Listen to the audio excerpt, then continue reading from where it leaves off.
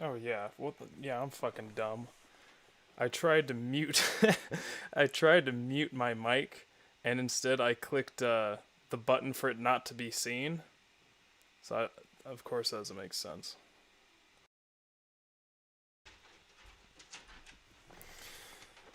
Okay.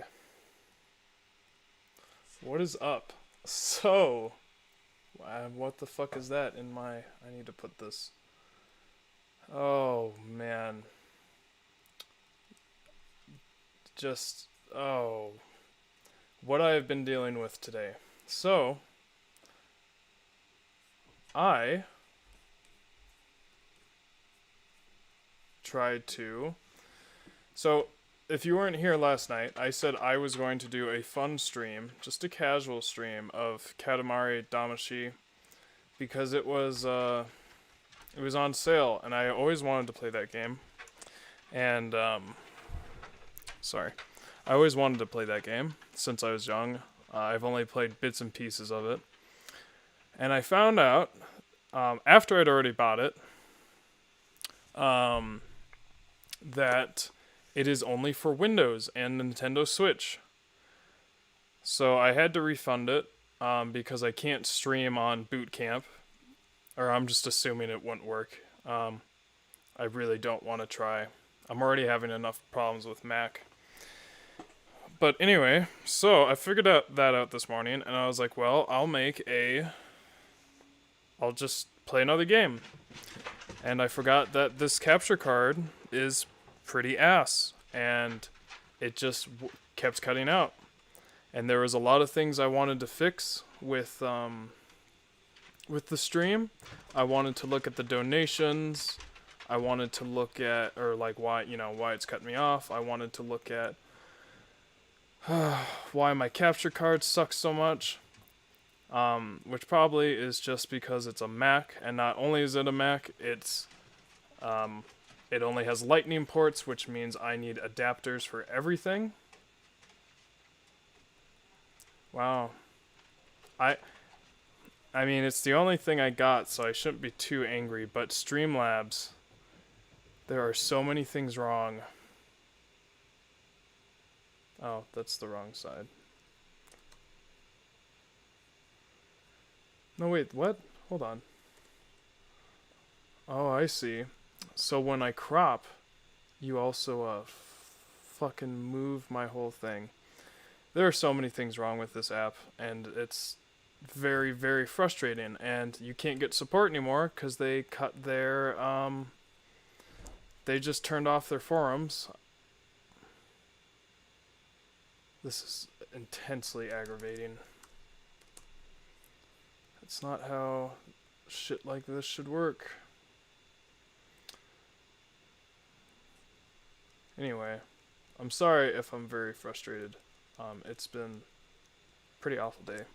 So I couldn't do Last of Us because of the capture card. I didn't even move that. And so I did tell people that I would be streaming today, and I said if I am not streaming, I will make a public post. Well, I don't have enough subscribers to make a public post. Hi, thanks phone. Holy. Anyway, that's out of my way. So, in order to make a post on YouTube to message your subscribers, you need to have over 1,000 and wait 2 to 3 weeks in order to gain access. So, since I couldn't cancel it and I couldn't do anything, I just decided to play Pokemon. And I'm sorry for everyone that I said I would play this, on Monday? I'm sorry if you're upset that you missed out and I wasn't able to give you warning. But I don't really have any other games that I can stream easily besides the challenge runs. So I'm sorry about that. Okay, I think... Oh, and the last thing was... So, if you remember last time, well, I'll show you. How do I play this again? Okay. So, on your screens, it looks pretty pretty, oh fuck. I just realized a whole nother thing. On your screens, it looks not smooth at all. Well, that's because Streamlabs window capture is apparently shit. And it is well known that it is shit. So, I tried to use display capture, which makes it look smooth and good. But, Streamlabs refuses to acknowledge that I have more than one desktop on my Mac. And it also refuses to acknowledge that I have another monitor. So if I, and only seemingly with the Pokemon software. So when I drag the Pokemon to my other monitor so I can see it, and I don't have to see it, this tiny box on Streamlabs, it just gives me a white screen. So I was fiddling with that for about an hour and could not get it to work. And of course, I can't ask for help because Streamlabs turned their forum down. They turned it off. And then their Reddit is basically dead. A lot of the answers they route to very old stuff that doesn't exist anymore. So, in summary, I hate Streamlabs and I hate my Mac. But so that's been my day. Oh, and then not only that, I like to cut my audio into 3 different parts. Well, 2 different parts, but because Streamlabs is stupid, I have to cut it into 3 parts. One part is all the audio together, and that's the stupid part. Streamlabs needs that because it can't differentiate between streams and recordings on that part. And then, so I have 2 more tracks, one for my vocal audio and one for my game audio. And last night we had a ASMR segment, and I wanted to turn that into a video. And this had been working before, but then I spent... so it takes about 5 hours to render something from Streamlabs. And that's just more my computer, and I don't know. It says it's using 1200% of my CPU, but anyway, I put it in these files called MKVs, which I believe the reason I am doing that is because if the stream fails or whatever, the file will still contain all the data, where if I did it as an MP4 and the stream crashed, it would just render the entire file useless. I might be wrong about that. But anyway, it does not produce 3 tracks. And the audio for the ASMR segment is... I mean, it's there, but it's too loud. The game sounds are too loud to be ASMR, as there is screaming and large swords hitting me. So, I will most likely have to re-record that, just the audio.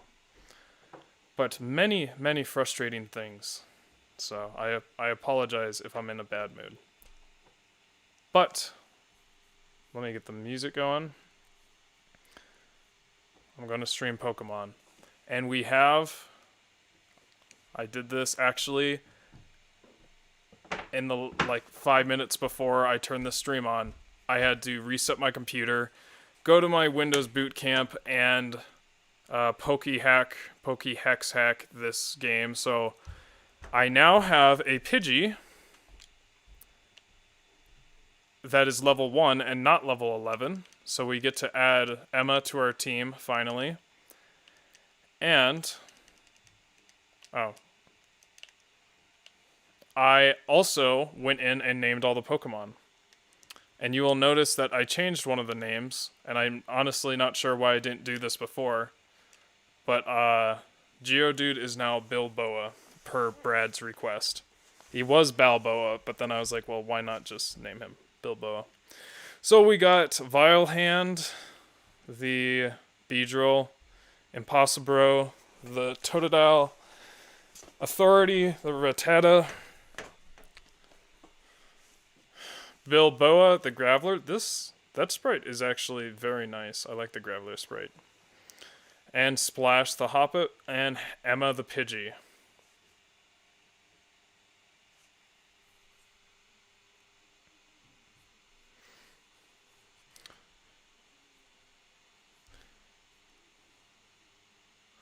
Um, YouTube management actually has been, well, I guess the post shit is the part that went wrong, but I haven't had too many problems with like YouTube. The main thing is Streamlabs is major dick. This isn't gonna work. Then if I do this, there's no easy way. There's just nothing is easy, is it? Here, sorry. I was rushing to get all this ready. So I wasn't expecting any of this to happen. Yeah.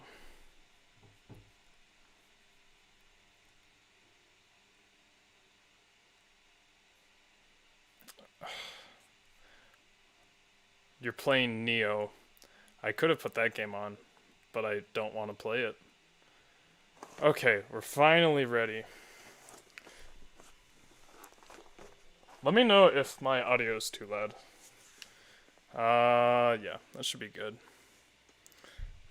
Because it's like right on the edge of clipping. Okay. So, why the fuck are you...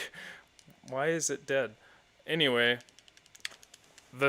what we're trying to do, if you weren't here last time, is defeat this second trainer, who has a level 100 Pidgey, and because of how we set up the game, it only knows Tackle. So it is actually, despite only having one move, it is much more difficult to beat than the wild Pidgeys. So we have to train because it one-shots all of our Pokemon before I get the chance to even do anything. So we either have to outspeed it and or at least survive a few hits. And because Joey here keeps calling me,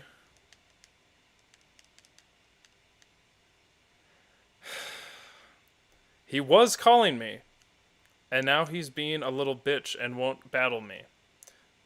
I would show you this guy wiped me. I almost just went in there right now. But I don't want to add deaths, because there's a penalty for deaths, which is more exercise reps I have to add on to my workout.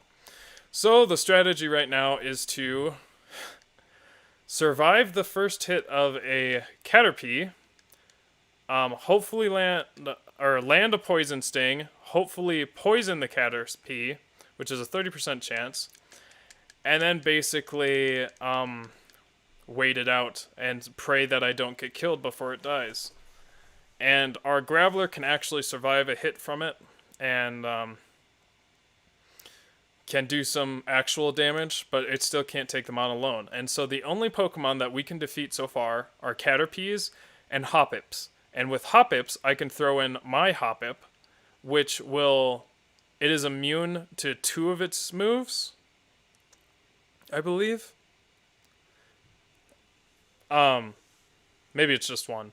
But anyway, 3 moves from a Hoppip cannot affect my Hoppip, and because it's all equally picked, like the moves on wild Pokemon, it chooses randomly. Hoppip is the best Pokemon against a Hoppip. So Hoppips are the best to fight because they have a higher chance of me actually defeating them. Oh, okay. But still, it is very hard to defeat any of these guys because I am so weak.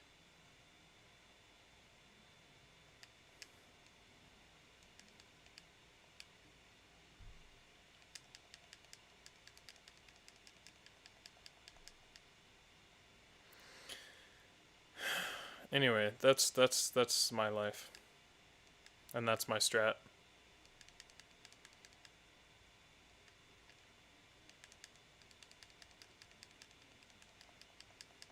And the goal is to try and time it so that my Pokemon gets killed and, well, faints.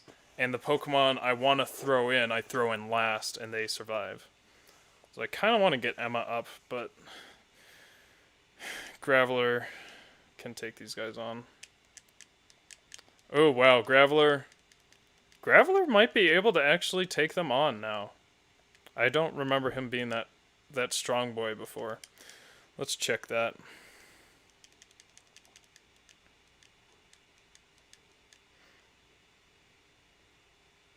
I could do a Nuzlocke. Nuzlocks are fun because they're feel more connected.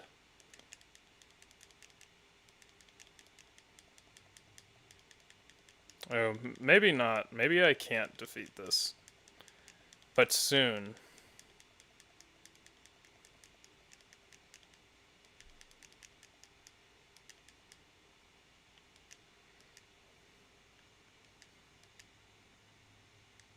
Dang. But the best strat would be to keep attacking the one dude, the first trainer Joey, because I'll get money and I can keep buying shit and don't have to worry about that later. He will probably wipe my team.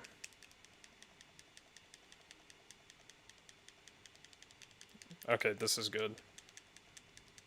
I don't know if Rock Throw... The stats in this game are a little weird, so I don't know if Rock Throw actually is affected by defense or not.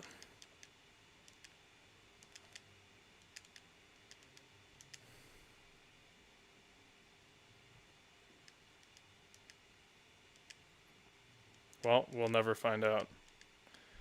And this might be a loss.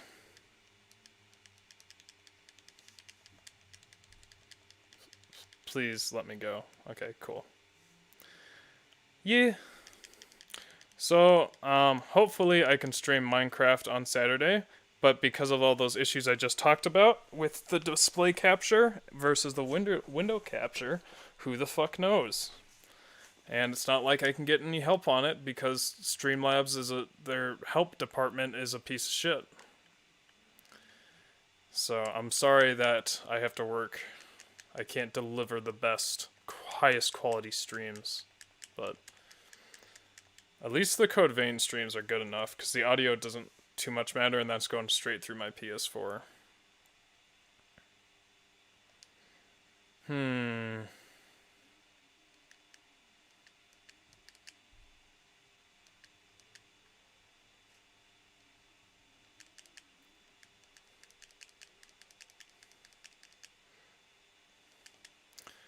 Okay. I actually heard this song for the first time in a math rock compilation, which makes no sense. That was a long time ago. But I really like this song. It's very calming.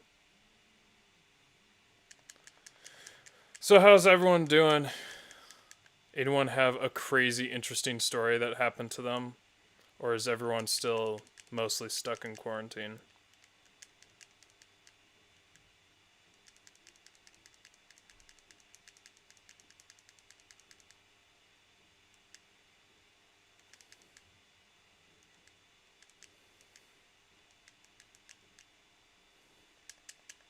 I almost got a job today.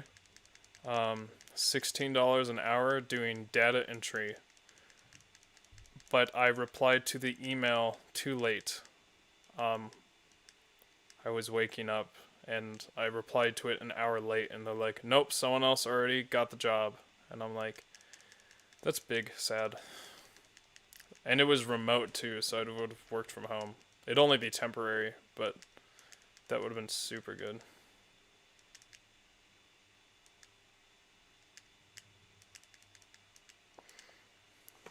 Incompetence exists in every corporation. There's I wish I knew, what is it called? There's some principle where only like one, oh, that's technically competence. But the Peter principle, you can combine that with another, just a share of work and how that works. Gosh, I'm butchering it. I'm getting like 3 different theories mixed up. Wow, this hop-up is fucking me up.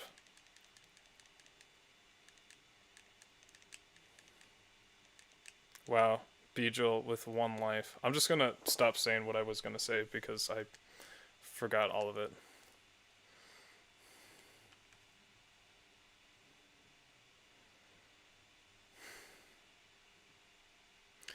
Interesting thing about this song is they posted a picture of a man. I'm not sure if they were actual bodies behind him. It was a drawn picture, anime style, I guess. But the original picture for this song, it was a boy laying in a puddle of blood, with all these bodies underneath him. They looked like mannequins. And apparently they thought someone thought it was a political statement, which it could be the Chinese government or the Japanese government, but they had to change the picture, and I still don't understand what happened. But I do have the original picture. I'm not going to share it though, but you can find it easily.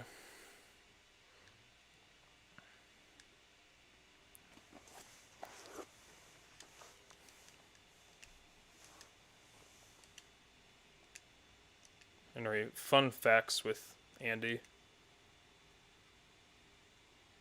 It's the fucking legend himself. Oh no, I've read. It's the legend himself. How are you? I am alright. It's been a rough day trying to get all of this to work. Do I know who you are? Because you're like in all caps. You seem very excited. Oh, I forgot. I should be using Hoppip against Hoppip.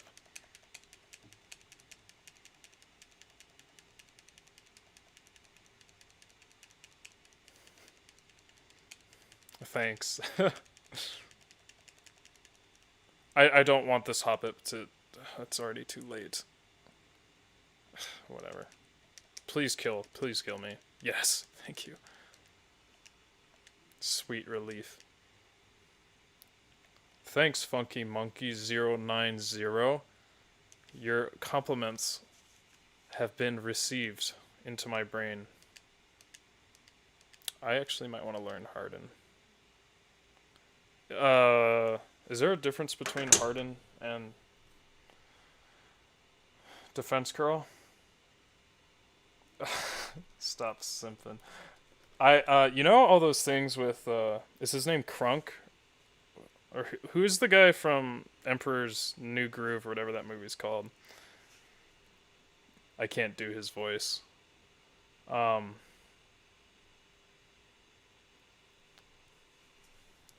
Sorry, I'm just looking up what the difference is between Defense Curl and Harden. There's like no... well, it doubles the damage of rollout apparently. Anyway, Kronk, yes. He I got this video. Just like, bro, I'm sorry to say, but you're a simp.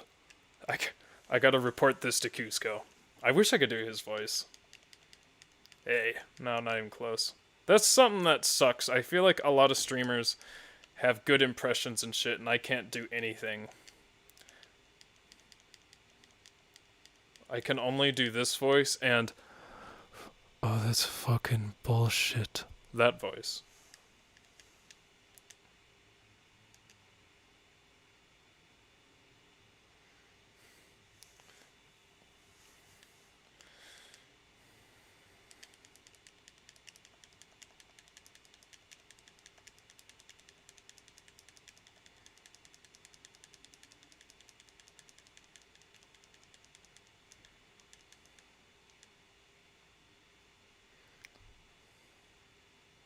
Soon Graveler will be able to take down shit. And that means we'll be able to beat every single Caterpie. Ooh, can I might be able to... Oh no, he has Whirlwind. Well, there it is. So yeah, we're not taking on Pidgeys because they have Whirlwind, so it's just a waste of time. And Weedles can't be poisoned, but maybe Geodude can take them out soon. And then the only other things that will appear, I believe, are Caterpie and Hoppip. I still have not fixed the time on this game, but it's not too much of a concern now. Because I wanted... And I did so much, like, work. I looked up all these time zones and all this shit. Because I wanted it to be so that 2 hours into the stream, it would change to night from day, but I apparently screwed up somewhere.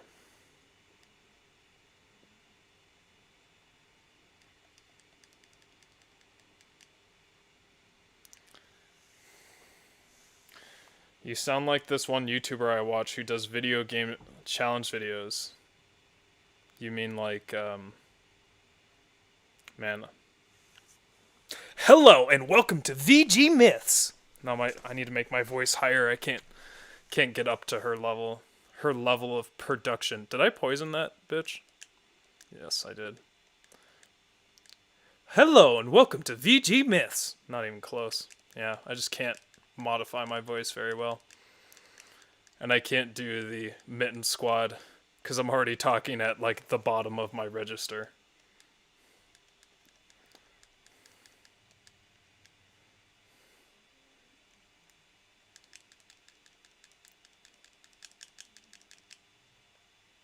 No, fuck, what the fuck's going on? Get in the door.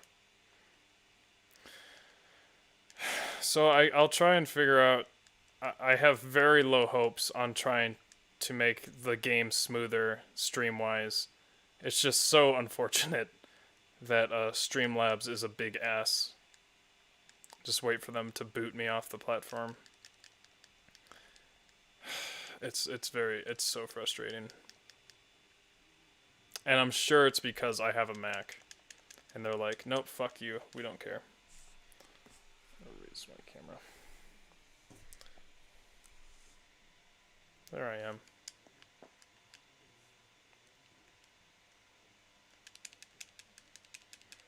This song has one of my favorite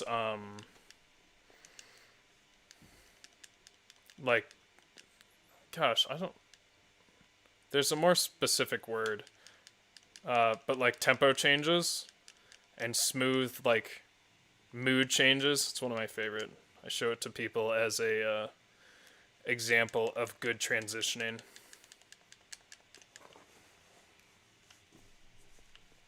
I only have listened to this song and one other song. I need to run away, or it'll just do that.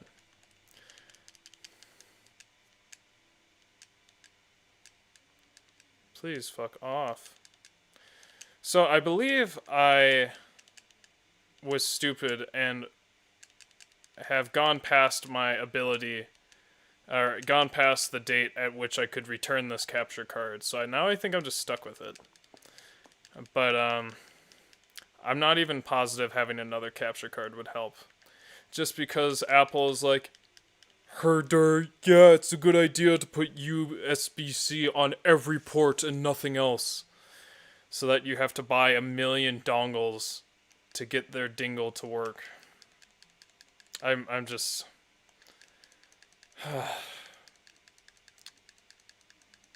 I have so much hatred in my body. And I cannot excise it from my being.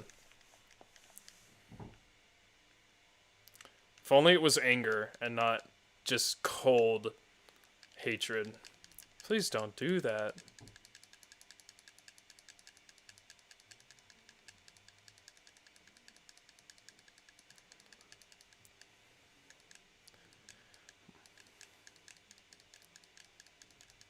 If you play some Dark Souls in the background, you mean you yourself play it?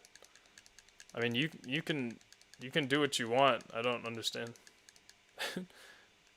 You can watch the stream however you would like. Yeah, I mean, it's your choice to watch. Or listen. I mean, right now, nothing important is going on. I'll probably announce when I go and fight that trainer.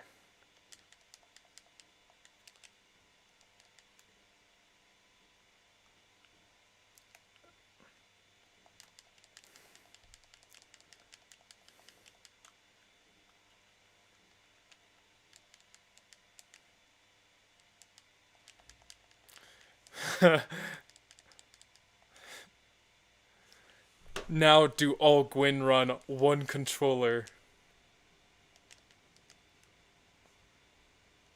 That's what Lobos has to do. If he wants to rise above me, he'll have to do it with one hand, the Gwyn run. Otherwise, he'll just always be a casual from my point of view.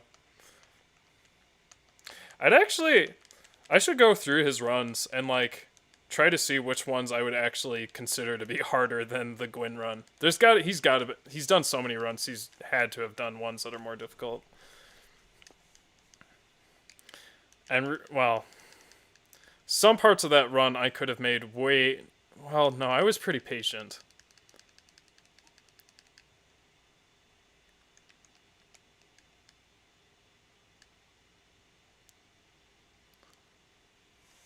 Oh, here's the other Franz Ferdinand song.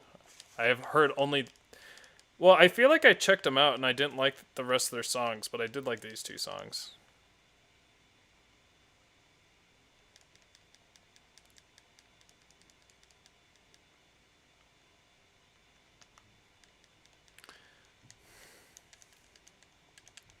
I love these fucking Caterpies one-shotting my Pokemon. I just need my Graveler to be a bit stronger.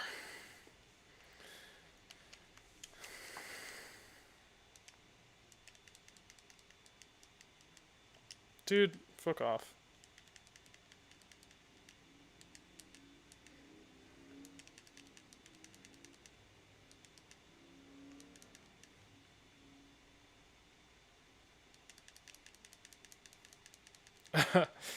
That tunnel section. Oh. And like I said before, I'd watch people play and they're like, "Yeah, I did this for half an hour and I was just done. It took too long." I was like, "Half an hour?" But you don't understand. Half an hour is a long time, especially if you have to do a lot of it just to get to one part where you could die. And like if it's a half an hour of suffering. That tunnel. It's like I'm having like that part is the worst part. Because if I didn't have to go through that tunnel, I probably would not have done. I wouldn't have learned. Well, I probably still would have learned Pegpa, but I wouldn't have learned how to do. What am I? I wouldn't have done the jump attack. I probably would have parried him, what, 30, 48 times, whatever. Because, you know, it would have been 10 seconds. It takes you 10 seconds to go and fight the boss. So it would have been way better. But, you know, 10-minute punishment after each death, it just makes me sick to my stomach.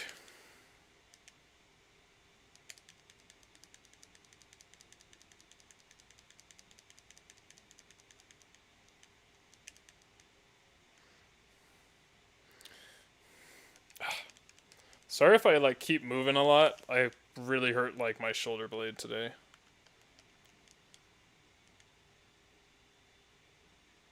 Oh, yeah? How did that go?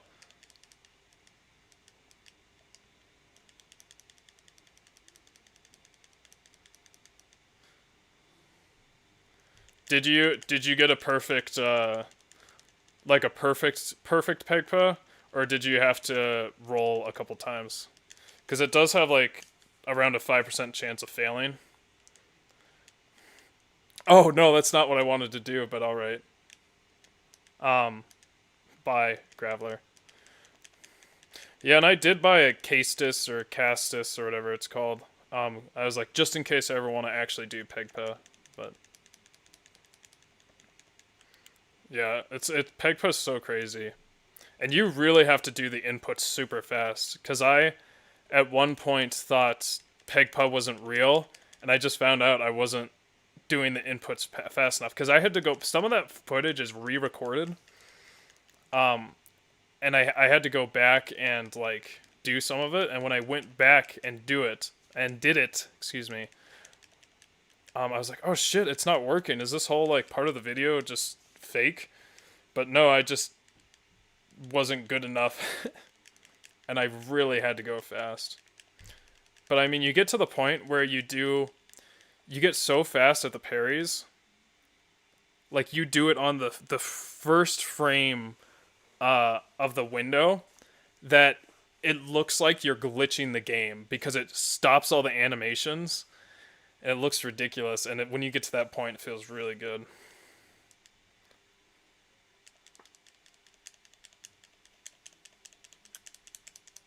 Holy fuck, dude.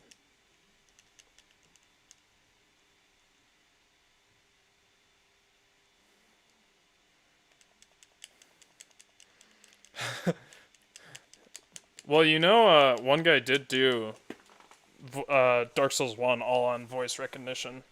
Not on Siri. That guy, whew, when he beat it, just it's great to watch him when he beats it. You can just feel him.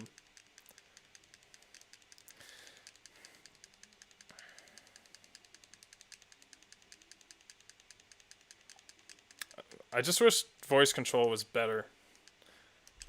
Then I would definitely do it, but I would get so frustrated with it not working. Just the delay. I would watch the Ornstein and Smo one. It's good.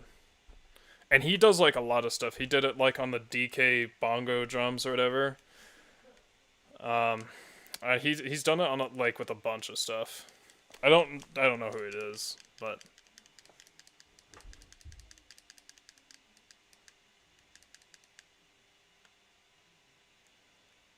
it's a really good video.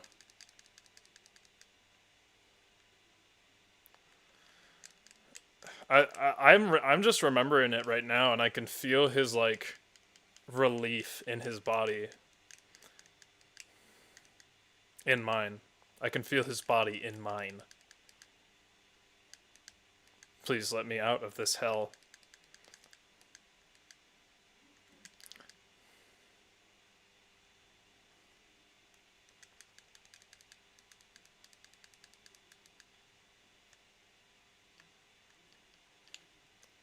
Oh, I just understood right now what you were insinuating.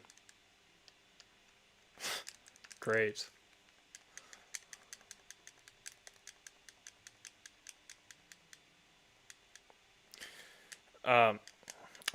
I think I put the other song I have of this guy on here, but he's one of the first.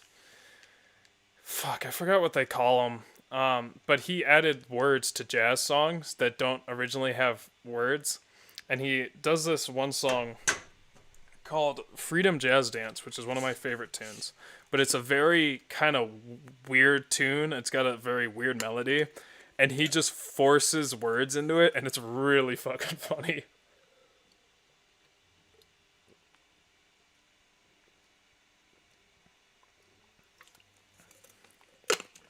This is Eddie Jefferson. I really like his voice.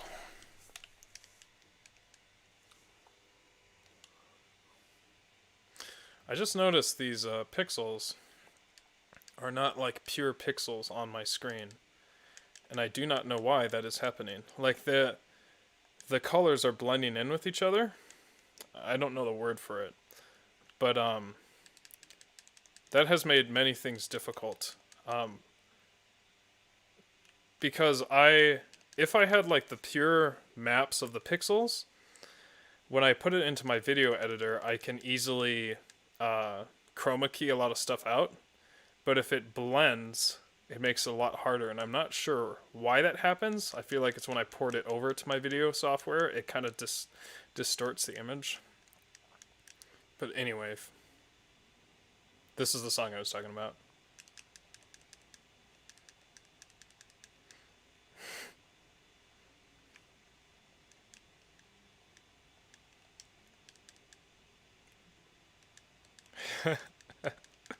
It's so forced. It's great.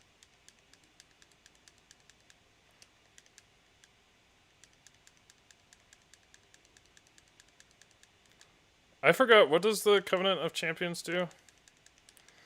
I've beaten DS2 3 times because I beat the original, then I beat a patched version, which I can't remember what the difference is, and then I beat Scholar of the First Sin. But I don't think I did that ever. But that was the first Souls game I played. Oh, I could have done that. I could have booted up Sekiro and done the bell, but that's not as interesting.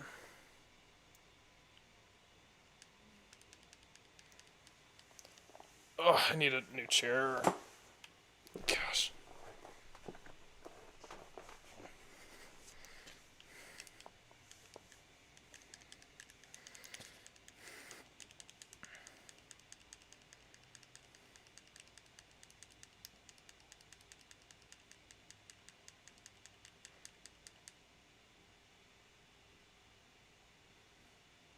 I mean, that doesn't sound too bad.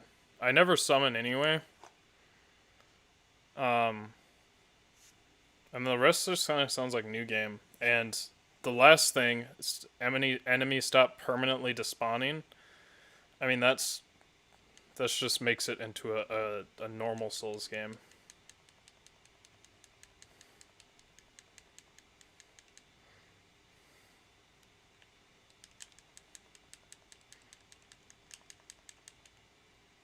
I mean, you're probably crying over your controller because you're playing DS2 and not another Souls game, but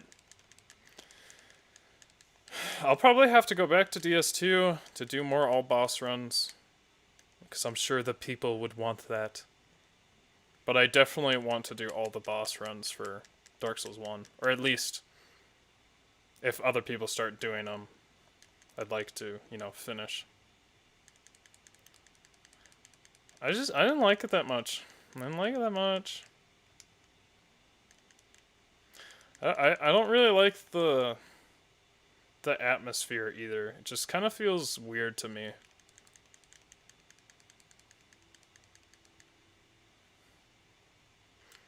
Fume Knight.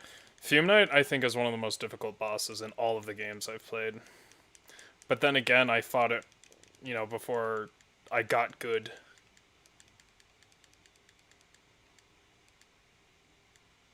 Yeah, Power Stancing is pretty cool. I did an all claw. I think my second playthrough, I just did an all claw run for fun. It's even before like I understood like challenge runs. Oh, I know what this is. I was confused. Wow.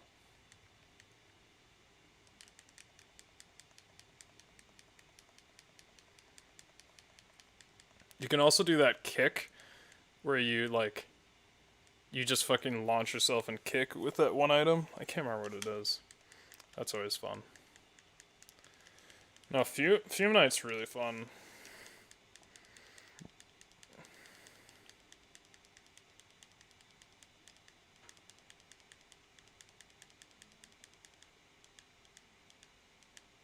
Ooh, you learned something useful?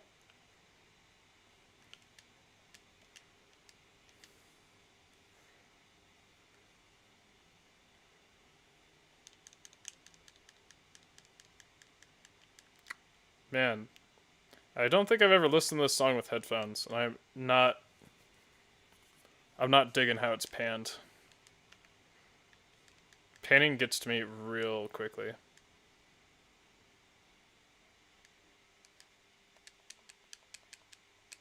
Cool, so now Hoppip knows poison powder, so we can actually have more chances. I don't have to run as much. No! So I'm pretty sure I cannot change where the moves are located, so self-destruct's just going to be my first move on that all the time.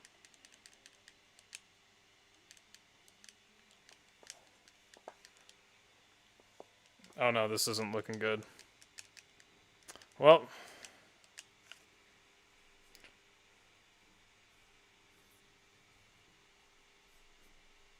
first death in a long time.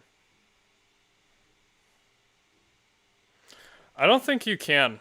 I'll try again. Maybe my controller was just being stupid before.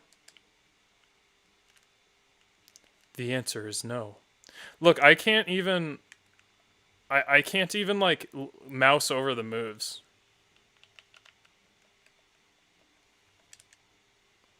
Isn't that just crazy?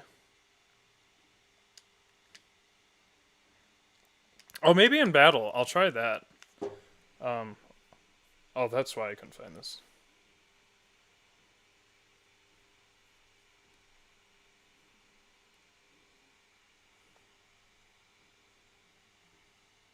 Whitney Houston.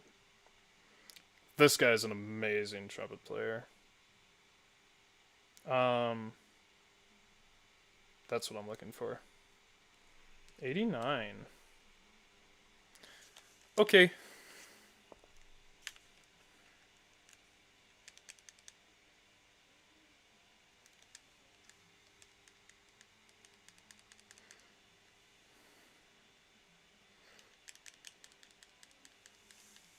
Yeah, I feel that.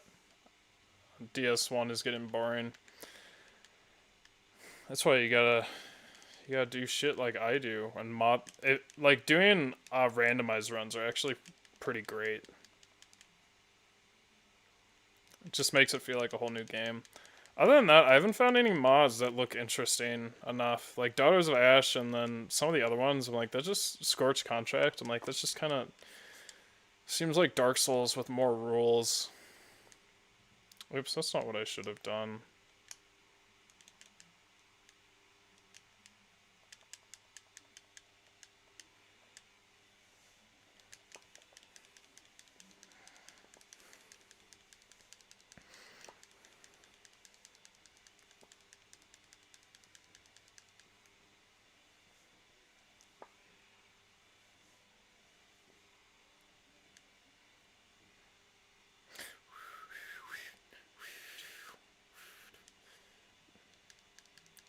It's hard not to be a console scrub when computers are so expensive. I just got Dark Souls. I get a lot of games on PC when I can, just so I don't have to pay for online subscriptions.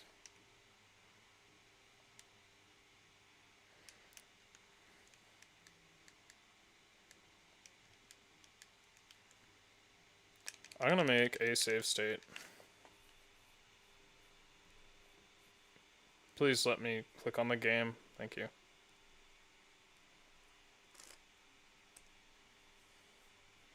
There we go.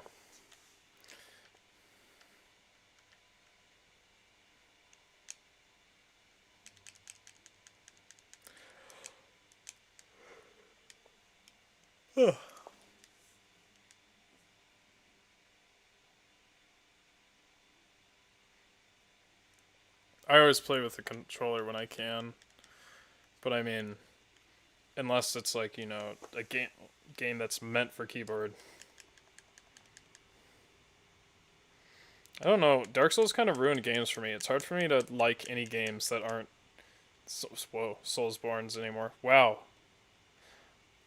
God of War, I just turned into a Souls game. Nier Automata, I turned into a Souls game. Um, I am playing Last of Us for the first time, and I put it on like one of the hardest difficulties. And like my gun seems like it's fucking worthless.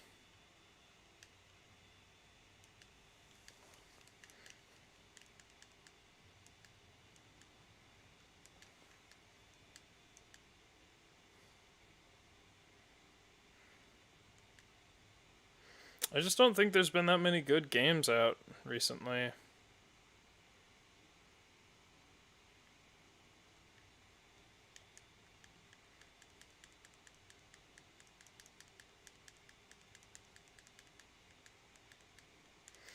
Yeah, I still need to play through those. For the ones I have, at least. Okay, Graveler, are you ready to take on anything? Bilboa.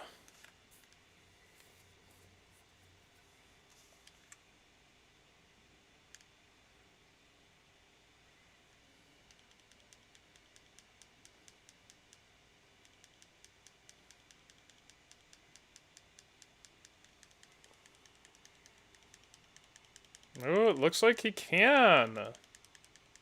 Oh, I forgot to check if I can switch the moves. I'm gonna do that now. Oh, I should probably.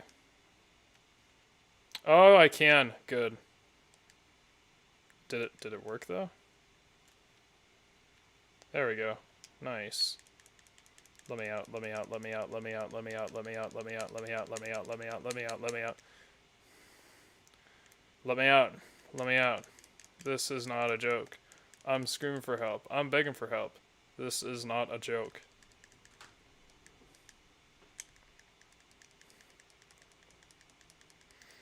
Now I can get him up a few more levels, and then I can start switching him out with other Pokemon. And then we can level a lot faster. We don't have to depend on Poison Sting. Please win. Oh my gosh. What do you mean I missed? That sounds like hot bullshit.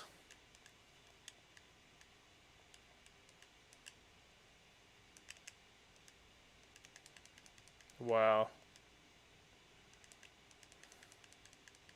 Wow.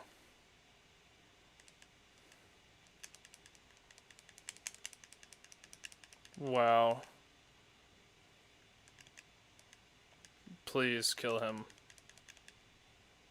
Wow. 0 damage. Ah, he's an idiot. Good.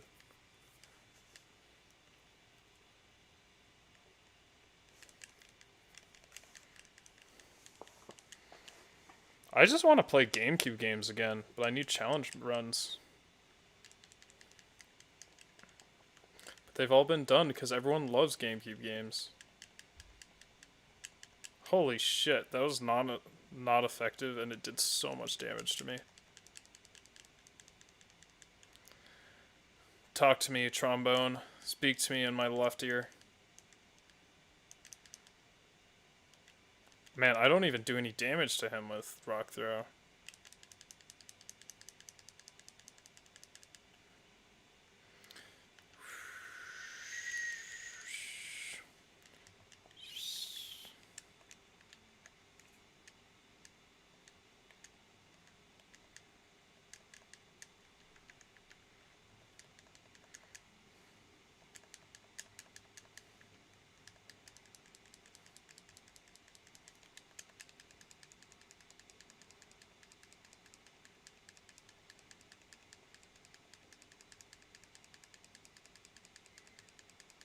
Wow, just miss every time. So good. Oops, I shouldn't have done that. There we go.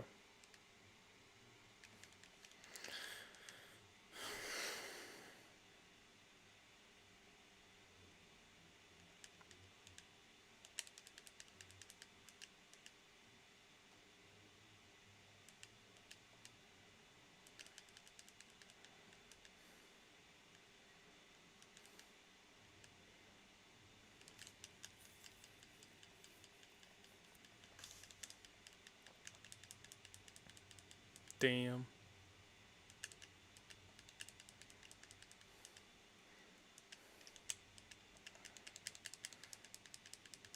Yeah, eat shit. Bilboa is now level 30. And he is still not strong enough to take on a Pidgey.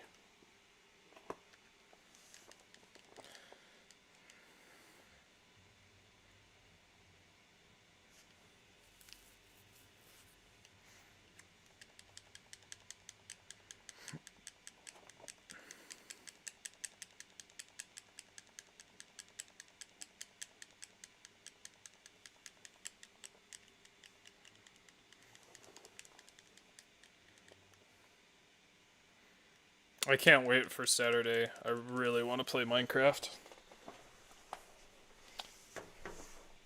Oh shit.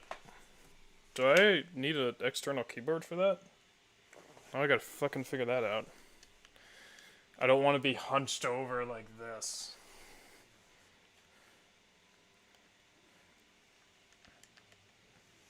I did get a new mouse pad though, because I do not own one. So I got a new mouse pad.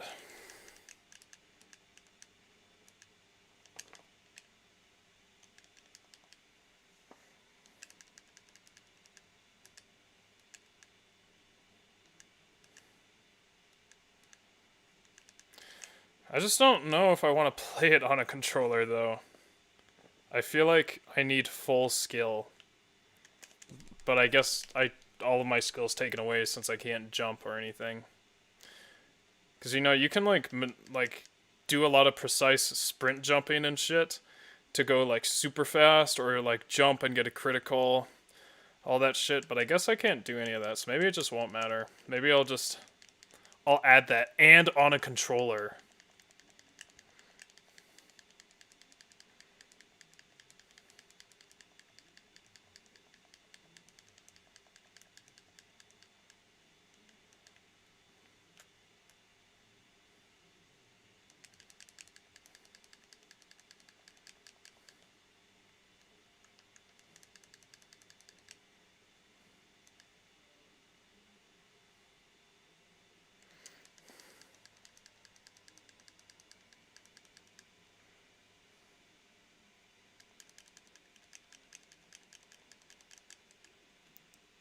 TKL?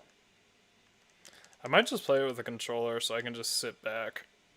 I just don't really know how it works. Man, my shoulder is really fucked up.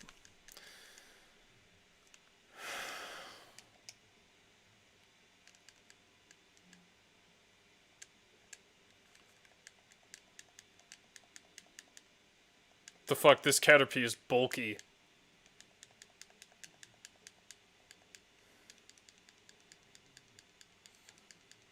I don't even know what that means. I've never heard of that. 10 kilos. Oh, I mean, my Mac doesn't have that anyway, so it doesn't matter to me. My Mac's also doesn't have a ton of buttons because it has that stupid ass touch bar. Which I even talked to Mac employees and they're like, yeah, it's fucking dumb. I can't even remember a time when it's been useful.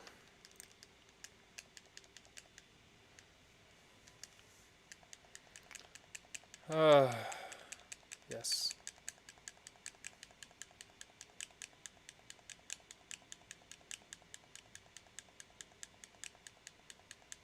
I'm gonna turn down the backlight on my TV.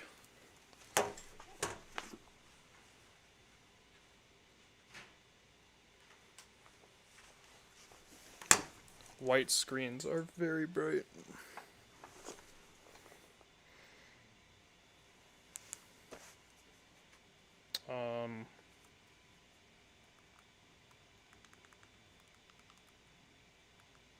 Holy shit. Ooh, I can make it all look all like old.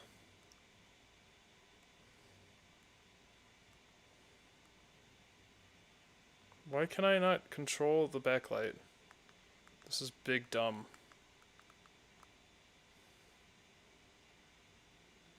That is not the button.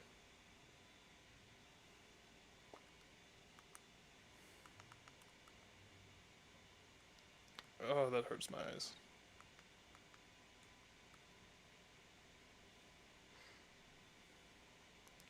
Oh, so slow.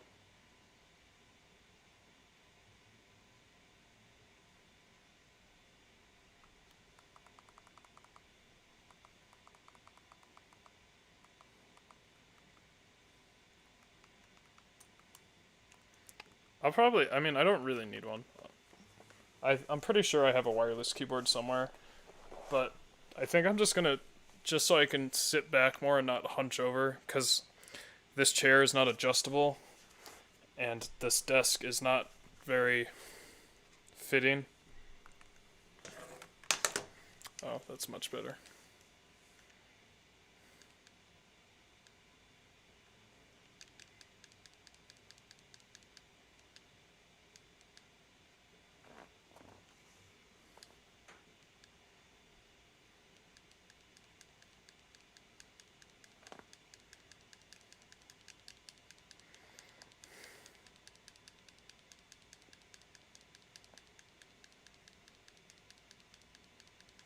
I've hit this guy so many times, and he just never got paralyzed. Or, poisoned. Paralyzed.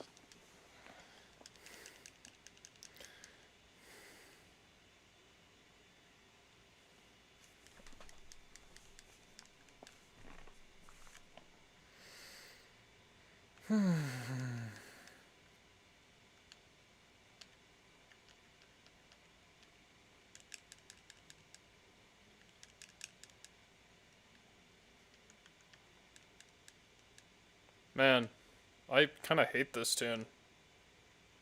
Did I? I really do not like this. I already don't like Jacob Collier. Poison Rock. Nice.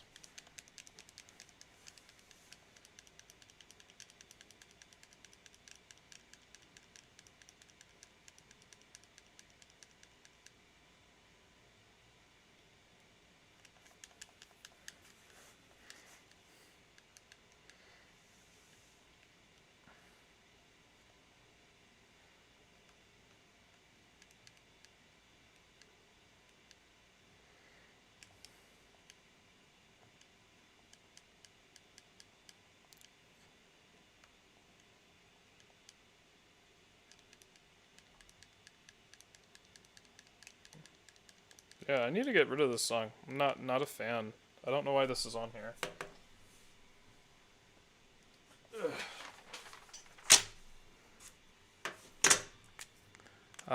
Apple Music just changed again, and they removed a lot of the features I use to organize my music for the 3 millionth time.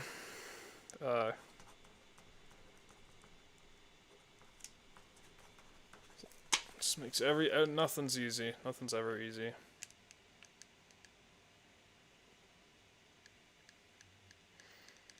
I didn't know this was a cover.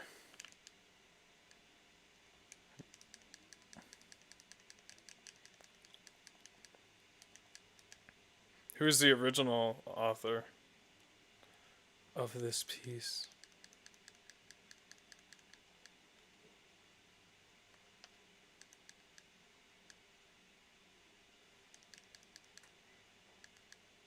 What's the weird incest thing?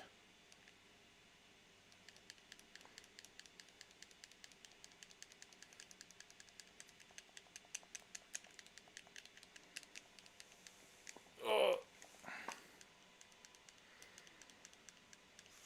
Slowly getting farther and farther away from my mic. There we go.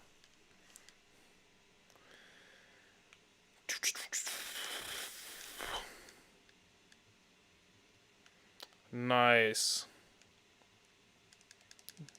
Challenge run the authorities.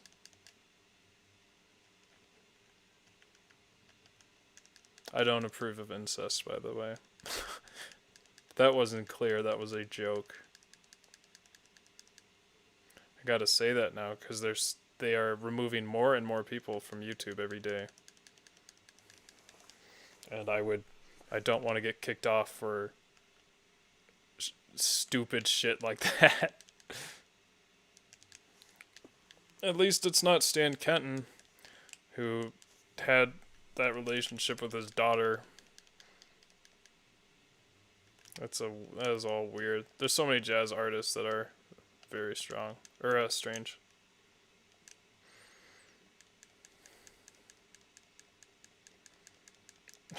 From a small town. I mean, the next town over is like half an hour away. It's not that far away.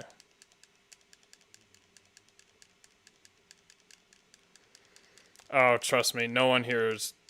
There are barely any families. All the families move away from here, or they just come here to die. It's a very nice town.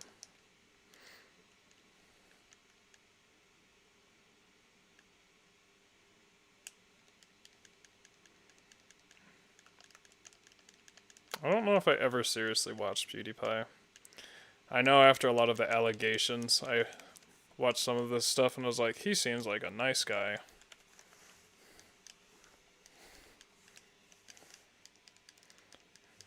A decent man.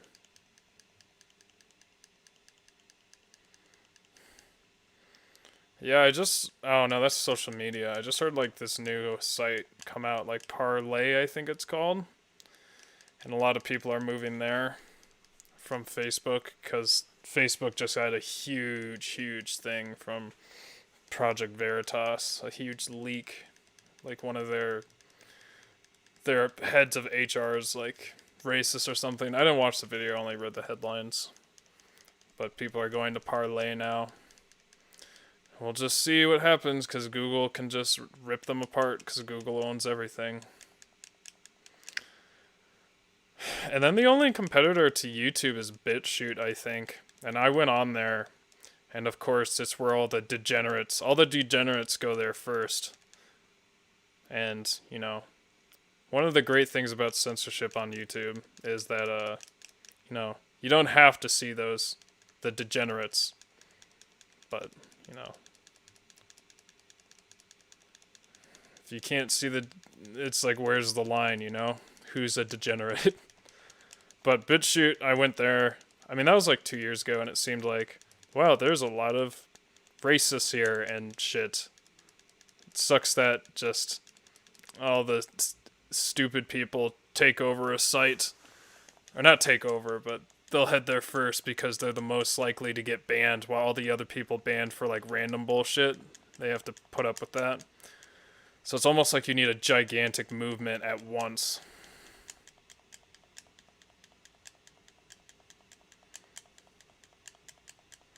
I really like this song. This was one of my breakup songs in the breakup playlist back when I was a sad boy. Please get me out. Okay, thank you.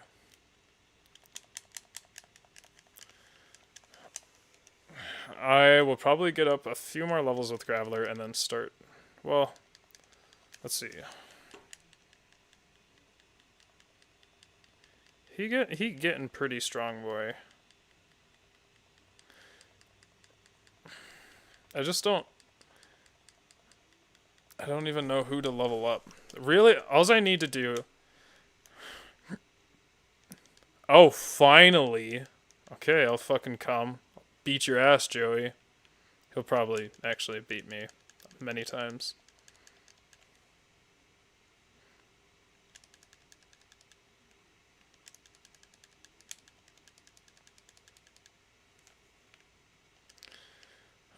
I don't even remember what he's got.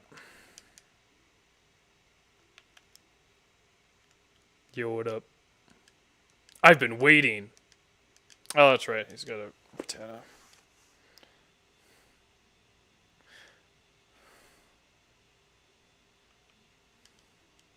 How could I forget? Wow, okay. I think he just won. Oh, no. He's smart, too. Wow, he actually won.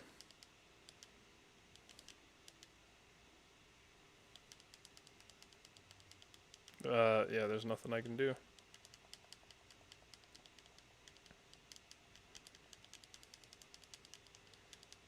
Just end it, please. End this charade. I wonder if I can fight him again. Oh, no, I have to go back. I guess I could kill them.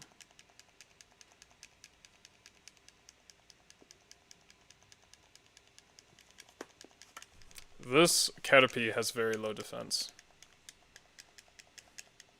Or low HP, I guess. Either one. Probably defense, though.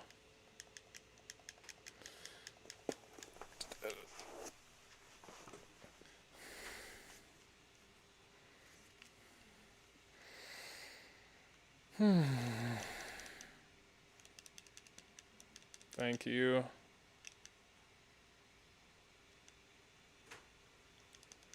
Ideas for the next... Is this, I'm assuming, Dark Souls 2?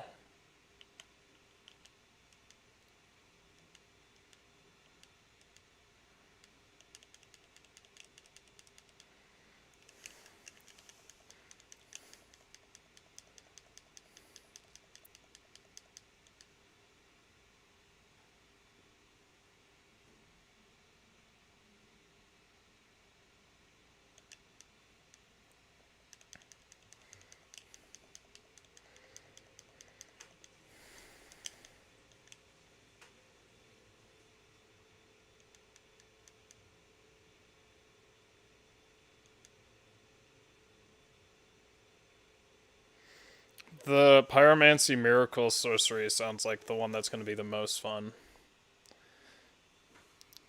Because I think if you're not trying to do like firsts, like world firsts, like I do, you should try to at least have fun. Pyromancy sounds. That one sounds fun. Although miracles can get super overpowered. I would do the first one. The other ones sound like sadness. Oh, my back.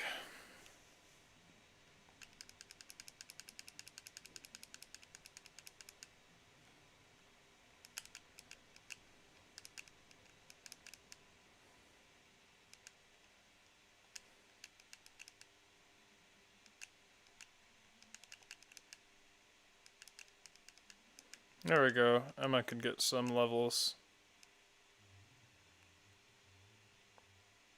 10 levels. Nice. Sand attack and gust. If only you were fast enough, Emma. This song is called Playin' With Myself. Named because he's overdubbing every instrument. I've never touched sorcery, pyromancy, or miracles. I only touched miracles in my Gwyn run.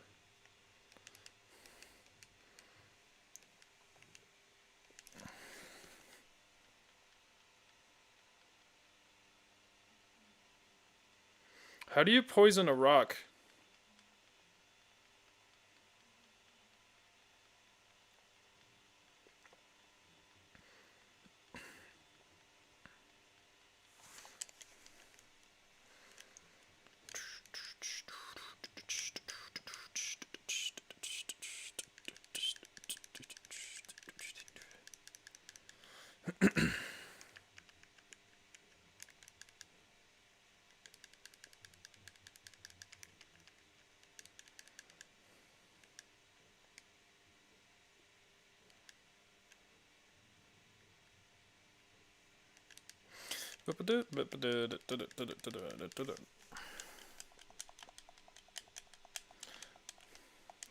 This is all I'm doing. Man. Fucking. There we go. Holding the trigger down and pressing X.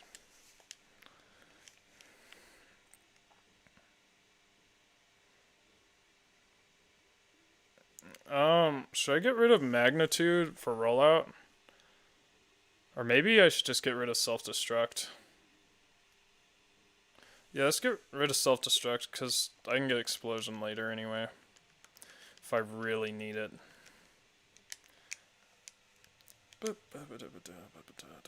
Wow, he did no damage to me. Oh yeah, he did. Okay. Oh shit, I beat him, right? Yeah, I can buy stuff. He gives me a lot of monies. I would like balls in my bag. Thank you, sir. Yeah, that's why I should just get rid of it. I'm thinking.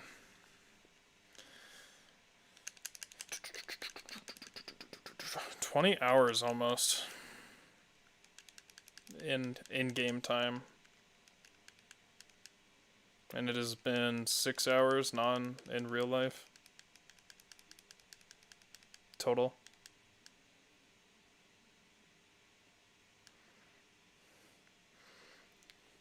It's really specific. I usually get rid of it the moment I get something better than 60 to 70 power. Like, I just don't even think about it that much.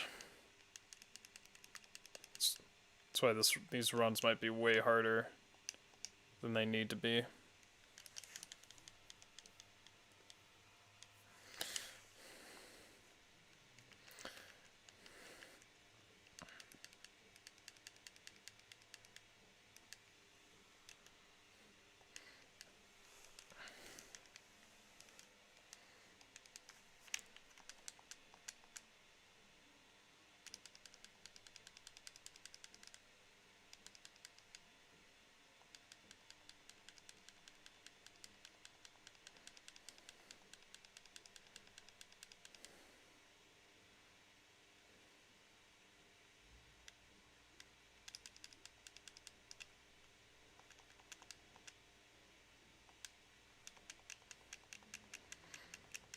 Assuming rock throw is still gonna be the best thing I got right now. It's just the accuracy's not good.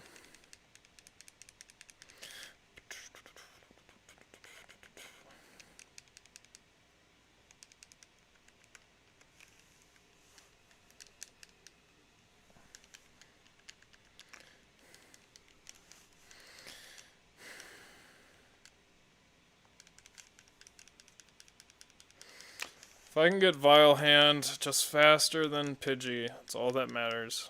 I don't know when that will be. I'll just go give it a shot and see what we look like up against the Pidgey. Is Tackle a 100% accuracy move? Because I might be wasting my fucking time. All I have to do is get that 5%. And then, well, 5% and a 30% check to poison it. But then I have to survive. Accuracy, 100%. Nice. Oh no, in Generation 1 to 4, it is 95%. I wonder if I should try. I think I will. I will try to upbeat to the trainer.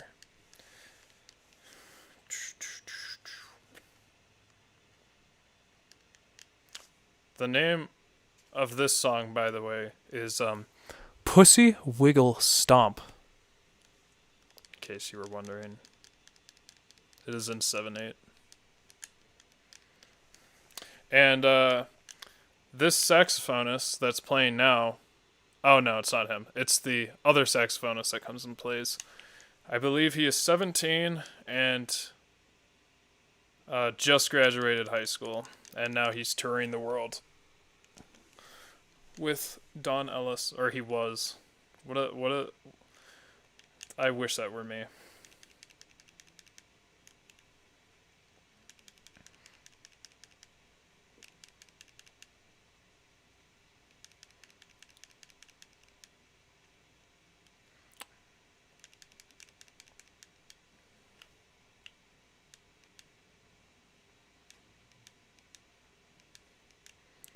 What the fuck is his other wow. Is his other Pokemon just another Pidgey? And then he misses the second attack. Oh, he missed that one, and he... Holy shit, I might beat this motherfucker.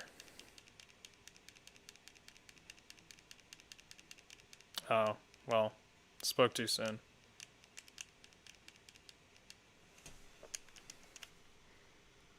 Yeah, this guy playing now, he's either 16 or 17. He's pretty fucking good. Okay, so we lost that one. But I feel like I can take this guy on, and then we can technically go train on Metapods. But what I really want, I think, is a Ghastly. And then I can tank the gem. Probably. Unless something knows Peck.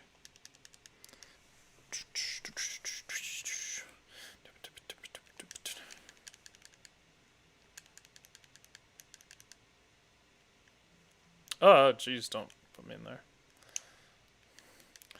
I'm gonna just keep going until we beat this guy.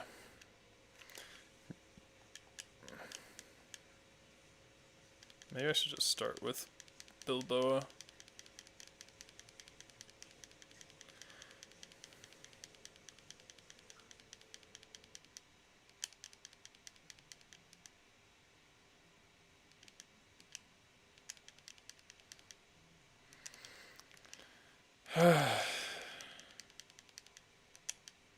I think I need to hit him with a poison. I just have to pray that he misses on the first or second turn.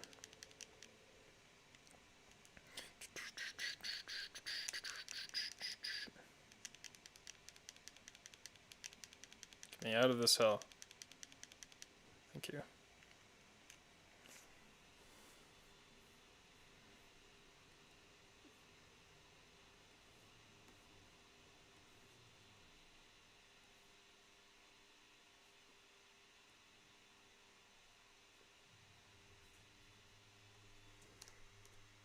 Whoa.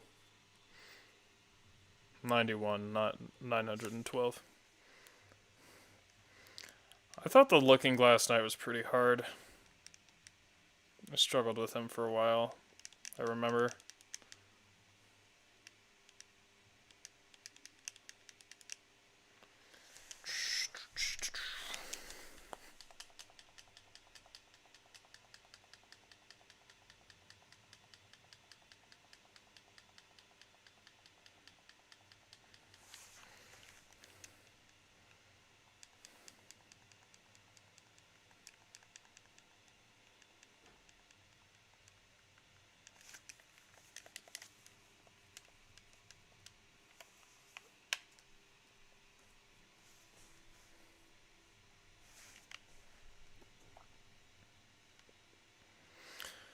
The last time I played Pokemon, I played Soul Silver with a friend, and we did a Soul Link, which, man, I can't really remember the rules. It's like it's a Nuzlocke, and if you catch a Pokemon on a certain route, and it's it's all randomized. All the Pokemon are randomized, and if the Pokemon you catch on a route, if you do catch one, your partner also has to catch one that is not the same type.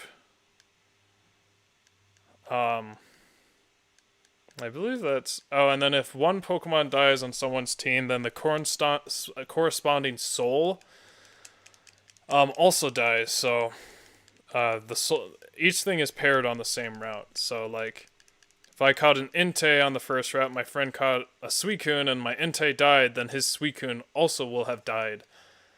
And it was quite fun. We turboed the game, but you just kind of play it separately and are just talking with each other. And at the very end of the game, there was a Dragonite with Wonder Guard that proceeded to wipe like half my team. Gosh, and then something else happened. Someone had like Hydro Cannon and just fucked up a lot of my team because my team wasn't really balanced well because of the types. Like, my friend got all the good types, and I beat the Elite Four, or the champion, by sheer will of revives. Why am I fighting this dude? And then my thing is asleep. And I had one Pokemon left, and it was at like 10 HP. We just barely won. It was quite fun, though.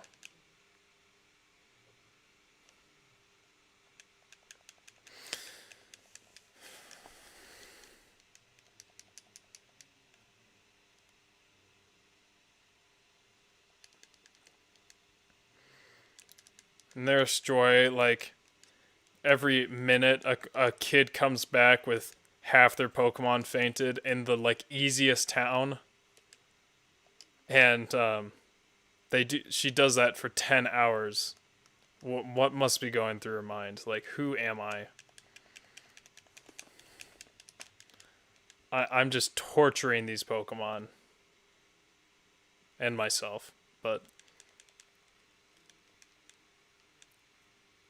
Now PETA may come after me.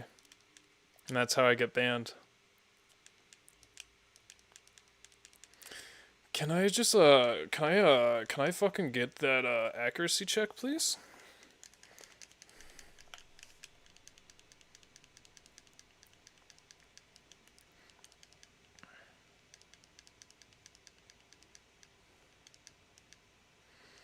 Anyone know what youngster Michael's next Pokemon is? Is it another Pidgey? Because I'm just fucked at that point.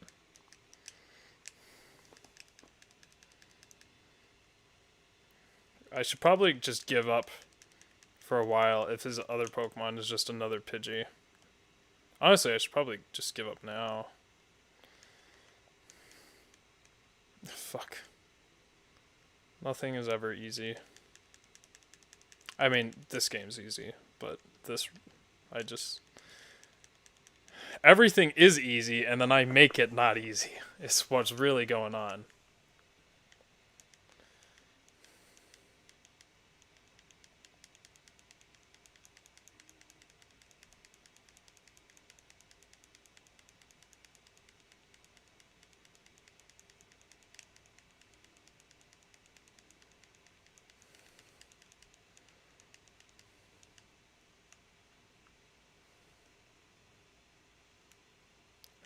Or Rattata.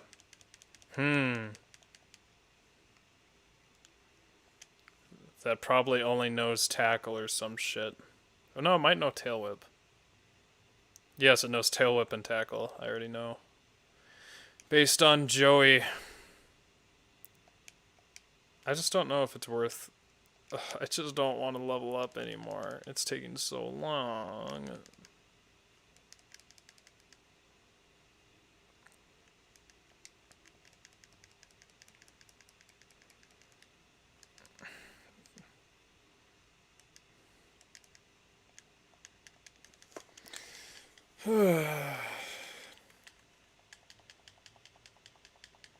Exhilarating gameplay. You missed nothing. You missed exhilarating gameplay.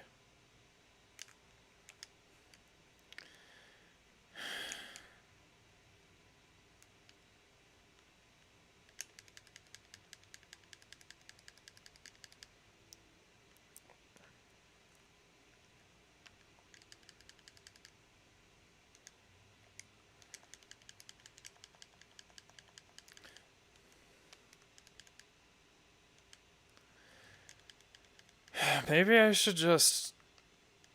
I don't even know what to do.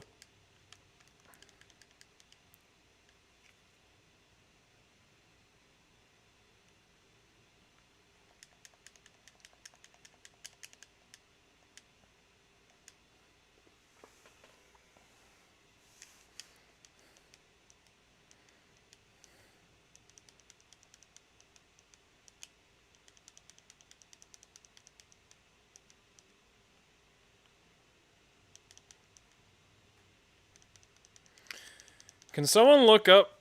Oh, it just doesn't even matter, because I'm so fucking slow. I was gonna say when Rattata learns Super Fang. But if I can't land it, it doesn't matter. Is this guy a fucking idiot?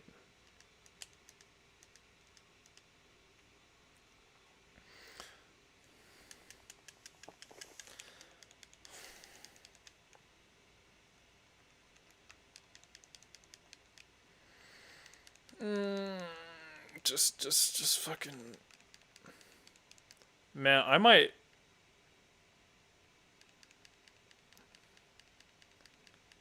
I almost want to... I don't know. No, I have to keep going. I was thinking about switching to Code Vein. This is... Now, this run's starting to get to me now. 34? Level 34?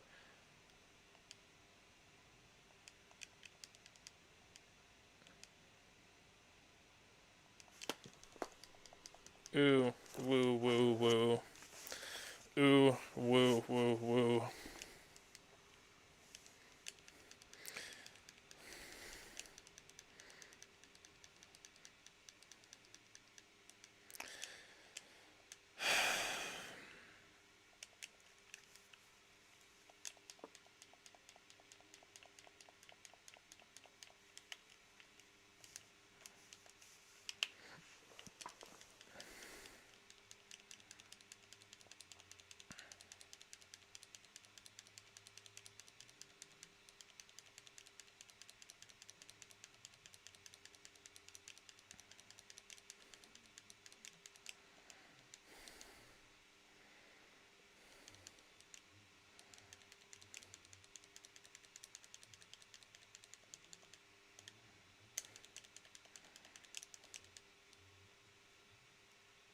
And then when does Pidgey evolve? Maybe I can outspeed... I have a strat. Maybe I can outspeed Pidgey with Pidgeotto? and sand attack him, and then get my strat to work.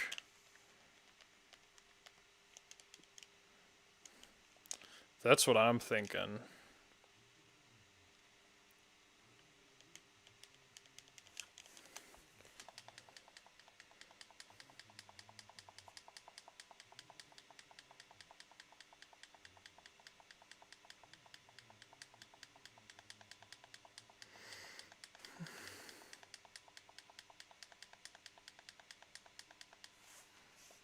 Nice. That is excellent.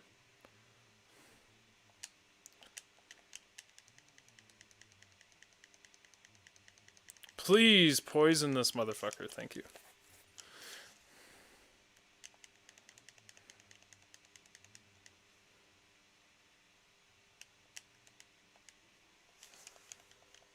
Oh, he's just gonna wipe my whole team, yeah?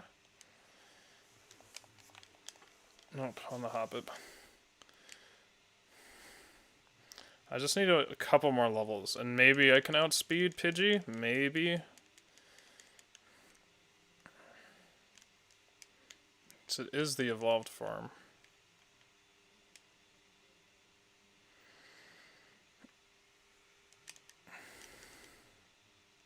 Okay.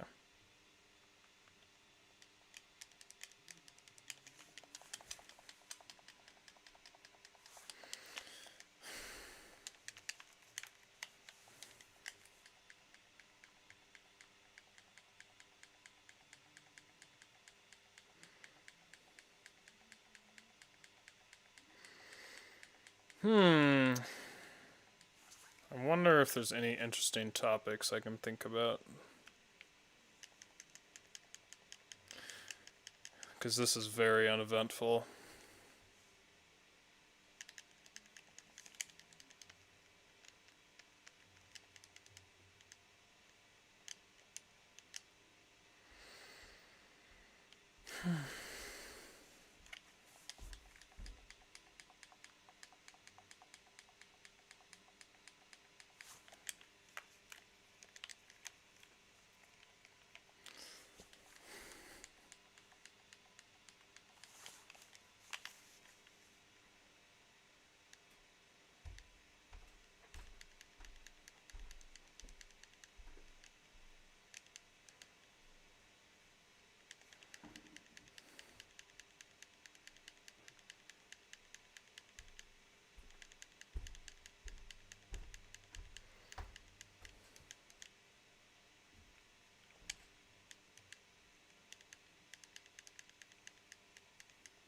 Music?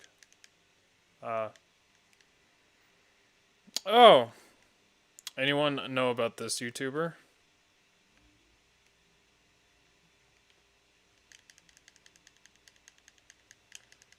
There's a...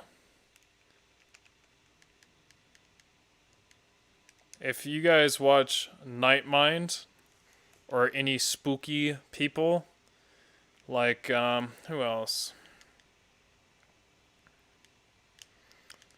What is her name? Rainbot, or Nexpo, or Inside Mind. This guy is one of the people they talk about, and this guy has labeled them all a cult that works together. It's a very interesting meta storyline that's happening in ARG.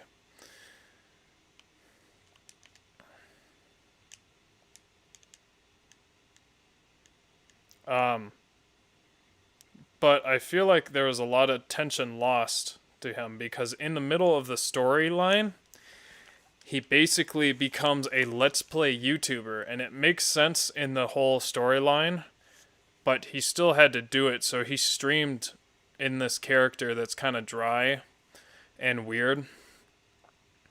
And he just, instead of making all these weird videos, he started streaming. And that's when I stopped watching him, but it was all part of this overarching storyline that I wasn't aware of course. Until I watched Nightmind. Nightmind's the only one I follow out of all those. Well, I guess I follow Nexpo, but he's kind of dry.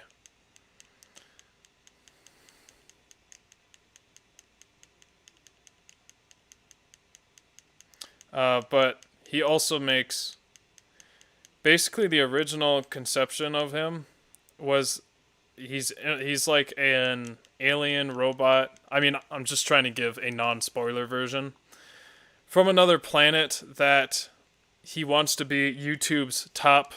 He wants to be the top YouTuber. So basically, he just takes any trend and he does that. So he makes all these music videos and then he started streaming because he needs those YouTube bucks. And I was a very early supporter of him in terms of like subscribing and getting his name out there. But it's a pretty cool storyline. It's just really slow, like a lot of ARGs are. But it's he's actually just kind of a low level actor. He's in a couple commercials, so it's always jarring to see him in those commercials. This is him again. But he also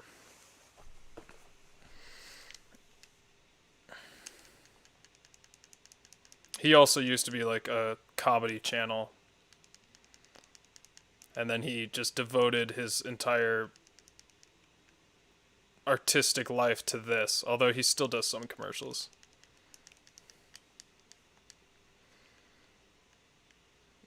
Another song that massages my ears.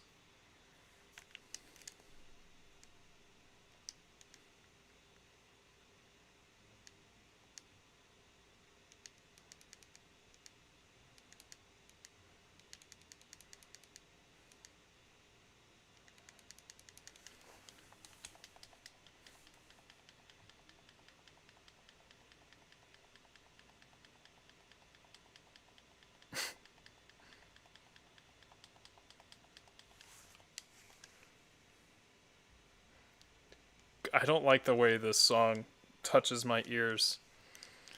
It's like sticking its fingers just into my ears and twiddling around in my brain.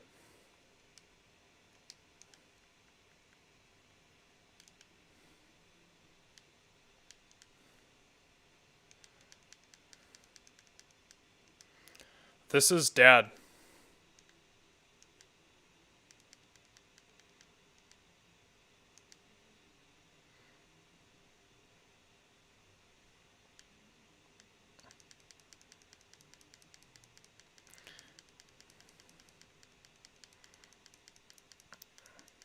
I forgot his real name, his IRL name. His first name is Nathan, and it's like Radcliffe or something. I'm getting mixed up with Bobby Radcliffe from Wham City Comedy, excuse me. If you guys like real weird videos, you should check out Wham City Comedy. Well, some of them are pretty spooky too. They're one of my favorite improv groups. But they also make non-improv stuff that's really good. Alan Resnick, Bobby Radcliffe, Brian O'Neill is his name, I think. And then Cricket Aronson. They're a good troupe. I think there's one more Dad song on here.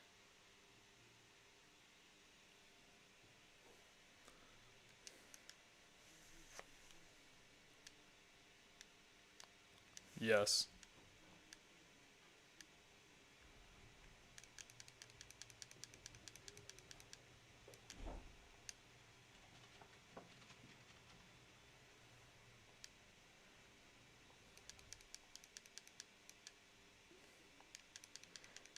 He makes other videos than music videos. The other videos are more interesting because they're part of a story.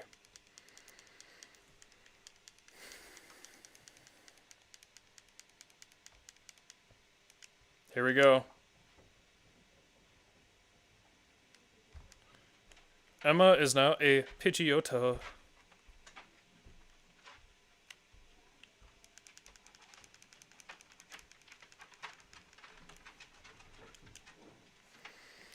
Do another save state.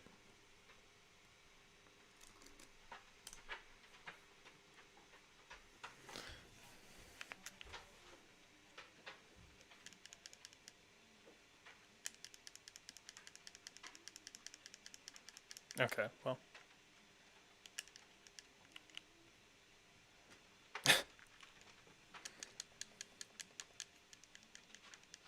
Oh, excuse me. Nathan Barnett is his name. I don't know why I thought it was an R.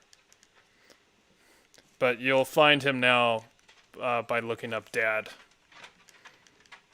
What's going on? Oh. Okay, let's try this again. I doubt I'm faster. Yes.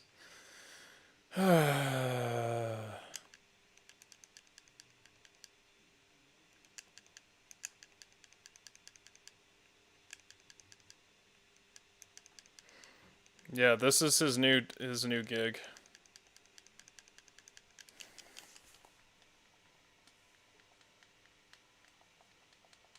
It's a pretty good character. It's just some of the writing's slow. He did a live stream in character, and man, he's pretty good. He's committed. It's just a little weird. I feel like Nightmind gives him is pretty lenient in how he's not as strict as me, I guess. He finds a lot of things good where I'm like, this is utter shit and I'm wasting my time watching this. Ooh, another good channel that I usually just get the Nightmind summaries for ARGs because I just I just don't want to wait a lot. So many of them are just so slow and because they try to make it natural. But gosh, what is her name? Rich, Young, and Powerful. Who is she? Let me look that up. Rich and Powerful. Oh, I Am Sophie. Yes. That is a good ARG as well.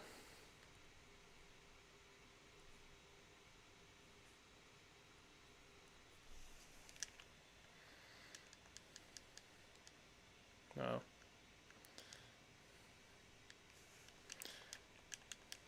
I don't really want to spoil that one. That one gets pretty gruesome, though. But they have this one girl be a streamer, and she's just like a lot of fun to watch. And she just acts like a normal streamer, even though she's not a real streamer, I'm pretty sure.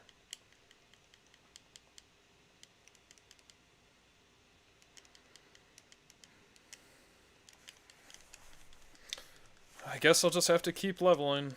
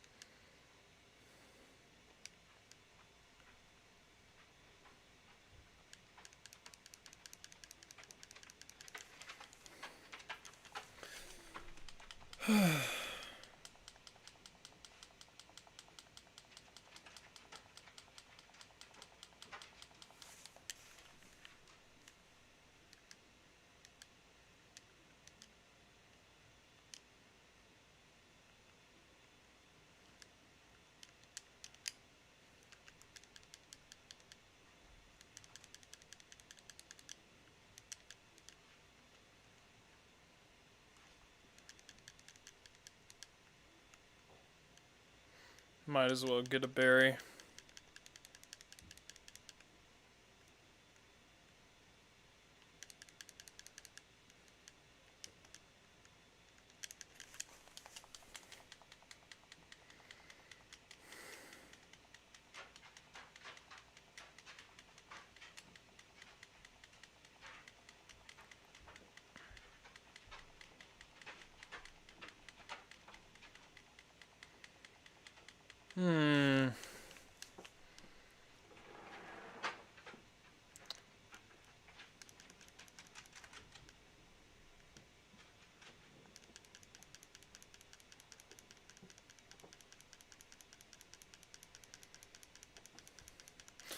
Sorry this is so just uneventful. I thought I would be leveling up a lot faster. Even though I am getting more experience than I was last time we played. But this is still really rough. I need to get out. I need to get out of here!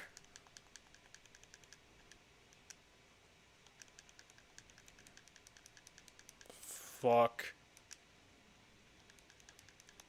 No!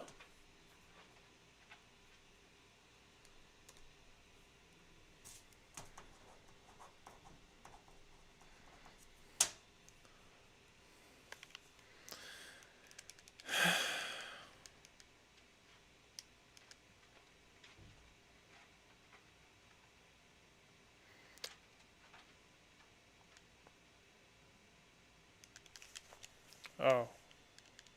Yeah. These Pidgeys. Fuck off.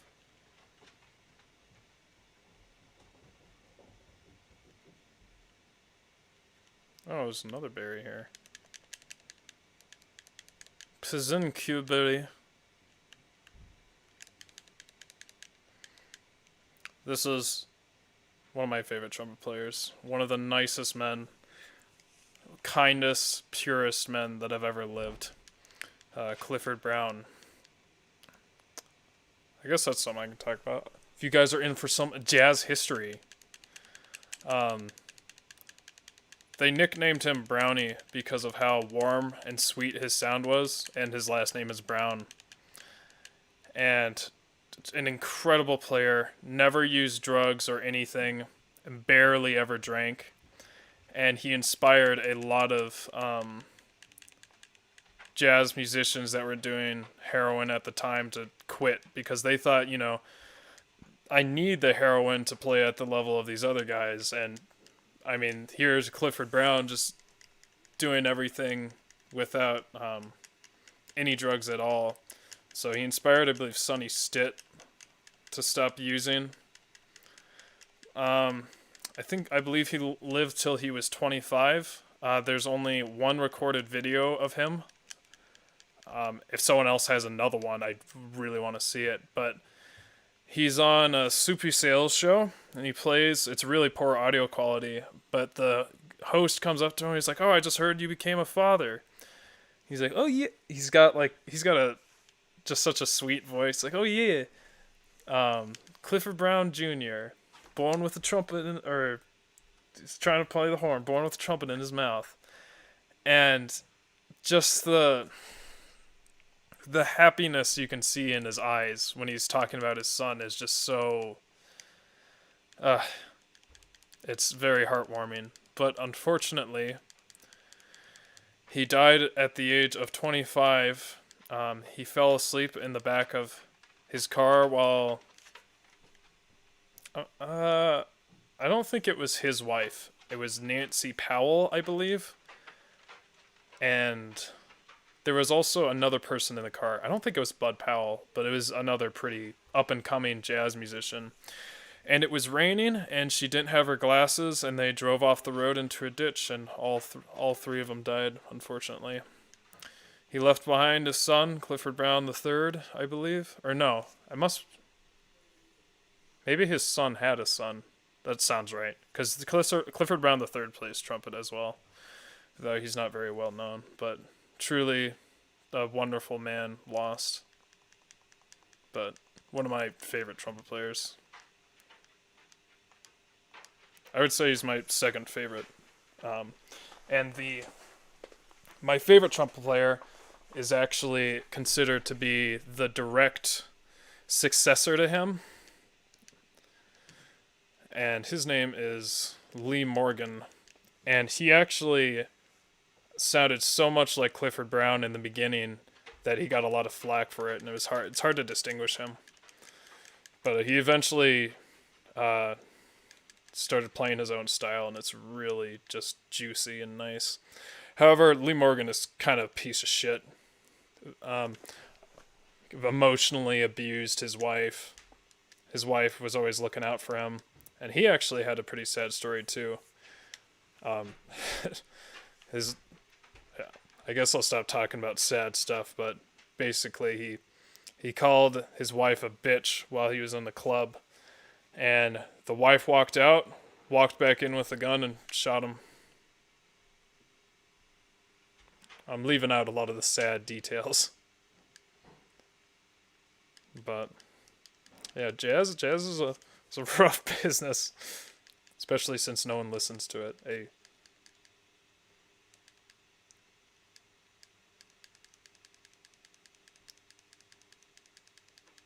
Oh, this guy's fucking. Okay, so this pianist. This album is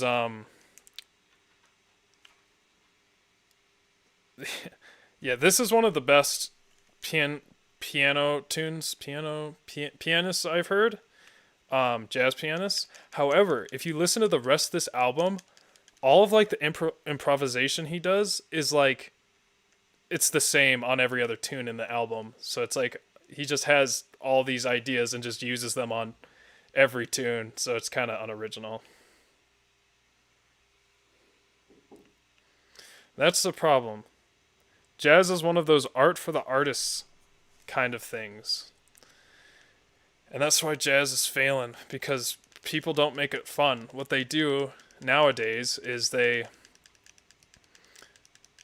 go to a club, like people are eating dinner or some shit, and they'll the worst is if they sit down, but they stand there, Joey.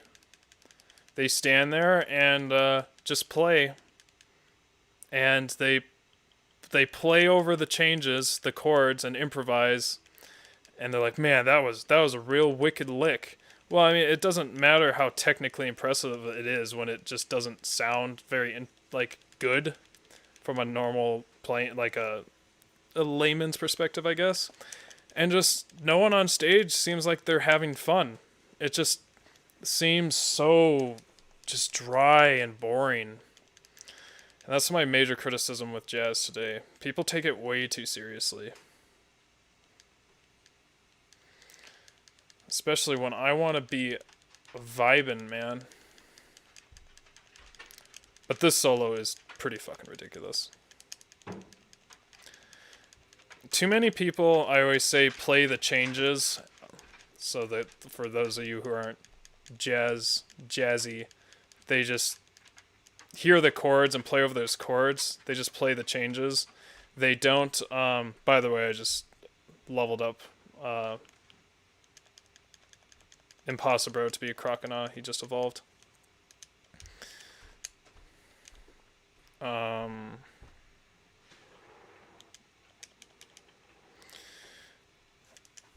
They play the changes, they don't play the song.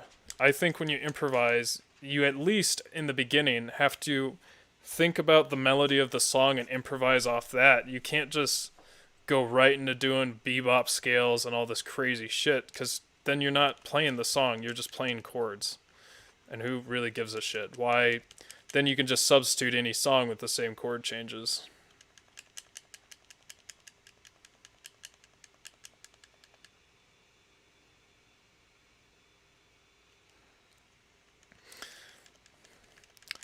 Well, here's the thing with classical. I think going to I think going to a lot of concerts is a waste of time. But I think going to classical concerts is a waste of time because you classical is a lot about being perfect. Maybe not in some contemporary classical when it's a lot more expressive, but it's, there's no improvisation. It's all about getting it clean and perfectly done. And so when you have that effect, and you don't have much crowd interaction with a lot of stuff, with a lot of classical music. So then you record it in the studio and you have this perfect or near perfect recording. And then you go out and play it live and it's like, well, I can just listen to the studio recording and it'll be EQ'd and mastered really well. The only thing you're going to be missing is like the real vibrations hitting your body. But if you're going to do the exact same thing you did in the studio, why go? Oh, for the atmosphere, man, you gotta go. It's just different when it's live. And I'm like, well, I don't really care because it's the same exact thing. I'll just save money. But um, and a lot of pop is that way too. Although the crowds are crazy. But it's like, well, why go to a pop show if they're going to play the same exact solo and the same everything? When I could just listen to it on the studio and my ears won't hurt from the fucking overpowered speakers. And, you know, like the Tool, they play basically worse than they do in the studio. But they did have the laser show, which was pretty cool. But, it's just, I'm very, I guess, cynical. Not cynical, that's not what I wanted to use. I'm very negative. But I did go to the Deer Hunter concert, and they did play real solos, and he went ham all the time with his voice, and it was amazing. And they also had a different setup. They played songs that aren't recorded, and that was very cool.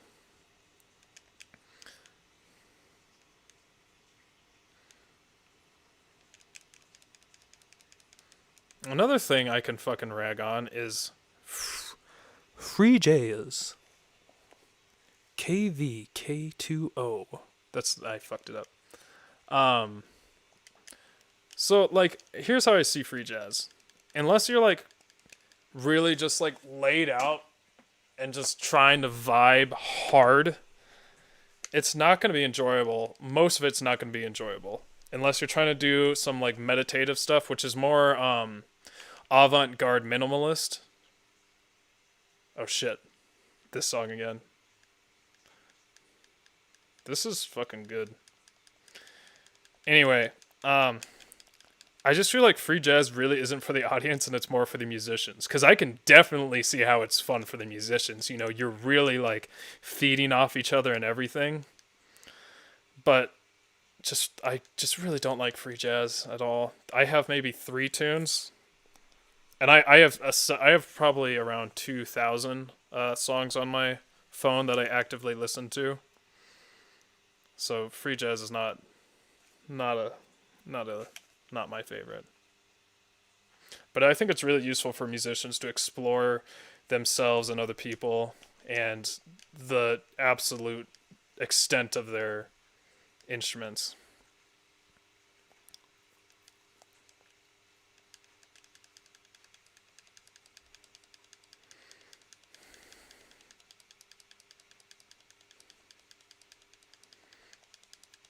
I mean, the vibrations and like just orchestral settings just don't do much for me. Um, I mean, you know, when I'm playing, when I'm in there, they definitely do. But it's just, I don't know. Not very much a fan. I like to hear something that I wouldn't hear in the studio, and the difference between live most of the time is not that great. Oh gosh, that's disgusting. Why is that pan to the right ear? I might skip this if this is going to be like this. Man, we're just hitting a large jazz rut right now. I feel bad for playing it. I'm sure most people don't like jazz. I'll skip this. Though this is more fusion. Oh yeah, let's go to indie sad boy pop. Nice. These two sadly didn't record very many albums before they broke up. And I don't know if they're actually in a relationship or they just broke up the band, but they had good vibes with each other. Although it's funny I say that because the male is pretty dry in terms of his singing, but I think it really works. This is Big Deal.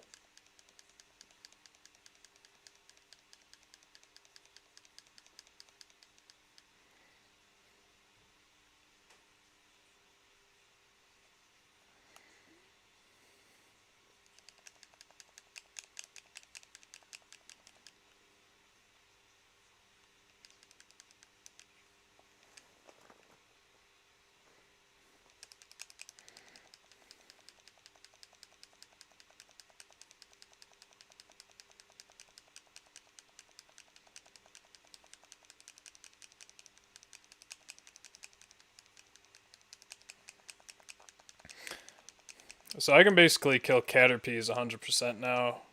There we go. Splash has evolved. That was a cute animation. Splash has evolved into a Skiploom.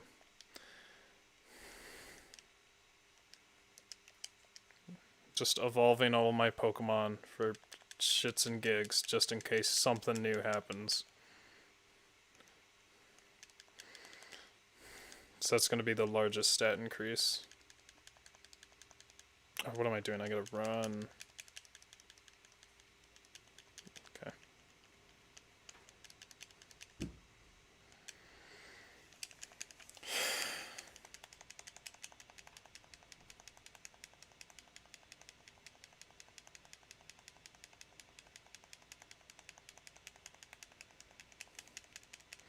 Man, and I wanted to do this. Why? This is just torturous. I just thought I would level up so much more quickly.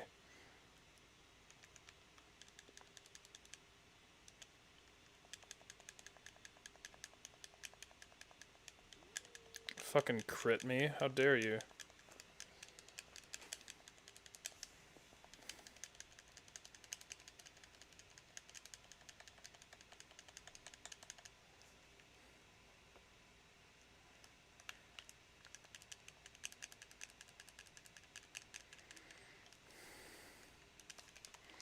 "23 hours.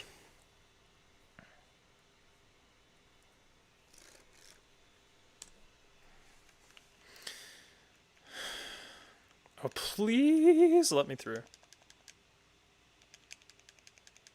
Okay, well.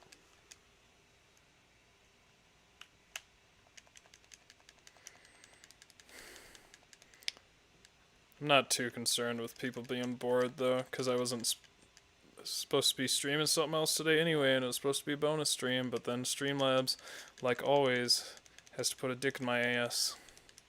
Ayos. The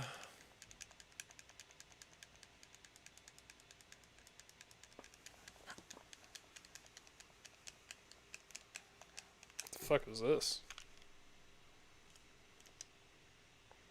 Oh, right.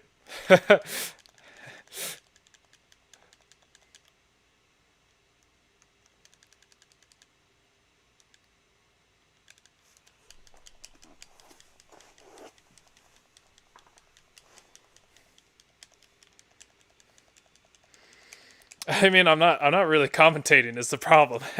What the hell am I supposed to commentate on?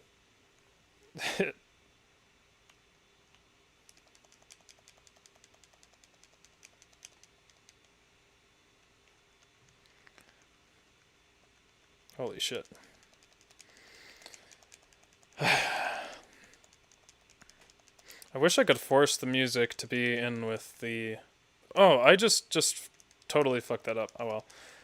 I wish I could force the music to be with my voice. I feel like that'd get song requests going up because people would be like, oh, I want everyone to experience the song, or I want everyone to suffer through 10 hours of Mario screaming. Which I'm actually a fan of. I love the screaming videos.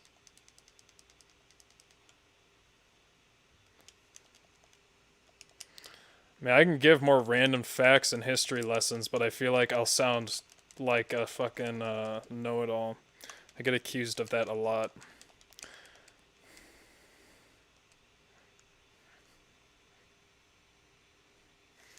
I'm gonna turn this down just a tiny bit so I hear my ears hurting. And only 2 people are listening to the music. Big sad.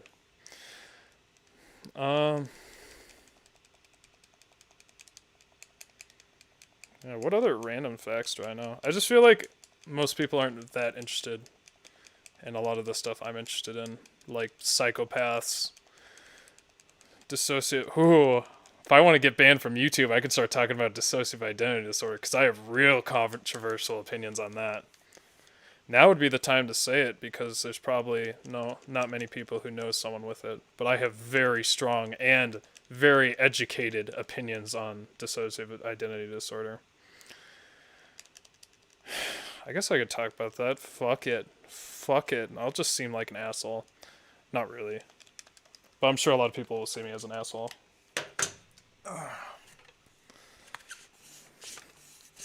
Psychopaths, that's hard to sound like an asshole like with that.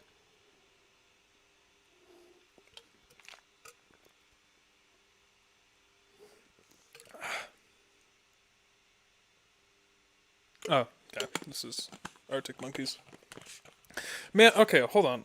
I don't know if you guys listen to Arctic Monkeys, but I think this is the AM album. This album is killing. The rest of their albums are like, Their most recent album is such shit, and it is an insult to their history as a band.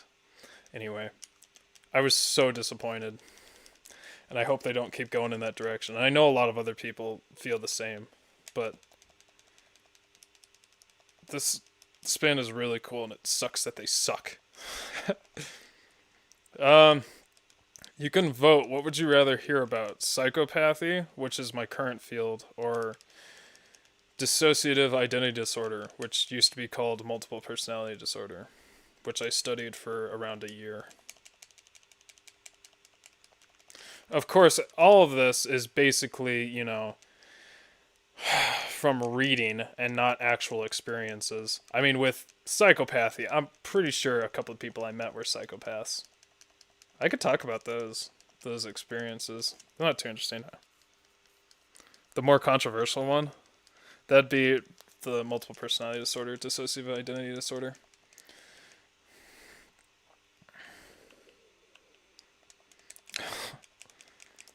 I guess I'll talk about dissociative identity disorder first. I need to really wet my throat though.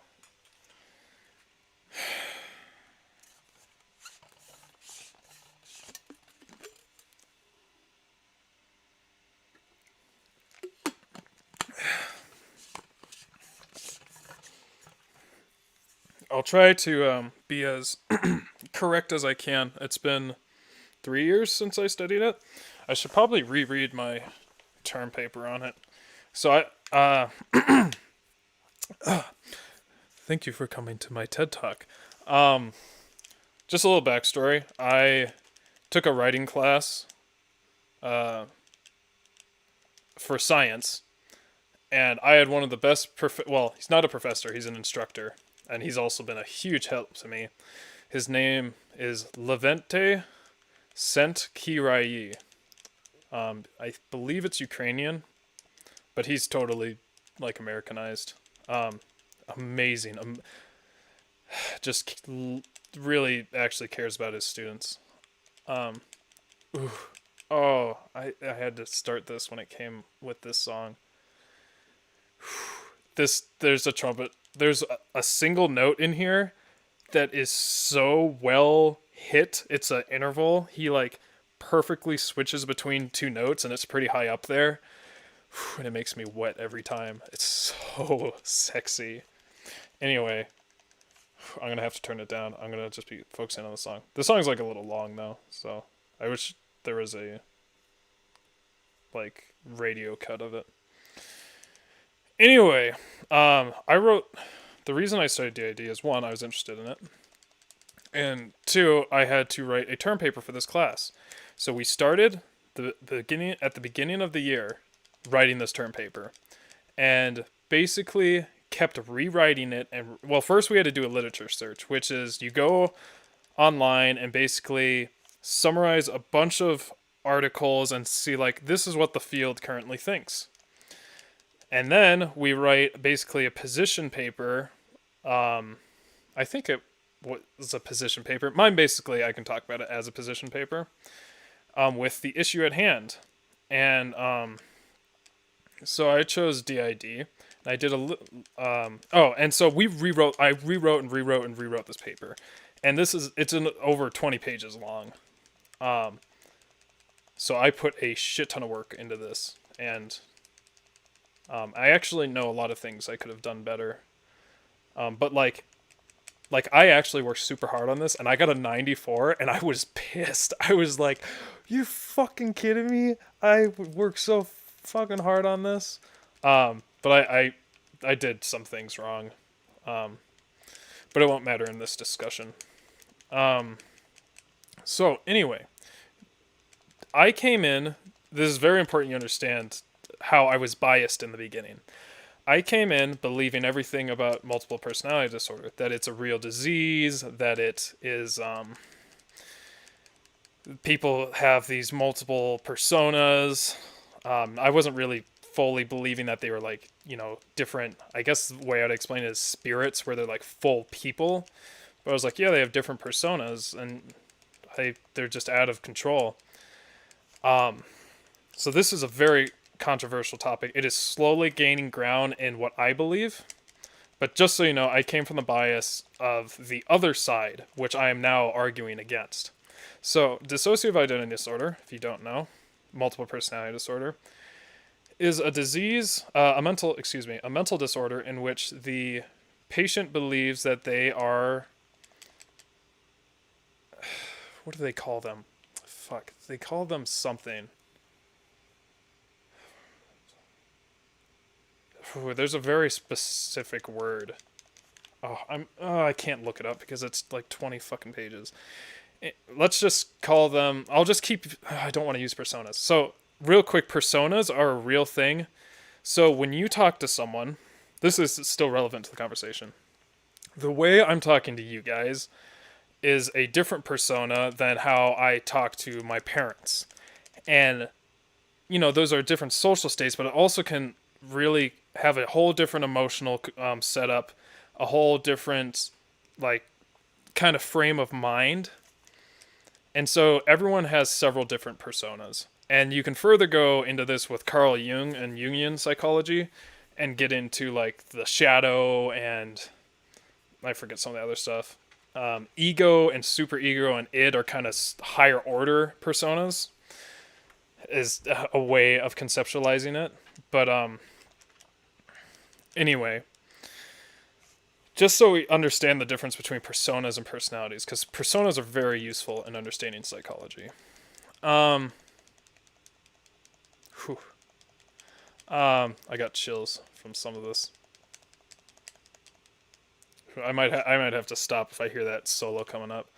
The top note is just, it's very difficult to do on trumpet, and it's so fucking sexy. I'll just keep using personalities, even though that's not really what I like using. So, people with DID believe they have several personalities within themselves, and some of these symptoms include, they'll suddenly switch, and they could, let's say here's a good example. The personality is that of a 5-year-old child, and the original personality, quote unquote, is a 30-year-old. So they will all of a sudden regress back into, I don't want that. Oh, hold on. No, yes. Okay. There we go. Authority has evolved. Scary face. Sorry, what does scary face do? Is that a defense reduction, or is that a paralyzation?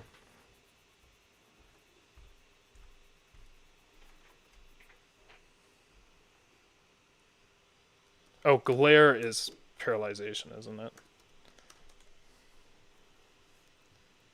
Oh, fuck. Oh, Josh, don't type that in without putting Pokemon after it. Sorry, let me decide this move.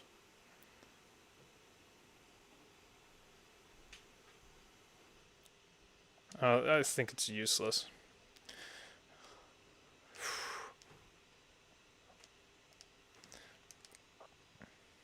Where was I?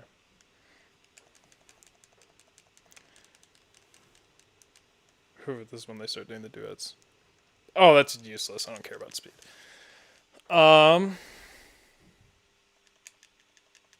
Give me a second. I want to set up... What is the next thing I want to do? So I believe I have leveled up. I have evolved all my Pokemon at least to their second state. So I'm just going to keep doing this. Something mindless. So let's say we have a 30-year-old, original personality. And it can be randomly, or it can happen due to a response to something. And they regress to a personality that is 5 years old. And this can be complete with a different manner of speaking, different handwriting, different handedness, and just different memories. Now, I'm gonna get right into, and this can be very okay. Here's some more. It can be very troubling for the individual. Sometimes it's not, but it affects their lives. Like, if you turn into a 5-year-old during a business meeting, it's not very. It's not a good thing to happen. You're not going to get the job. I mean, I guess you can sue them for discrimination. Well, no, because that's complicated. Anyway, and another large reason people think it's caused on the other side, not my side, is due to trauma, specifically sexual trauma, and specifically during childhood, and more often than not during the time where memories are not encoded that well, where you can't really remember. So, and I'm not saying just under 3, but like 4 or 5, you still can't remember that well. So now let's get into my side. It's not, well, the side I am on, I should say. So, for some history, I forgot the exact date, but I believe it was in the 1700s. DID was discovered or classified for the first time. The person had, I think, just one other personality, and not much was written about it. And from that time all the way into, I believe, the 1940s, maybe it was 1930s. I'm forgetting the specific years. There were less than 100 diagnosed cases in the U.S. See, I'm forgetting some of the specifics. So, not many cases are known. Now, there was a psychologist who wrote a book, and I believe it became a movie, about a girl named Eve. She had 3 personalities, and this movie became quite popular. And guess what? The number of cases of multiple personality disorder, as it was known at the time, was went up drastically. Now, you can make the argument that just like ADHD, well, see, the problem with ADHD is it's also way overdiagnosed and all this shit. But, more awareness means more people will be like, oh, that's my friend, she has this, or I have this, I need to go get treated, because before I thought I was just possessed by demons. And, or crazy. So the cases went up. So you can make that argument that they went up just because of that. But in the 1970s, I believe, a new movie came out. And it was called Sybil, Sybil, I believe, about a patient who had 16 personalities. Now, the movie, the real life incident was actually plagued with malpractice. The psychologist is accused of basically encouraging her to lie and say she has more personalities, or encourage her to produce more personalities. So remember I said that... Sorry, this duet. I'm going to have to stop.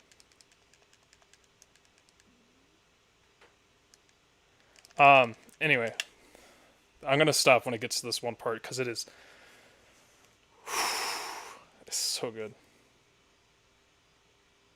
Sorry, I'm going to take a little break and listen to this, because this is sexy.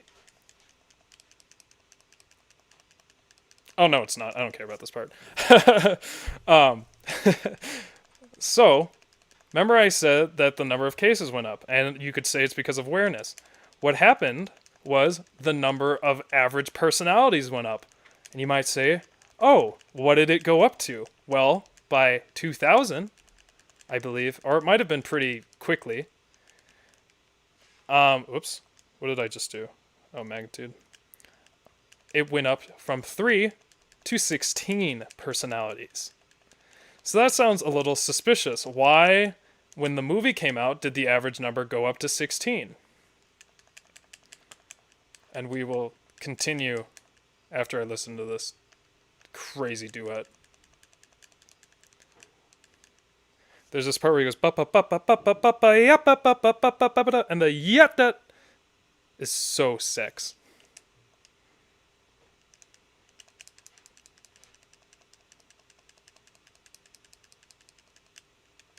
This is one of my favorite classical pieces. If it was only shorter, or we might have missed that part.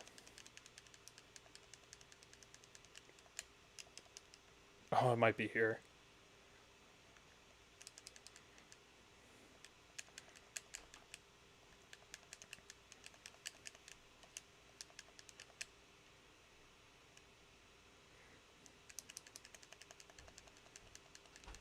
Yes, they were influenced by the movies. Oh, I need to make a disclaimer. A very big disclaimer that I should have made previously. Oh, shit, I... Super good lick. Oh, well, now I can continue.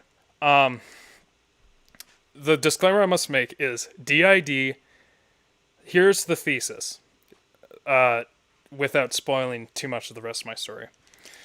DID is a very serious mental disorder. I'm not saying it's not. I am merely making the case that the origins of it, in terms of the origins of from the patient, are grossly misunderstood, at least from the other side, and my side that I'm on is quickly gaining more support.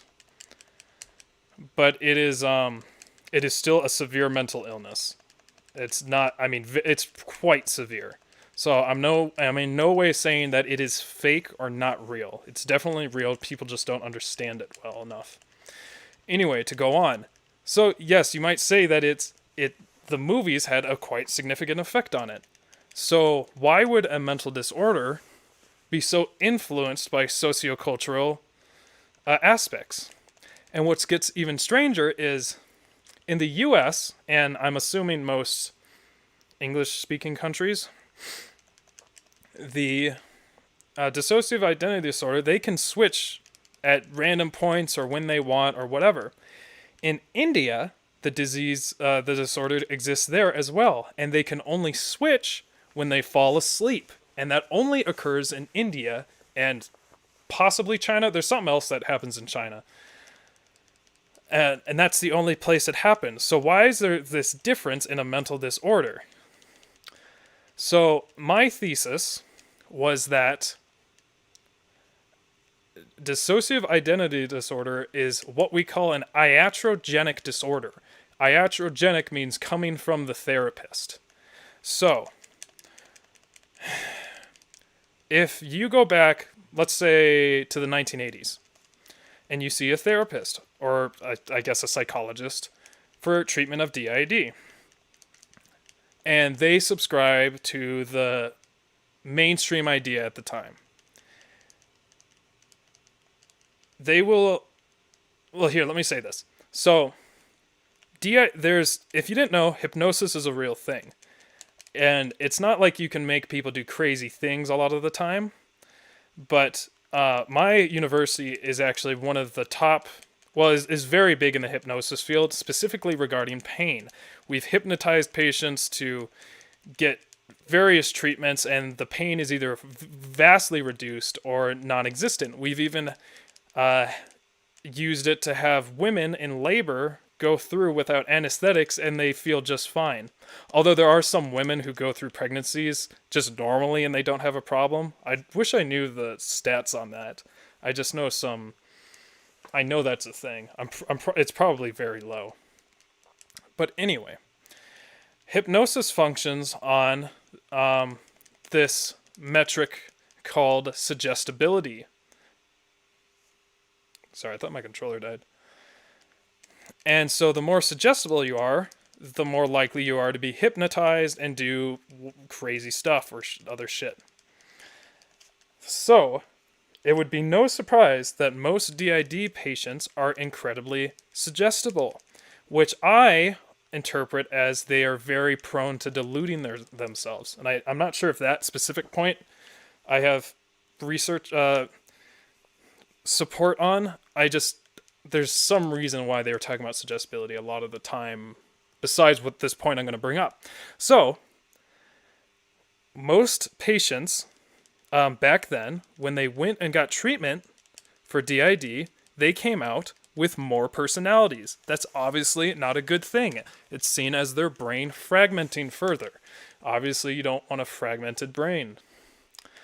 And guess what a lot of the treatments were? Hypnosis. And not only that, one of my favorite psychologists, her name is Elizabeth Loftus, still alive today, last time I checked, discovered the notion of false memory. And actually, one of my teachers and the dean of the college, a quick tangent, is has explored done massive leaps in false memory, even devising a way to figure out when there is false memory in rats, and it has to do with shocking. It has to do with them remembering where they are and their surroundings, shocking them there, and then putting them in different.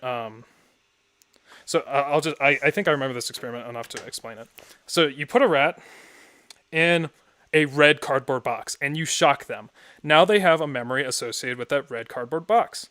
Then you go into their brain and take out that memory. I'm not sure how he did it. Oh yeah, it's a little more complicated how he was able to take out a specific memory. But anyway, he did it, and he was able to, it was still a functioning rat, so you have to make sure it can do all this shit, even though it's missing part of its brain. Or he might have, melted part of it with, I can't remember the chemical. And then he puts them in, several different boxes, and if they're in the red one and they don't freeze, because they'll freeze if they're expecting a shock. If they don't freeze, that means he successfully removes the memory. And he came up with all of this. It's fucking insane. Because, we can't talk to animals. How do we know what their memories are? And theoretically, you can do the same thing to humans, wiping memories. And you can wipe specific memories. And the way to do this is you put them in an fMRI, have them think about that memory. And you can roughly erase their memory. But it requires opening the skull and putting this certain chemical on it, which, is not legal. But anyway, back to the story. False memory, as it would suggest, is you insert... Oh, yeah, that's right. And he somehow made false memories. Gosh, that's the part of the experiment that I forgot. It's so crazy. Very smart guy. He was on his phone during my graduation on the stage. Anyway. False memory, you can make false memories in people. You basically keep insinuating that something happened, and you're basically gaslighting them.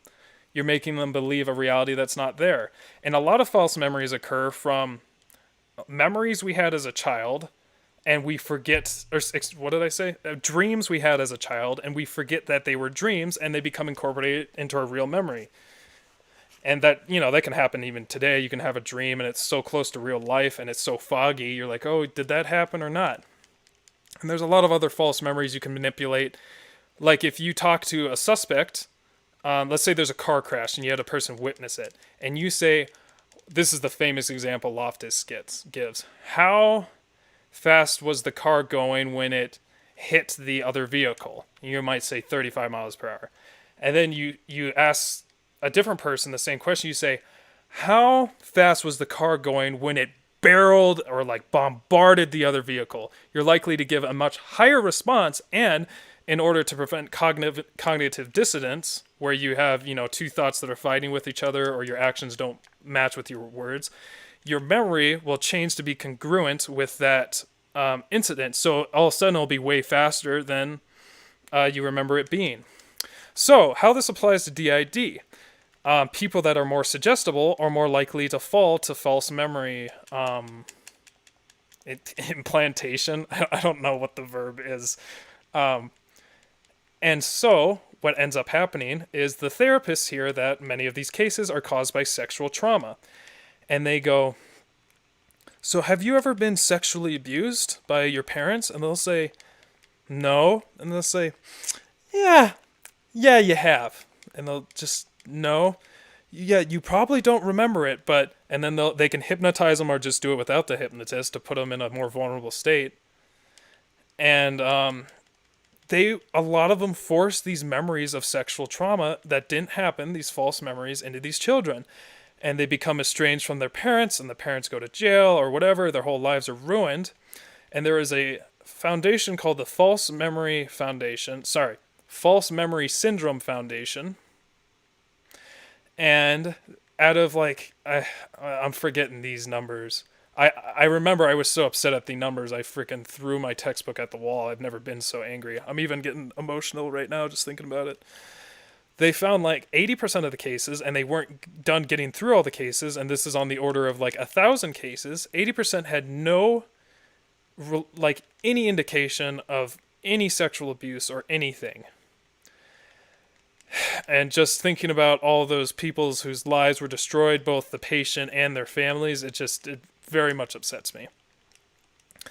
So that is why it is called an iatrogenic disease, or disorder. It is iatrogenically created. I forgot what words I wanted to say. So many of the patients come out with more personalities than they went in with, which is, fucking awful. And I'm sure I'm forgetting more support, but I'll just say the rest of what I remember from my paper. Let me get a drink of water. This is Millie, by the way. This is one of her different songs. By the way, the record... damn it, I just forget. I forget the numbers. The record for the most identities in a single person, I believe it was... Oh, identities. That's what they're called, not personalities. Ugh. I think. Gosh, no, there's some weird word that they use. It's not like spirits. Although, in Native American culture, maybe not Native American, I should say more... Oof, I don't even know the word for that. I don't even want to try it, because it'd probably come out very offensive.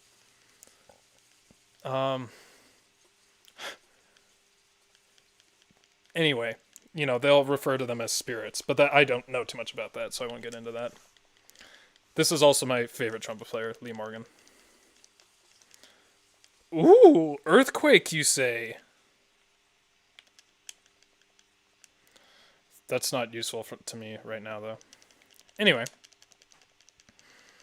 Did I say the record? The record for the most identities is either 1,000 or 4,000. I'm getting the numbers mixed up.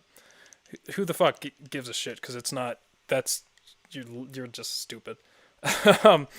Anyway, now let's get into some politics with the APA, who write the DSM, the DSM, which is the Diagnostic and Statistical Manual for Mental Disorders. I think I got that right. So this is what's used in the US, and internationally, if you live somewhere else, you're probably using the ICD-10. I don't know what version is right now, which I can't remember what that stands for. But anyway, I'm going to be referring to the DCM. So this is just as it sounds. It's like basically a dictionary of procedures for mental disorders. So this happens for a lot of diseases, and this is why I personally do not like the DSM. And this happens with DID. We have all this overwhelming evidence that they have it wrong in there. But in, I forgot his name. It begins with Kill or King. A lot of these people that work with the APA who publish the DSM see the DID as kind of their gem mental disorder. It makes them a lot of money through therapy, and it's an interesting disorder. So they refuse to change it, even though we have a lot of evidence to the contrary. And this happens with a lot of shit. And psychology is very susceptible to politics like this. So it's very frustrating because psychologists, a lot of them are weak bitches and don't actually do the hard science that's required. Anyway, I need to get out of this battle. This Hoppip is going to swipe my team. Swipe, wipe, sweep. I tried to say sweep or wipe. So, another interesting thing is, trauma. I wish I remember the numbers because they are ridiculous. I'm gonna say at least over 70. The number's probably much higher. I'm just giving you a low estimate of what I remember. 70% of the cases, there was no signs of actual trauma, and that is one of the proposed main causes of DID, because the thought is you dissociate yourself to deal with the trauma. So you have a personality that the trauma happened to, and you create another personality where it's usually they are innocent. So they're a child. They didn't have that experience. So they regress back into that state to basically avoid dealing with the problem. And so the thought, I wish I remember more clearly. It gets way more interesting and complicated. But trauma is not found in a lot of these patients. So, anyway, interestingly, the movie Split, there is which is a good movie. I highly recommend it. It is pretty fucking great. Whoever plays the main character with personality disorder, he doesn't do a good, he does do a good representation of personality disorder, but they kind of mythologize it, mystify it or something. But he's an amazing actor. It's fucking great. When he like regresses into a child, it's so good. Anyway, his therapist in there is on Against Me, and there's this whole thing in there, and I love this subplot where she's arguing with like people like me. They don't believe that, he has this disorder the way that people say the disorder works, and she's being a little over the top. But that movie's very interesting, and they also got some flack from the False Memory Syndrome Foundation. But just to summarize, or not to summarize, but add a little towards the end, the current thinking, at least in 2015, that's not when I studied this, but that's where a lot of the most recent papers I had came from. They believe it is either a more severe form of PTSD, which I disagree, because if it's... So, okay, PTSD is in result to trauma, and they're saying that DID is in result to trauma. However, most of the cases don't have trauma. Now, you could make the case that imagined trauma or false trauma can cause this disorder. Maybe. And then they also say it can be a more severe form of... Okay, I think I mixed up my words. I didn't mean to say more severe form of PTSD. I meant to say a more severe form of borderline personality disorder, which I don't want to speak on because I just don't know much about it, and I don't think anyone really does. I haven't studied it in depth, and I can't really find too much on like easy websites like Wikipedia. So I don't really want to comment on that. I've read about it before, and I just kind of forgot. Anyway, that is probably most of the important points on DID. I wish I remembered more of my paper. I really need to read it again. It's like 20 pages. Pretty good. Hey Lee, you just missed my entire controversial research on dissociative identity disorder.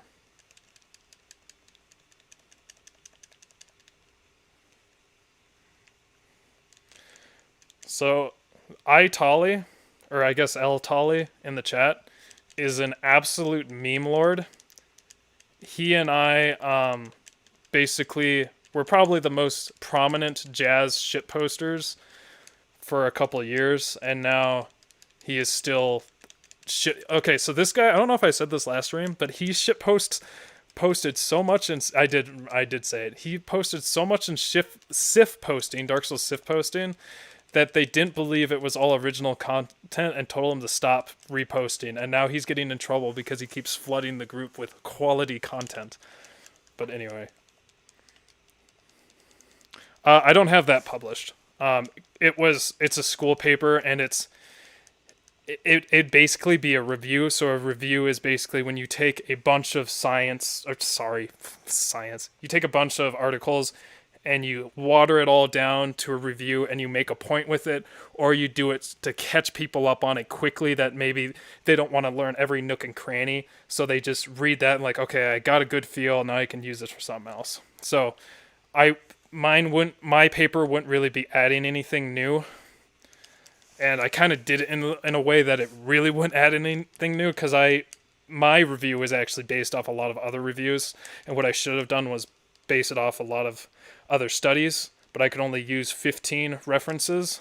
If I did it the way I should have done it, I would have been reading probably around 100 to 200 articles, and each article takes me about 2 to 3 hours to read because they're very dense and I like to completely understand them. But yeah. The other paper that was supposed to be published, my PI is ghosting me. Or she might be dead. I don't know. But I've done a lot of work for her, and it's at the end of the project, and now once Corona hit, I haven't gotten contact with her, and I've tried many times through different ways. We can talk about that next, probably after a little break. Talk about psychopathy. But that is DID. In summary, the most important thing is the disorder is not the way people say it is, but it is definitely a severe disorder. It exists, and it is, these people need treatment. Oh shit, hold on. This lay thing, this thing doesn't have... Is this... Hold on. This is very important. I need to put this on here. Oh, it is there. What the fuck? What's going on? Hold on. I'm just fucking blind, apparently. Never mind. I am tired after all that talking.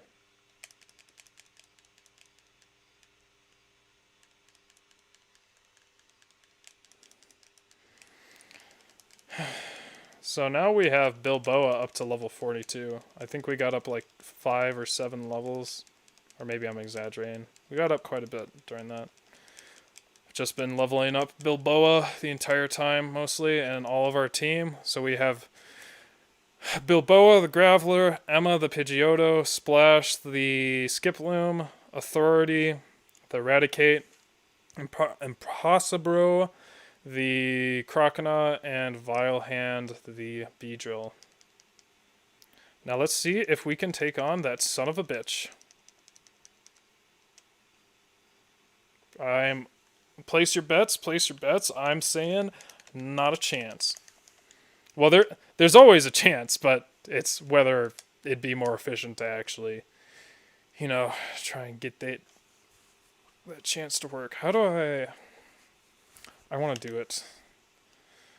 I want to do it this way.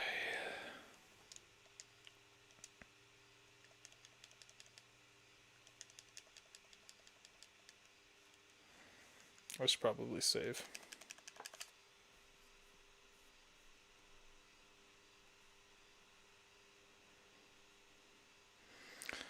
Whew. What was I doing? Oh, save stating.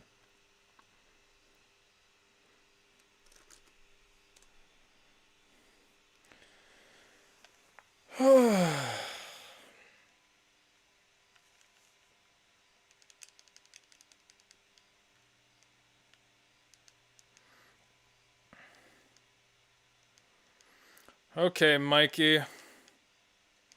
Wipe my team.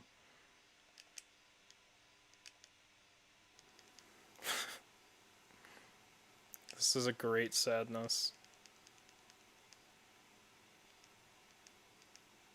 Fuck him up.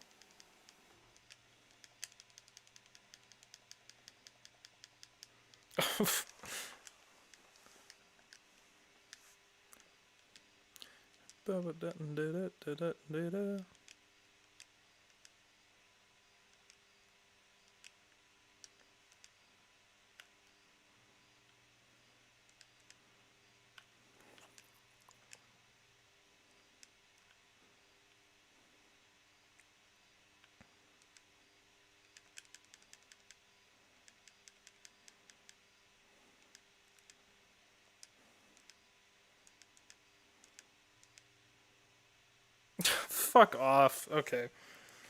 I defense curled and used healing items, and then you just crit me in the end. Low boy. I'm also wearing a Miles Davis shirt right now. Lee, remember when those guys accused us of digital blackface? we were, because I sent that girl a picture of Miles Davis, and she said, "Yeah, because you used that black guy," and we're like, "That black guy? Are you kidding me? You don't know who this is?"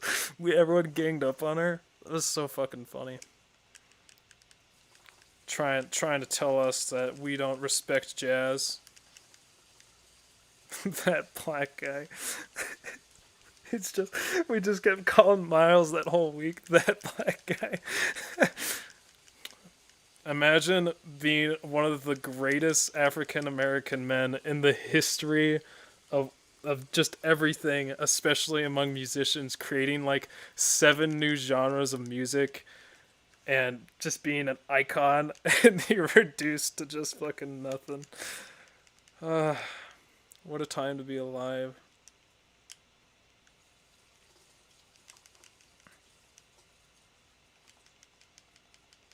Fuck you.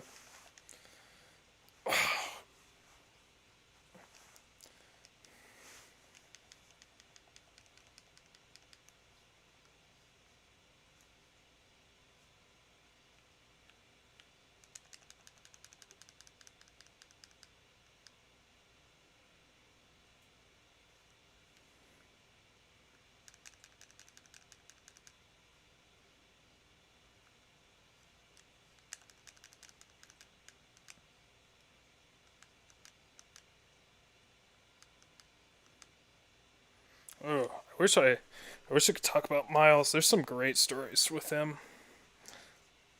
Some are too inappropriate for this stream. Miles Davis had a very Miles Dewey Davis III had a very colorful life.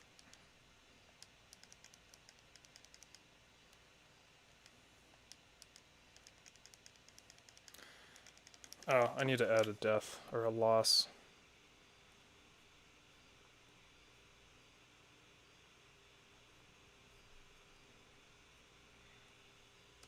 2.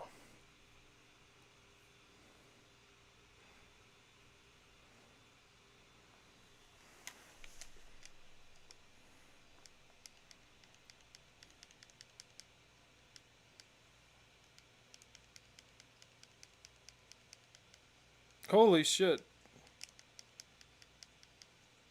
I beat him! I beat his first Pokemon. Yeah, eat my ass. Now I just have to fucking die, because there's no way I'm beating this piece of shit. Yep.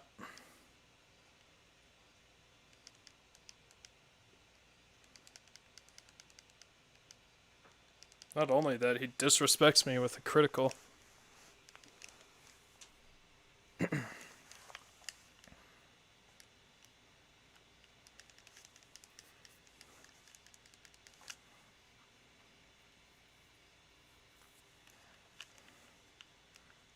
Wow.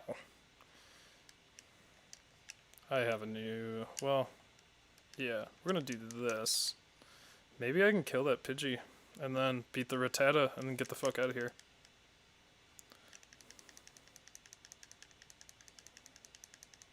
Okay, okay, motherfucker. Let me through.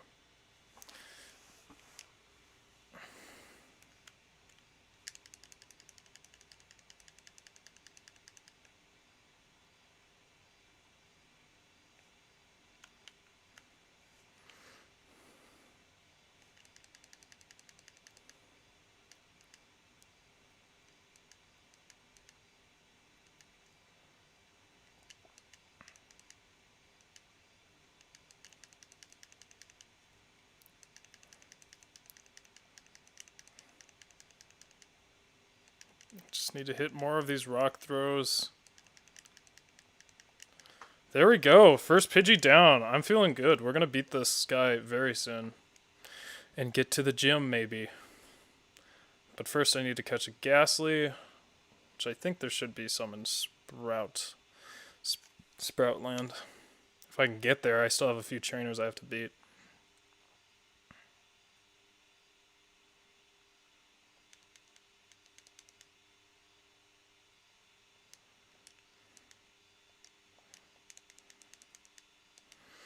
Now I just need to hit this guy. Yes! We won. We won, boys. Already got this in the bag.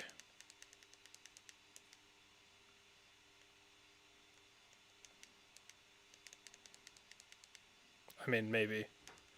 Unless it just decides to sweep my team again.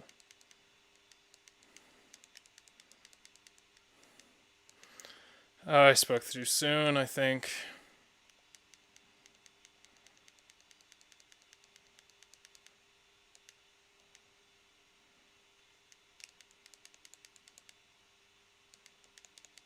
No!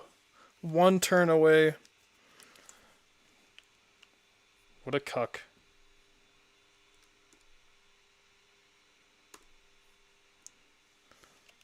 Joey? I don't want to fight you now.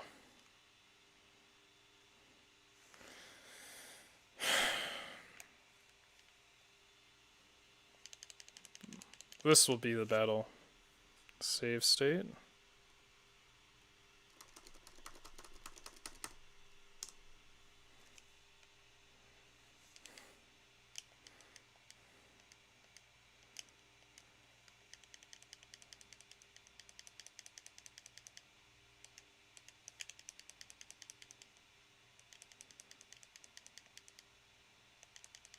Please get me a critical.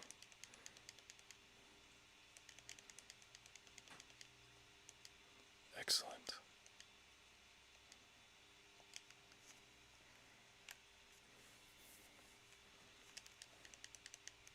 Oh, you fucking kidding me? I missed. Oh? Oh? Graveler took us home. I didn't even need other Pokemon. Bilboa.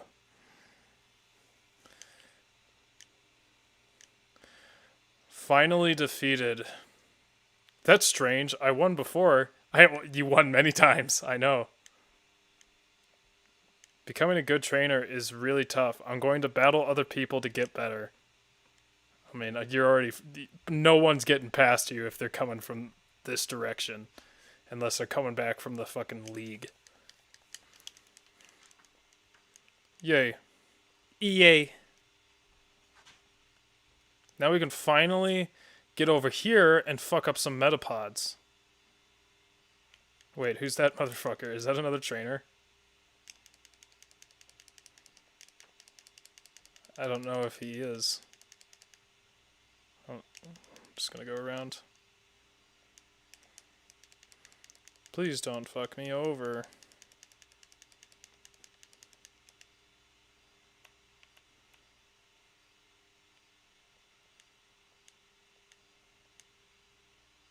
Oh man, I forgot about Mom. Yeah, why not? I got shit to do. Wait, where? Oh, okay. Dark cave. If Pokemon could light it up, I'd explore it. You sound like a pussy bitch.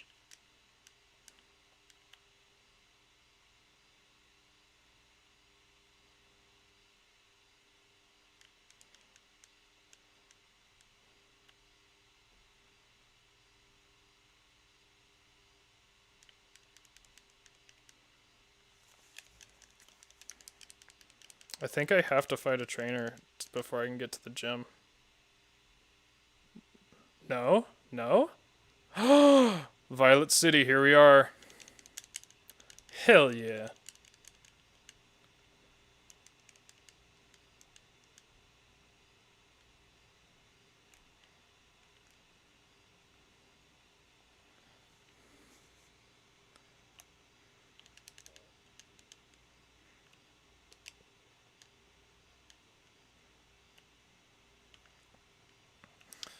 Now let's get ourselves a ghastly.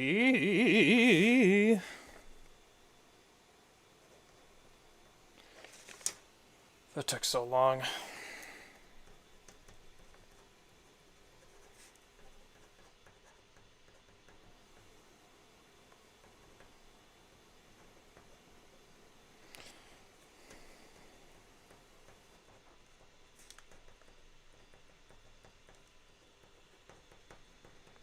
Huh. That's what you think. At least I can train on metapods, but they might not give me that much XP.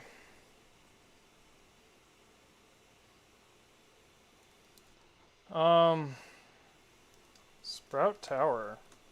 What is the ghastly chance? Does it have to be night? I fucking hope not. Oh, it has to be night. Fuck.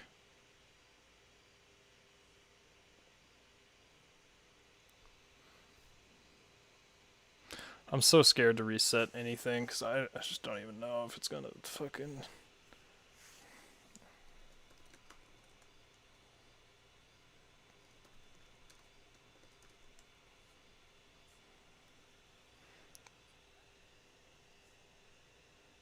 How to change time.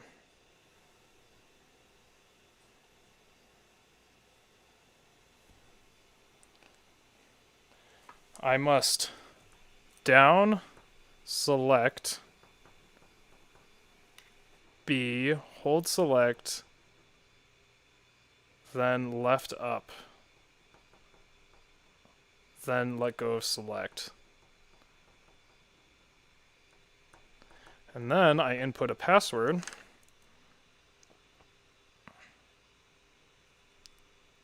which is I don't give a shit. Oh my gosh, just give me the fucking Pokemon Crystal reset clock password. Give me a calculator, please. Thank you. My name is Andy, and my money. That's right, I should probably spend the money. 1600. My ID number 39729. Okay, let's hack the game, boys.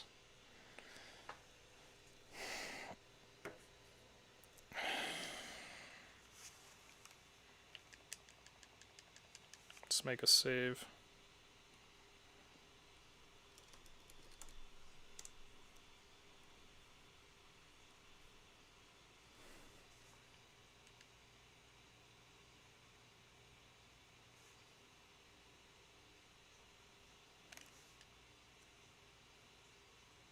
Okay, so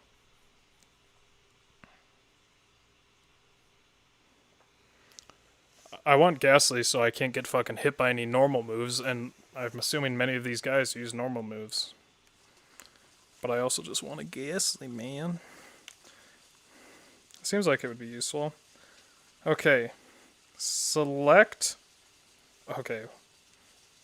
Select down B. Or I guess select down B. Am I stupid? Did I just not write this down? Oh. Hold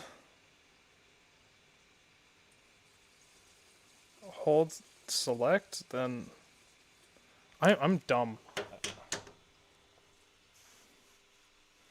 This guy does the lick like twice. It's disgusting.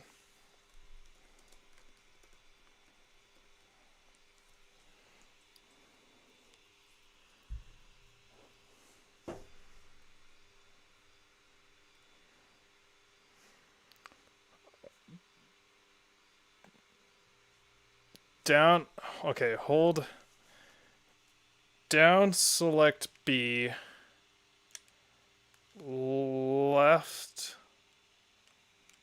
up. Wait, I can't. Oh. Yes. The password is Did I just fucking... I am like max dumb right now. Did I not write that down?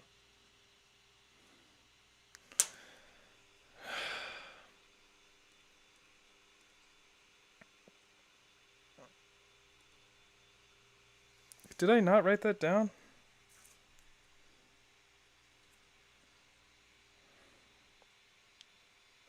I'm so dumb. How could I even do that?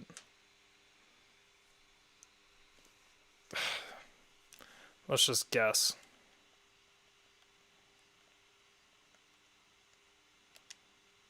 Fuck. Damn it, I'm so dumb. I'm so stupid.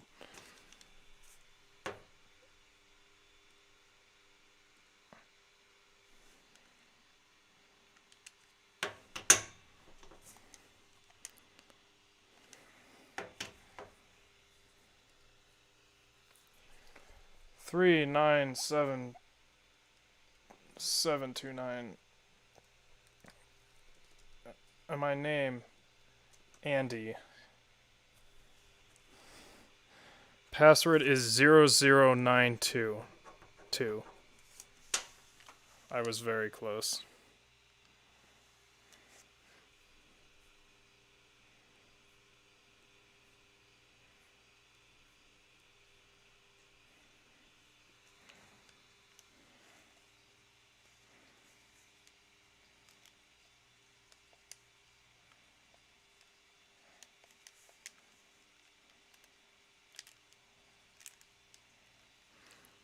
That's a hard fucking thing to do.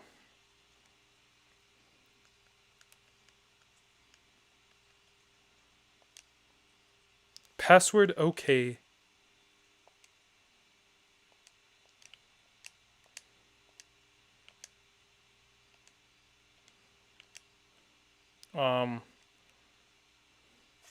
When does it turn night in Crystal?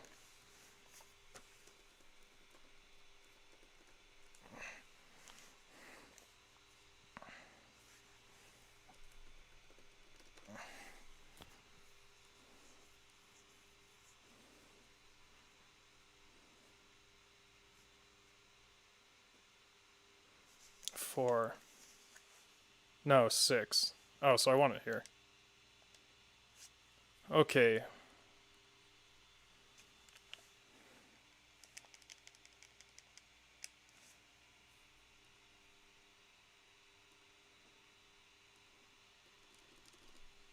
There we go. Now let's catch ourselves a Ghastly. Hello. Get in my ball. Names for the Ghastly? Shichi Man Warrior. That's what I'm hearing.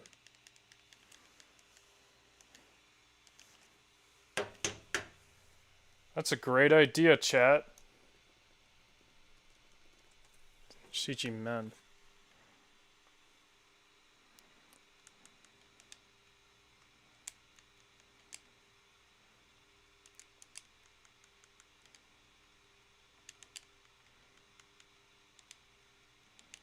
Oh, I guess it doesn't matter right now.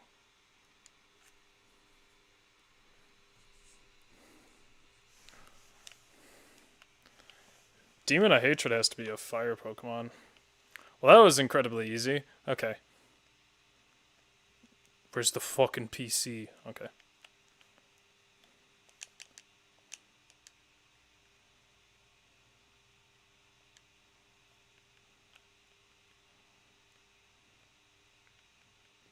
Oh, that's right. Which box will he be in?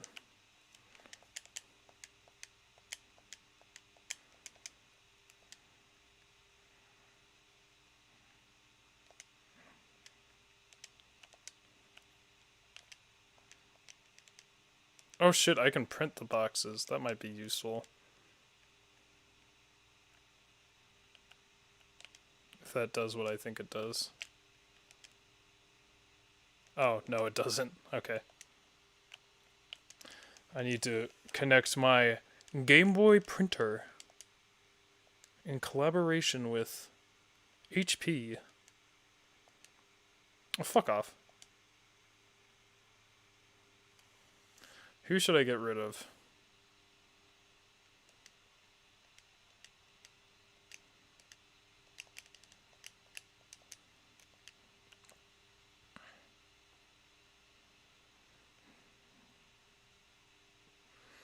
I'm sorry, Authority. It was either you or Splash.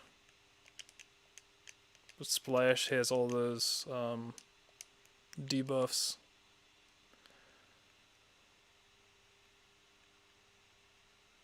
Kira, you missed some good music. And my entire fucking thesis paper on dissociative identity disorder. It wasn't a thesis, though. Okay. Authority can kiss my ass because he's a fucking piece of shit in Dark Souls. Well, now since Kira's here, I'm gonna leave. I think the fun's over, boys. Actually, I'm just gonna take a bathroom break. I'll be right back.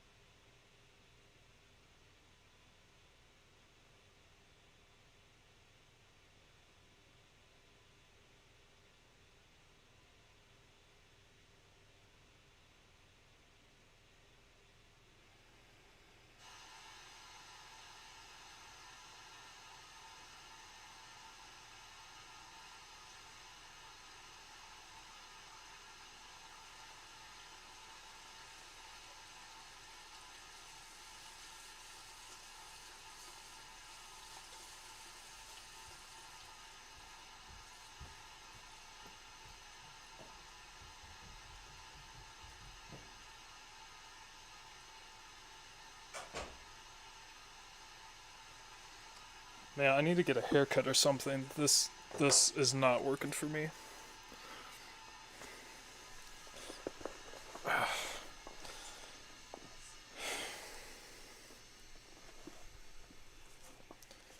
Okay.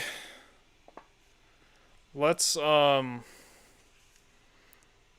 Authority, I think Authority's the big rat. I think. Let's let's fuck these guys up. We gonna beat them all.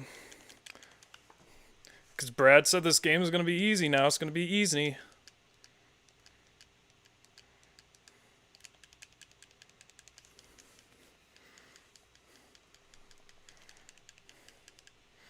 I didn't spend my money. Oh no.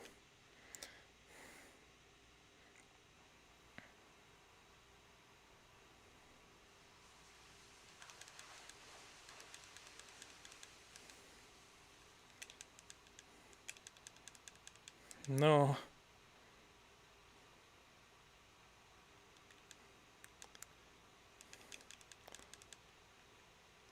And he just sweeps my team. Maybe I should have just got a fucking team of Geodudes, apparently. Damn. Okay.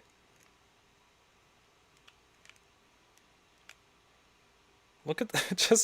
Just look at this dude. Like what expression do you think this guy is wearing? Like, and what I see is this guy is done with the world. While this girl, her profile looks like she's left this earth. And this guy up here looks happy.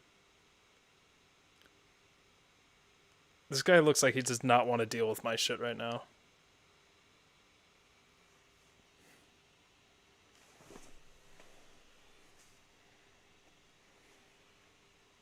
Ooh, flower mail. That'll be very helpful. I'm just gonna buy these, so I always want these.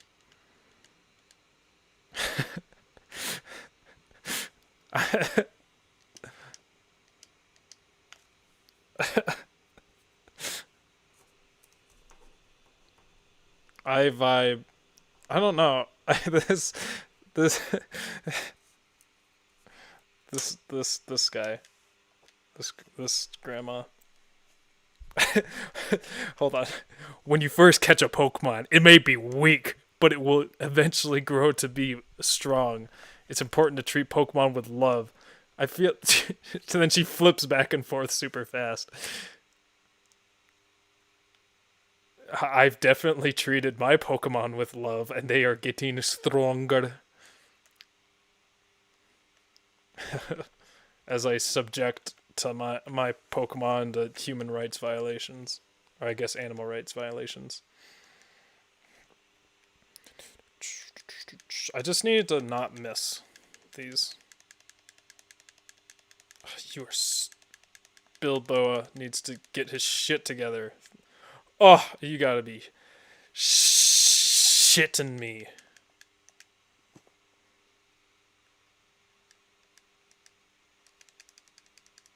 Now he's just gonna sweep my team again.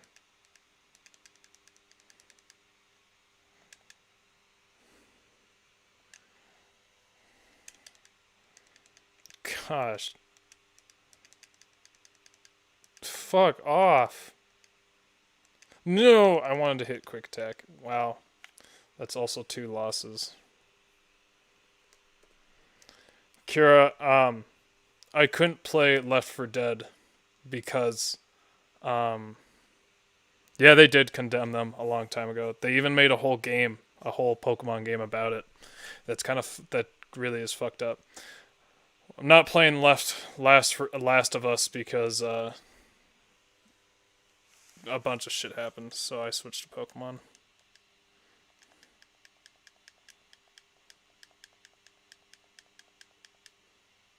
Holy shit. Now watch me miss every time. Nope, there it is. This can't be true! I am the strongest! This is pathetic, losing to some rookie trainer. I know, you say that after you just completely wiped me like 5 times. Or I guess 2 times, really. I want these. And I guess I'll just buy another one of these. This guy doesn't really have an expression. That guy just looks overweight.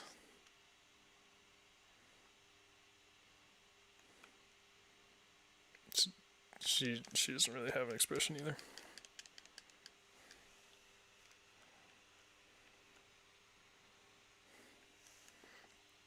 Well, PETA made a game that was quite horrific and pretty brutal, and it was supposed to be in order to get people to be like, oh shit, this game's real brutal, if you just think about it a little more. They made Geddes, or whatever his name is. Getsus. I never played, or I did play that game. The guy from Black 1 and 2, and they made his cape out of, like, Pokemon skins. It's kind of fucked. So this guy, his Pidgey's just the same as the other guy, because the stats didn't change at all. So it's just the same thing. Oh no, but he's got 2. Fuck me. Well, I guess we gotta go back to fucking training again. Or I need to get lucky. Well, that's the chance for getting lucky has already passed.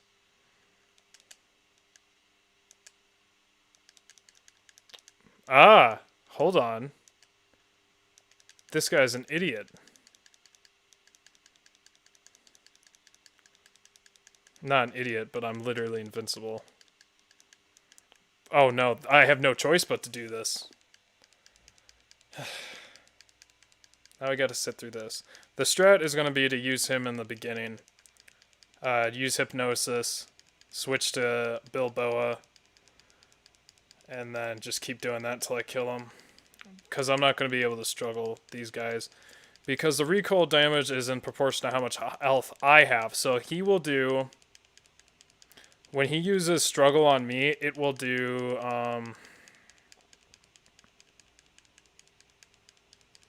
I believe 2 damage to him. 2 or 3.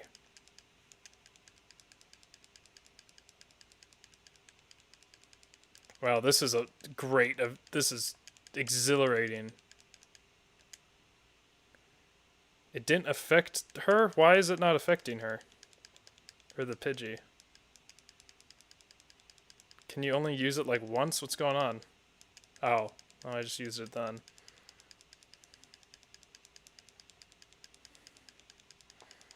Look, oh, I guess I'm struggling first, and I missed. You can't miss a struggle. Oh, because it used Sand Attack. Wow, this is just riveting gameplay.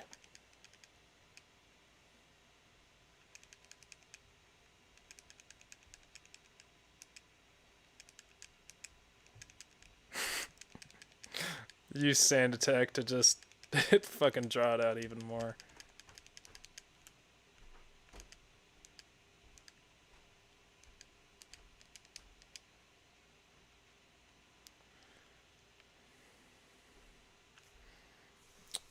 I'm gonna skip all the jazz so you guys don't have to suffer.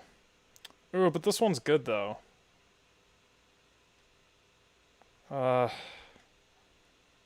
I'll put it for later. Let's go to this though.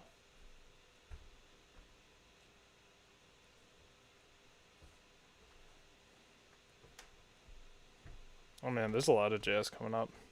Sorry for being appreciating the art of artists, as Brad said.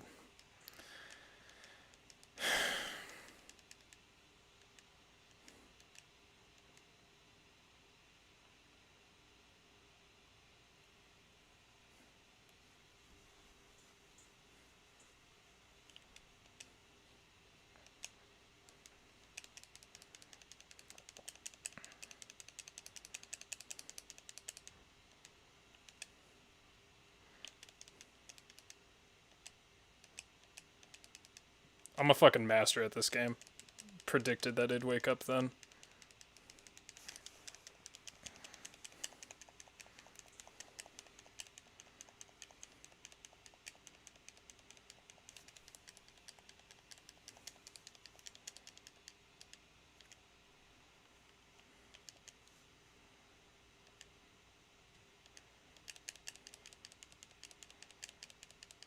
Now I'm just a fucking tank.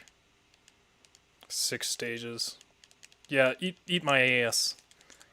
You ain't shit.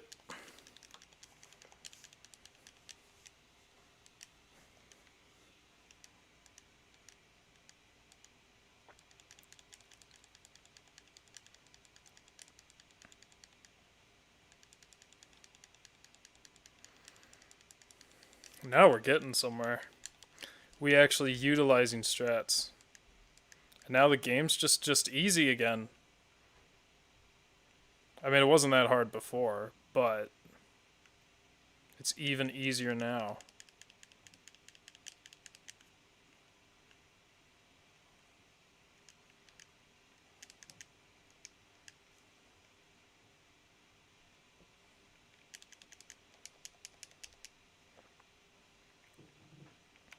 Now let's fuck up the gym leader. We both just blew it out. It's not gonna expect that side. There's not even any electric Pokemon in the beginning of the game. Shut the fuck up. Oh, excellent. Oh no! Oh no, it knows a new move. Fuck. And it's super effective against me. Oh no. And it has better AI, so it's just gonna wipe my team. So now I looks like I have to train again. I kind of feel done for the night. But there's still like another 30 minutes left. Ah, fuck. I don't want to go back to fucking... Gross. I could beat him if I just kept going and... Well, I don't know what the accuracy for Mud Slap is.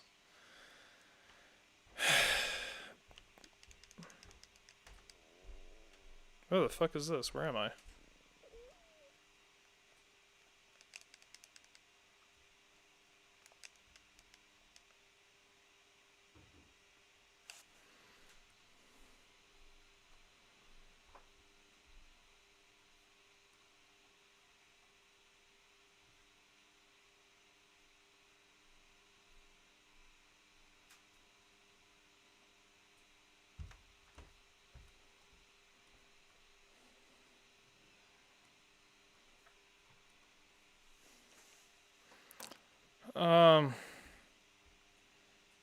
I don't even think it's worth setting up Code Vein. I'm kind of. I guess I'll just keep going.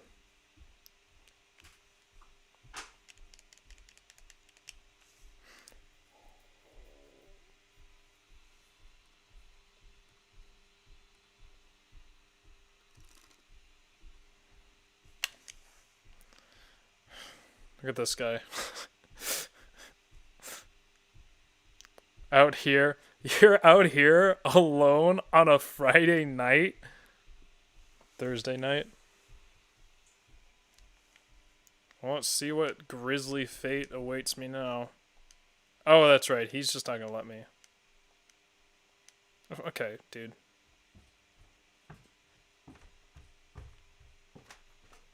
Here I am. I'm walking. I'm running around. I don't remember this game at all.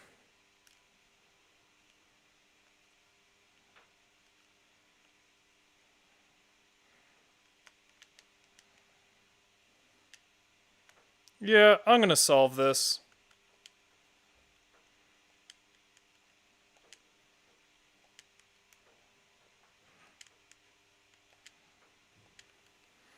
I don't even remember what it's supposed to be.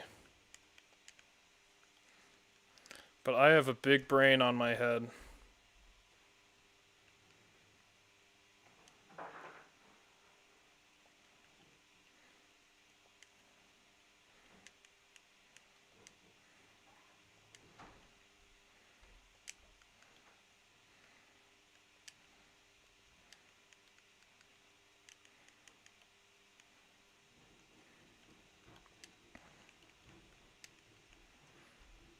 I now see what it is.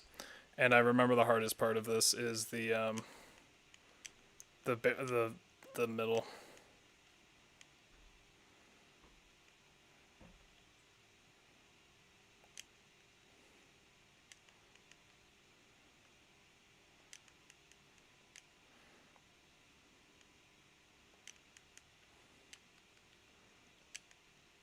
Oh, I first tried it? Are you fucking kidding me?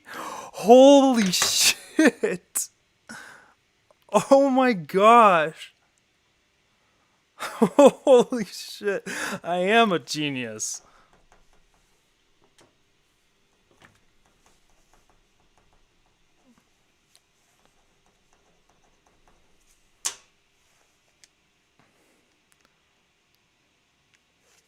Oh my gosh. Yeah, get me out of here.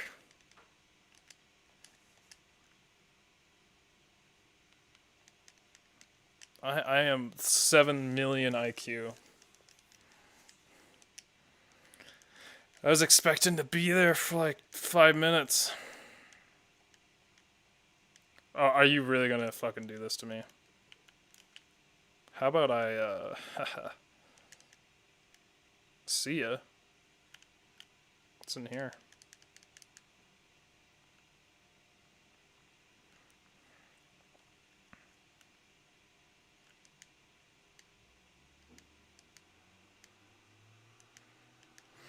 Can you stop, like, fucking accosting me? Accosting me? However you say that word.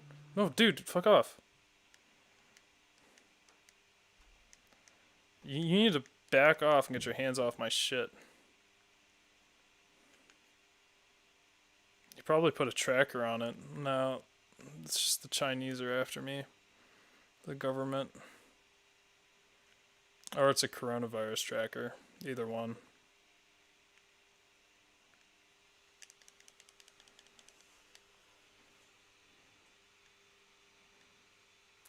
Most people have a brain in their head. Ha. Oh. Oh, you have not been. You must be forgetting what the outside is like. Cool.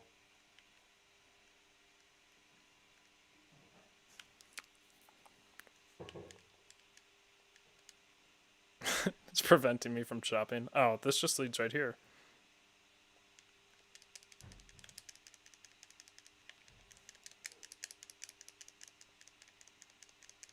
Okay.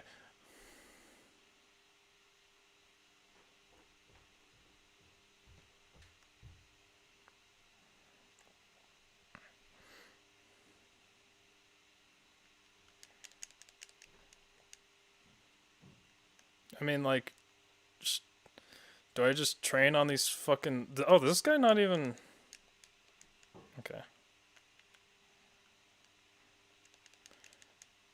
Are there metapods here? What shit is in here?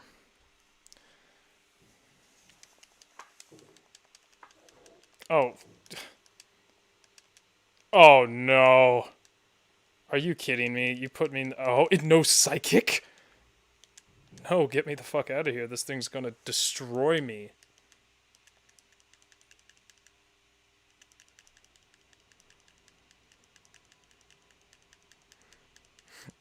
Okay.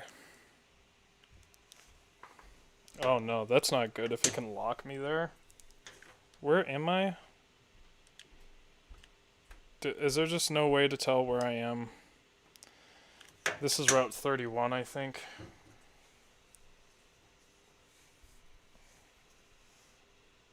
Yes. What is here at night? Well, there's not any metapods, so I can't fucking do that. Actually, metapods aren't here ever. That one guy that was on stream was wrong. Metapods don't exist here. Just gross shit that will kill me. What about in Dark Cave?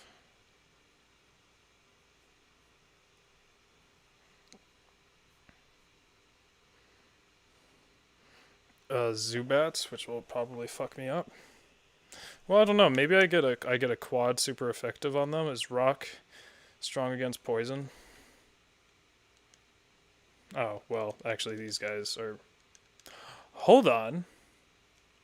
This is useful. I can just sacrifice my Pokemon.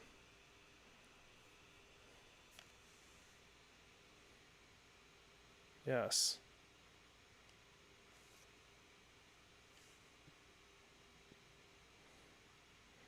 What do I even want to level up?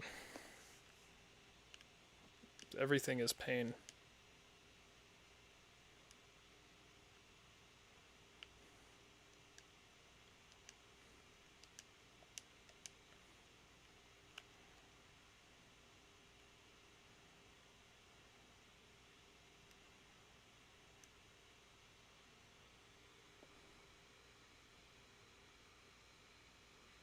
Well, it's nighttime though as well.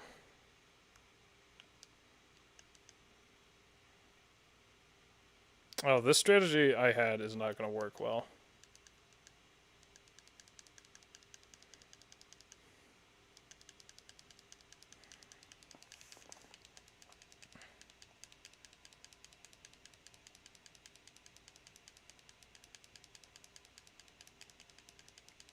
Can this thing not attack me? I mean, I guess it's using confusion. 300. That's kind of, it's nothing here.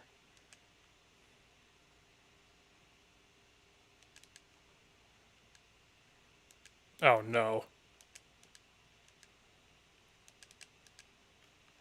Like, get me out of this hell.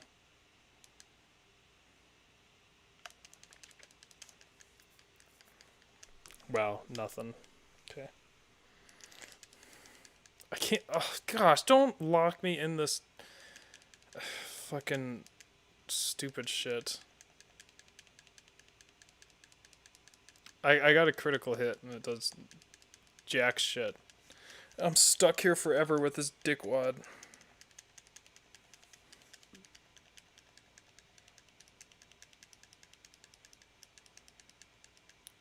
What? How did it hit me? What? I wanted to leave. Let me leave. Ugh.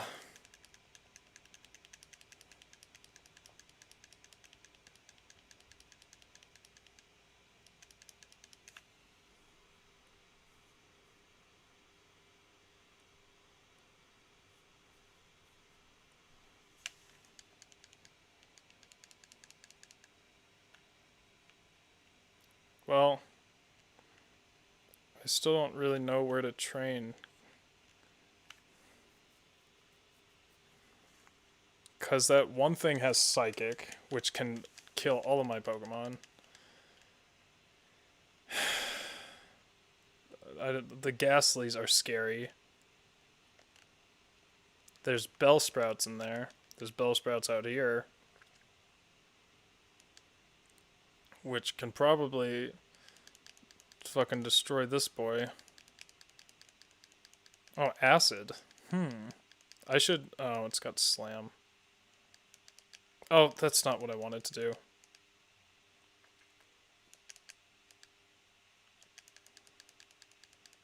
Okay, well... Let me leave. Joey, not now. I can't get back to you.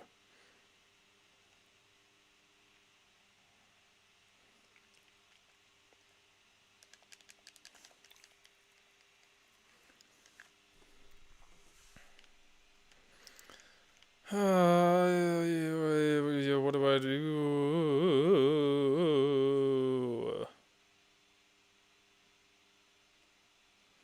I think I can only go to Sprout Tower and this fucking place. And Dark Cave, but...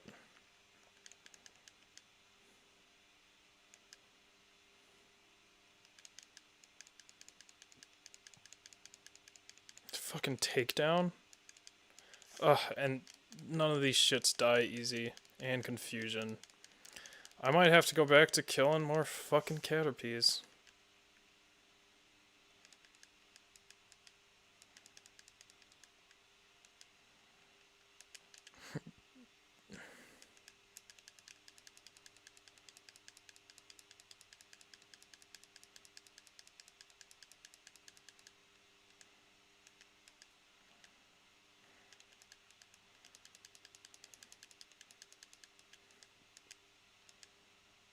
Please let me leave.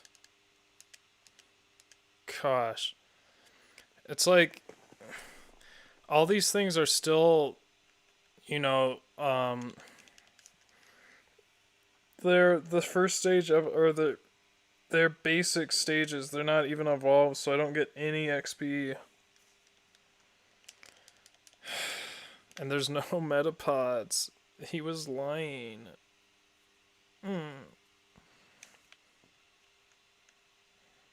What route is this? Route 36. I don't want to go back to killing those Caterpies. It looks like I have to. Wait, what's this? Nothing.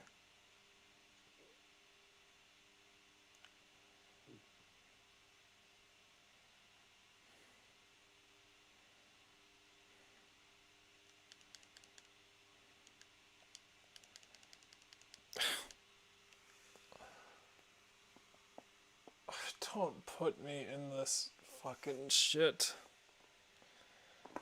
I nothing I can do. Yep, just kill me and let me go. Let me go. Please let me go. No.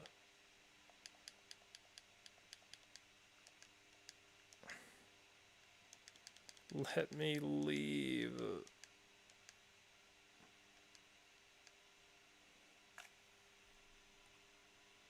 The heck, an ad?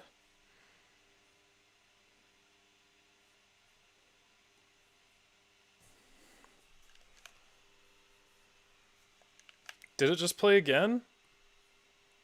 Please, don't.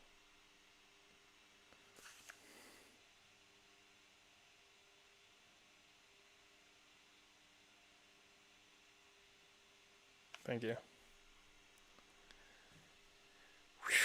Whew, okay. I was very tempted to start the Minecraft one, the run now. But I don't want to do that when I said it would be coming later. I'm not even sure if I can get it to work now. I'm having doubts after today when I couldn't get fucking this to work properly. Is this thing it's gonna kill me? It's the first time I've gotten killed by a wild Pokemon in a long time. And now we're up to 100 losses. Took quite a while to get there. It took, how long? 29 hours. In game time. Please just let me leave. Let me go. Ooh, I already have a water Pokemon. Fuck you.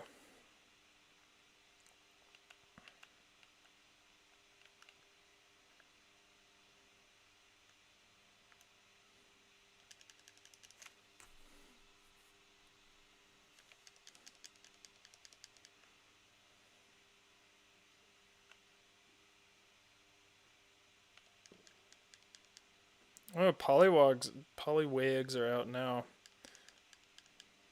They have Belly Drum.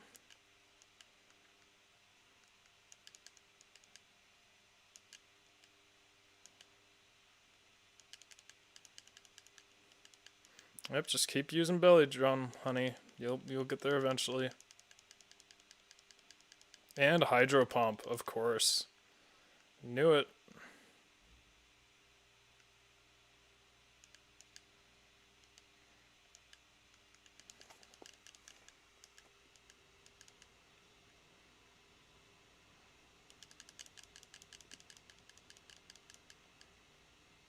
Am I just gonna see endless Poliwags now because it's night?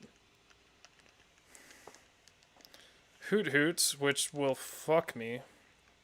Oh shit, all the bugs are gone. Oh gosh. No. I don't want it to be night anymore. This is bad. I need eternal day. These things are gonna rip me apart. Oh gosh.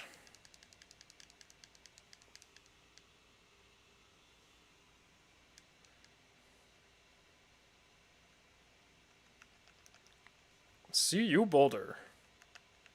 4 campuses, 1 university. 4 universities, 1 campus.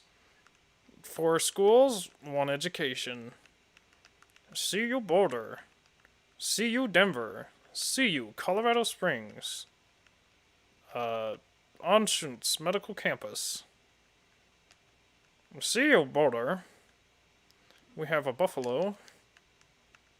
That's about it. We make poor decisions for our university and how all the alumni hate them. And no matter what they say,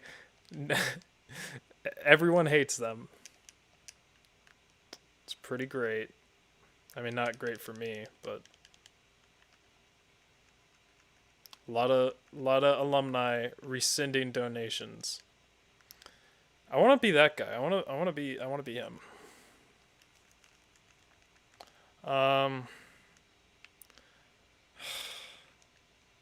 This is a great sadness that has befallen me. And I'm going to reset the clock back to what it was. I got what I wanted. I got my Ghastly. And I don't want to be stuck in this night where I can't level up or do shit. Whew. I wish I had another game to play. It'd just take too long to set up. Okay, I will...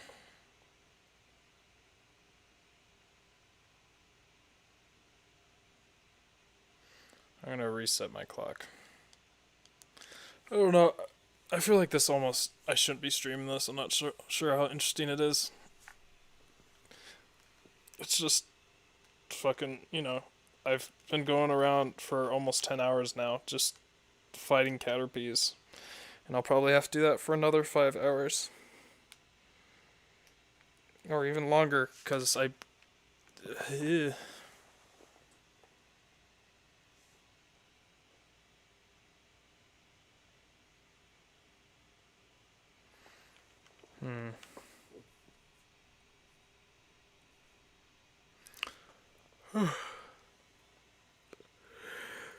I want to play Minecraft.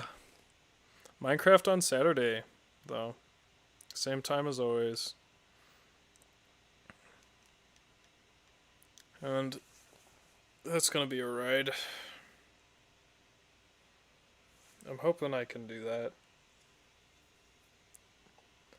Otherwise, I'll just have to be looking. I mean, I guess it won't be that bad.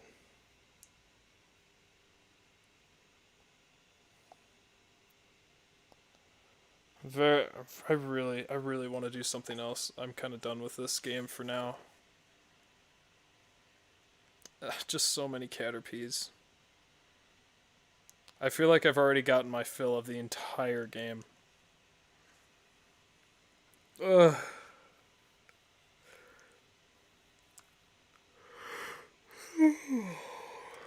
I am a tired boy.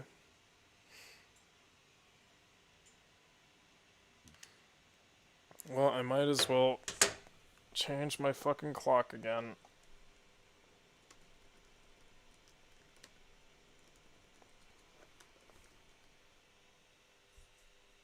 Because I have to take into account my money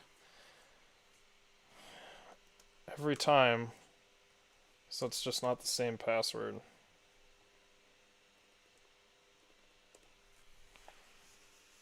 My password is 00858. If that is your number, please come up to the front and collect your bingo money. Number 00858.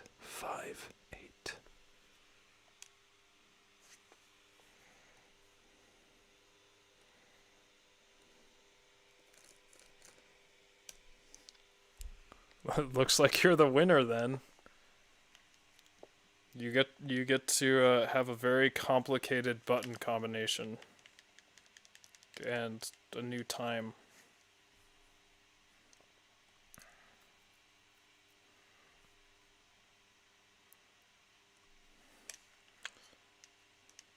Oh. So I almost have it memorized. I think down select and then those up and then... Oh no.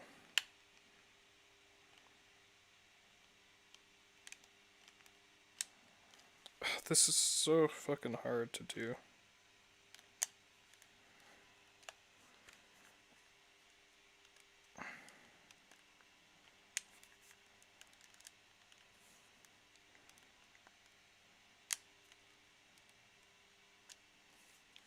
What is it?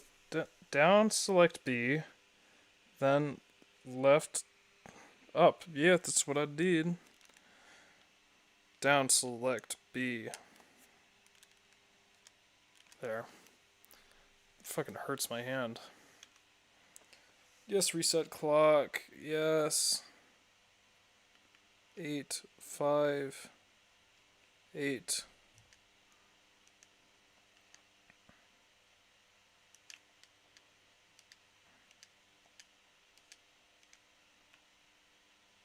Oh no, keep the day the same.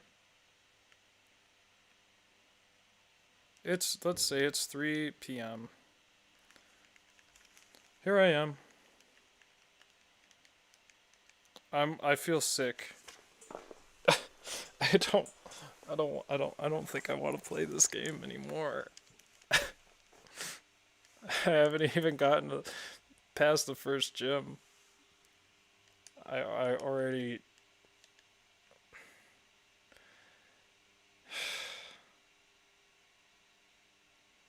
I mean, do I just train my fucking graveler to what?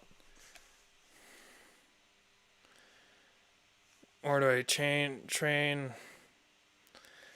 Ghastly get hit by Mud Slap in this game, in this generation?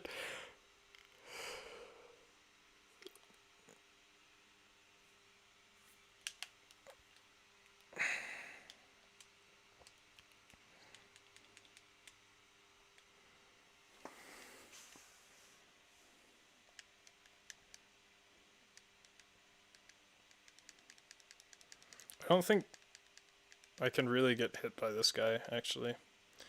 I just need an attacking move that's actually good. And then Ghastly can take, what is his name? Shichimen? Can fuck them all up. Mean Look, that's not a good move. It's worthless, in fact.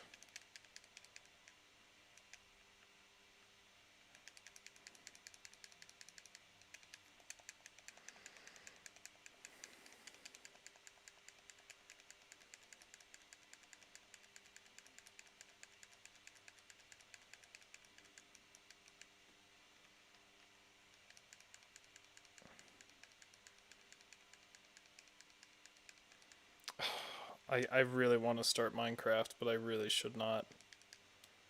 I gotta wait, because I told people on Saturday.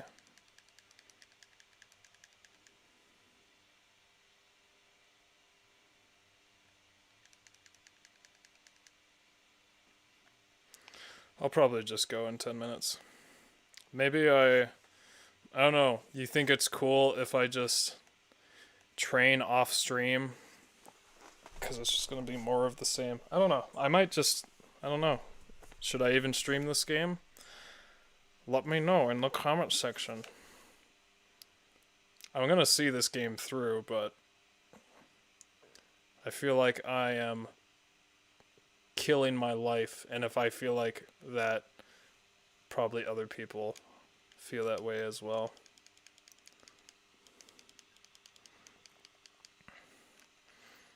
I'm glad you enjoy it. That's good. Oh, I guess you know what we can do.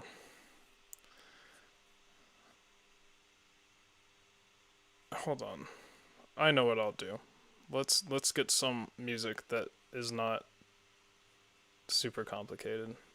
Oh, I know what to get. Where is it? It's not this. This is quite good. Not you. Oh, did I not put it on? Oh, I did. Here we go. Minimalist Philip Glass. Metamorphosis 2. I can talk about psychopathy now. I don't really know what to talk about, though. Because I know a lot more. I only grinded once on Code Vein. Well, I need... Yeah. I mean, if people enjoy it, I'll stream it. That's all that really matters, because I'm going to do it anyway. It's not like I go off stream and just cheat. I fucking wish I could. What I really wish I could do is increase the turbo. But I can't on this application, and I don't want to move it to another application because I fear. I can talk about psychopathy. It's just I didn't really write I mean, I guess I wrote a paper on it, sort of. I didn't write the paper yet, if I ever do. But like the other ones were easier to talk about because I had like a focus, and I basically just talked about my paper. Whereas like psychopathy, I just like know a shit ton about it.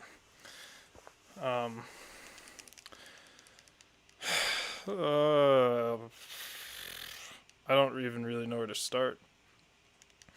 If you got any questions, you can throw them out there. I guess I can talk about, I think I've already talked about it though. I can talk about or maybe that was just during the first 2 streams. I don't know who was there and who wasn't. Brad probably was there. But I can talk about my job that I used to have. That, who knows if I have a job now. I mean, I basically don't, because I'm literally not working, but that'll be a good start point. If you have any questions, you can just put them in the comments, and I probably know the answer. The question I will advise you not to ask is, what is the difference between sociopathy and psychopathy? Or what is the difference between psychopathy and,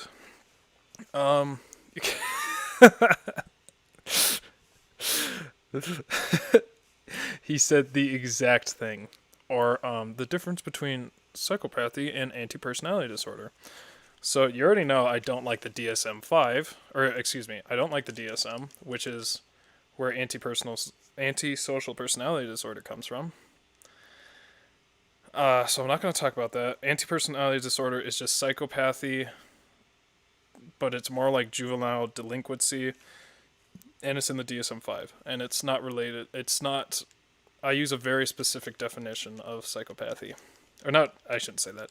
I want to only use psychopathy. Sociopathy was created by a lot of people, I believe, that didn't know what they're talking about, and they got the words confused, and sociopathy doesn't really mean anything in the scientific world, and I can't really remember the last time I saw it in any of my papers. We just avoid that term because the public confuses it. We also avoid the word psycho because psycho has a public connotation of being crazy, which psychopaths are not. Psychopaths are quite sane. If they are quote-unquote crazy, they have another disorder along with them. That's fine, too wrong. We got to Violet City Gym and caught a ghastly, and the Violet City Gym leader knows Mud Slap and is fucking my Graveler up. So now we are training again, and I am talking about psychopathy. And you also missed my entire discussion on dissociative identity disorder, which I can repeat in maybe like 2 months if more people are here. Anyway, so I always get that question, and I am deliberately stay away from the answer because it's not relevant to me. I mean, I guess it is because everyone asks me, but it's a confusion of the field. So, psychopathy. So I'll talk about my job. I'll just go through my fucking chronology of what happened. So, I got out of school with my neuroscience degree, and I got a psych degree for the hell of it because found out I only needed 3 credits for it, and because I was taking psych classes as electives because they were easy, and I just took 3 classes and I got a psych degree as well. But decided I didn't really want to do neuroscience because I didn't want to work on rats for the rest of my life. So I looked at jobs for half a year and didn't really get employed. Where did I get employed? Yes, I want curse. Yes.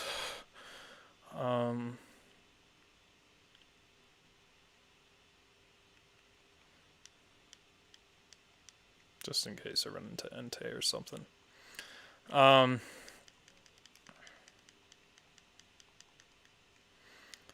Yeah, I just couldn't find anywhere to work. No one was taken, and a lot of the common responses I got was you're either underqualified or you're overqualified for this job. Because they're like, oh, you need a master's or a doctorate to do this job. Or they're like, oh, you're probably going to get your master's, so we don't want you working here because you'll just leave. So it's very difficult to get a job. And I was looking through all the labs in Colorado, and I was like, found one called the Truth and Trust Lab. And I was like, that sounds interesting. And I looked, and I was like, oh, this sounds super interesting. And they're talking about psychopaths. I was like, wow, I want to talk about psychopaths. Because that's what I thought I wanted to do. And so I went to the help page, and they're like, we are not taking volunteers. We are not hiring fuck off. But I was like, I'm going to email anyway. So I emailed her and I was like, can I talk to you? And she was like, yes. And I am an extremely shy person. I get extreme social anxiety. So I went down there, got there an hour and a half early. Didn't know what this lady looked like. Turns out she passed me like twice while I was sitting there like a damn idiot. And she invites me into her office at the scheduled time, and she has two dogs in her office, and they are just there, and it's a tiny office, and there's just two golden retrievers, and they are all over me because they smell my dogs. And she just like didn't even notice they were there. I'm like, okay, this breaks the ice a lot more. But she was like, well, what do you want to do? And I was like, well, I thought I wanted to be a part of the FBI because a lot of my family works for the FBI. Not my parents, but like I have like three cousins, and then my grandfather and my uncle and my great grandfather all worked for the FBI. So it's a big family thing. And so I was like, no, fucking back off. I don't like these ads. Who would want to listen to jazz? Oh, this is a creepy music. It's like ambient. This is also Millie, but this is the pianist, and he just took samples of her like breathing. Anyway. So I was like, oh, I wanted to work with the FBI, specifically the Behavioral Analysis Unit, where they track down people and they'd use profiles. And then I read stuff on it, and it's like, they're a fucking joke. A lot of the science they do is, let's see, how many years has it been? 60 years old, and it's been disproven many times. And I don't, maybe that's changed, I doubt it. But, and then they had this one study where they found that undergrad chemistry students did just as well profiling as some of the detectives. So I was like, wow, that's stupid shit. And she's like, oh yeah, I also wanted to do that. But then I also looked that up, and I was like, oh shit, that's dumb. And I was like, wow, we're the same. And she's like, yeah, but I'm also Canadian, so it was never an option. I was like, oh, disgusting. No, I'm joking. But then she was like, oh, and also you have to be like the top of the top as a field agent, and I didn't want to be a field agent. There's only 26, last time I checked, agents nationally for the U.S., BAU agents. So we're like, we kind of want to do the same thing. And then I was like, yeah, I'm interested in psychopathy and all that. And I asked her for some questions, and I can't remember what else I did. I threw in some lines. Oh, it turns out when I was doing my dissociative identity disorder, I actually found out that she was one of the authors of one of the things I read. So I brought that up. She was like, wow. And then she was like, well, I might have a thing for you if you want to work as like an intern and not get paid. And I was like, this will get my foot in the door. And so I was like, yes, put me on the project. And she gave me all this stuff to read, and I read it. And then, so my job, which was not paid again, was, I have to talk about her work. So she is more interested in deception and truth-telling and success rather than psychopathy. And psychopathy just plays into that. So she believes that psychopathy puts you at a higher chance of not doing well at a job, especially if it's cooperative, which makes sense, because psychopaths, don't really work well together with other people. They manipulate other people, or they just don't care. And psychopaths typically, this is how they work most of them work in a work environment. They will climb the ladder extremely quickly because they manipulate others, get into their pockets, get in their good graces. and then they cut down other people or just don't even mind other people. And then when they get into a leadership position, they usually suck big ass because they don't care, and they are very selfish and just treat people like shit. So they go up really quickly, and then they just do terrible. Um, I guess I should describe what a psychopath is. There are many definitions of a psychopath. The easiest thing that characterizes them is a lack of empathy. They don't care about other people. They can care about other people, but I have heard it described by a couple psychopaths as it is not natural. They have to like think about it and turn a switch on. There was a serial killer that killed several people, and when he was caught, they're like, "Do you actually care about anyone?" He said, "I love my wife, I love my kids more than anything in the world, but I don't give a fuck about anyone else." So that's him. I can't remember who that was. I don't think it was a super big guy, a famous, infamous guy. I don't know enough about Stalin to argue if he was a psychopath. The problem with Stalin is he was extremely paranoid and delusional, so it's hard to tell. But I guess I don't even know if I can say this on stream. Yay, censorship. It's not really worth losing. I'm not going to go all free speech just for this word. I think I've already said it on stream anyway, though. But the H-Man, y'all know who I'm talking about, is not a psychopath. No matter how many people tell you he's a psychopath, he is not a psychopath. However, okay, hold on. What do I want to do? I want Nightshade. Do I want Nightshade?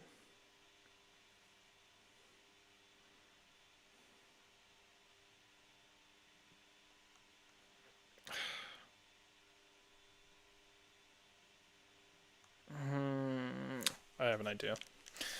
Okay.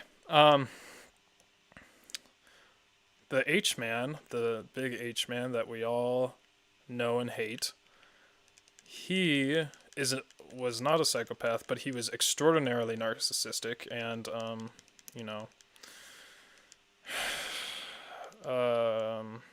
sort of delusional. My knowledge of those figures is not that strong. It's hard for me to read, but I was reading the Gulag Archipelago, so I know a bit about Soviet Russia. Anyway, yeah, so lack of empathy is the biggest one.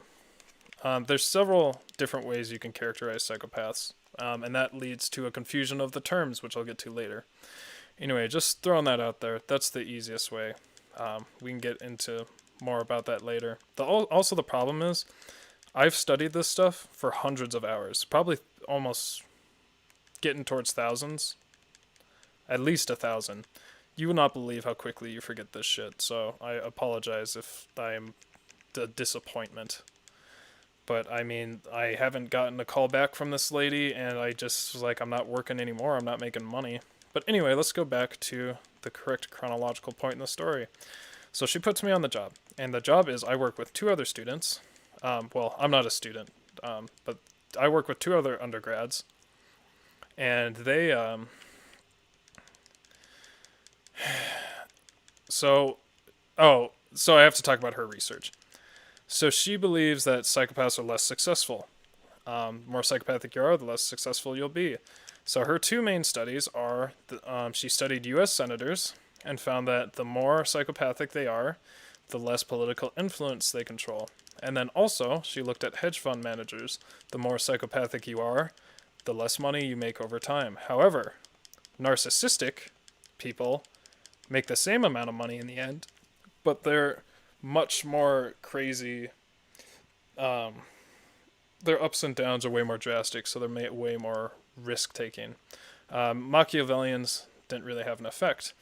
And it's important I bring up those 3 because they are part of what is known as the Dark Triad, which is the psychopathy, Machiavellianism, and narcissism.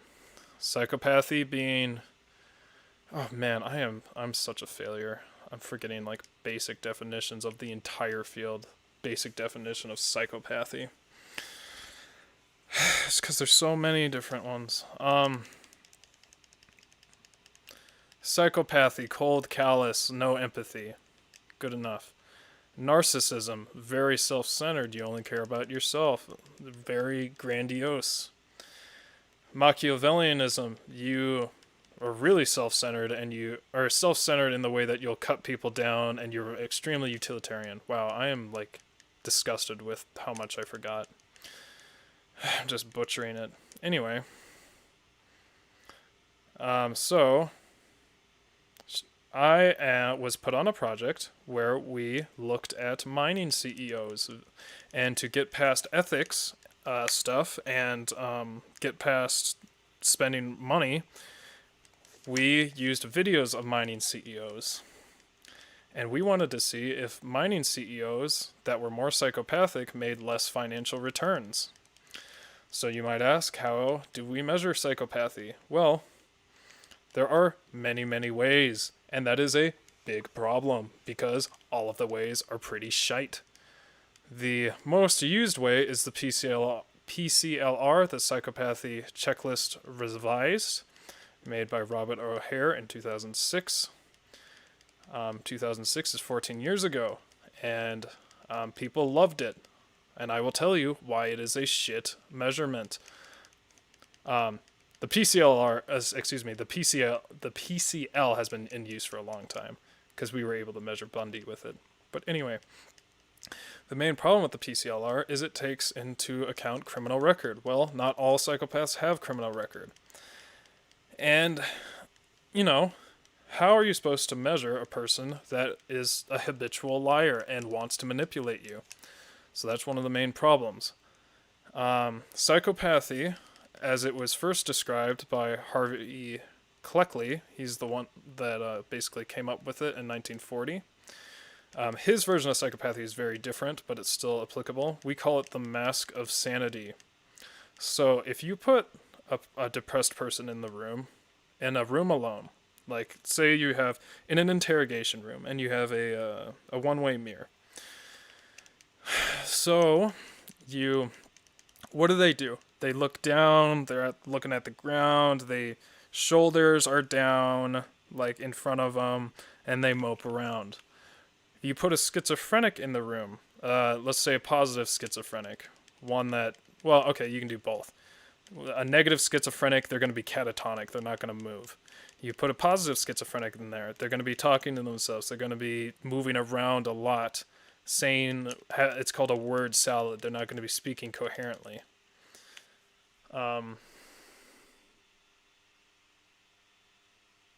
Get some music that is not as distracting.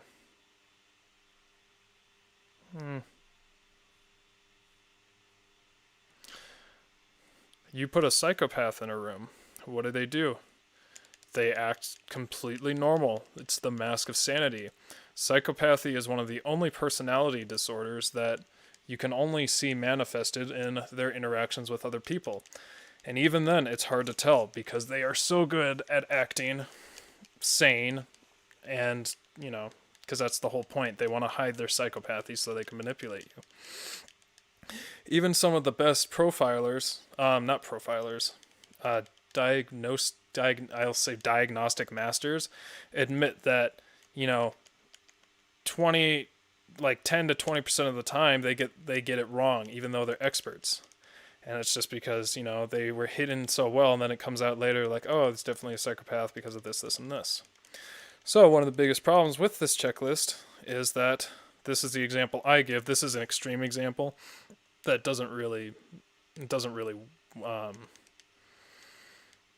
it's exaggerated. But say on the psychopathy checklist, I believe it's graded on 0 to 2 for each question, and the max is either 30 or 40. Say there's a question and it says, how many times have you lied today on a scale of 0 to 2? And you put 2. And then the next question is, how many people have you killed today on a scale of 0 to 2? And you put 2. Both of those answers, even though obviously they're extremely different, are measured with the same weight. So, you can mix and match these questions and get different versions of psychopaths, and you can have a very low scoring person that's killed a lot of people, or a very high scoring person that, hasn't harmed a fly. So that's some of the problems. There's also the dirty dozen.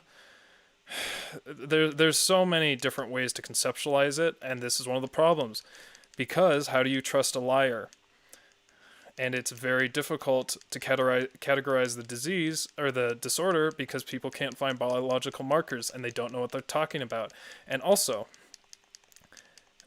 going by the DSM standards, a mental disorder, one of the crucial things for it to be a mental disorder, because, we don't want to just put random shit in there like, oh, you like eating french fries a lot. That's a mental disorder. One of the things is it has to be harmful to either the person or the society.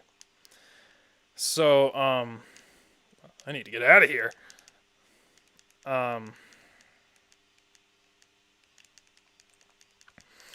Psychopaths, they're not really suffering from it. Most, if not all, actually suffer from it. A lot of them actually believe they're quite like apex predators. It's a common thing I've seen. But they, it's hard to figure out people who are consistently lying and don't want to be helped. It's hard to treat someone that doesn't want to be treated. Also, no treatments have worked. 0. I have not heard of a single treatment that has had any positive outcomes in terms of recidivism and like trying to get them from stopping, committing crime again. Just never. It's not. I haven't seen it. So, and that's quite the consensus. Anyway. So just know that it's extremely muddy, and that's the problem. The only biological marker we found was actually by a psychopath. Discovered by a psychopath, excuse me. His name's James Fallon. Not Jimmy Fallon, but James Fallon. And he was studying psychopathy, and he, like me and my group, did not want to go through ethics stuff and save money. So he said, well, we just need some brain scans to compare some stuff and whatever, so let's use my family. So they got their brain scans done, and then they brought, the grad student brought him back the brain scans, and he said, you're fucking with me. You're fucking with me. What is this? And he's like, the grad student was shocked. He said, no, sir. There we go. Shichimin has evolved into a haunter.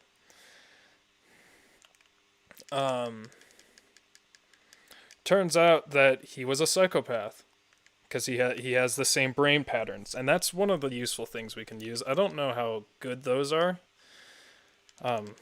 but anyway. So he goes back to his wife and he says, honey, I'm sorry, but it turns out I'm a psychopath. And the wife is like, yeah, makes sense. And the daughters are like, yeah, makes sense. Because apparently he's like extremely narcissistic. And that's what I was going to say. Remember how I divided those 3, narcissism, psychopathy, and Machiavellianism? In a psychopath, it's more than likely that they have all 3. It's just, there's psychopathy, and then the psychopath. It's just so, the field is pretty shite and riddled with errors and misconceptions and different parties claiming they know what's up.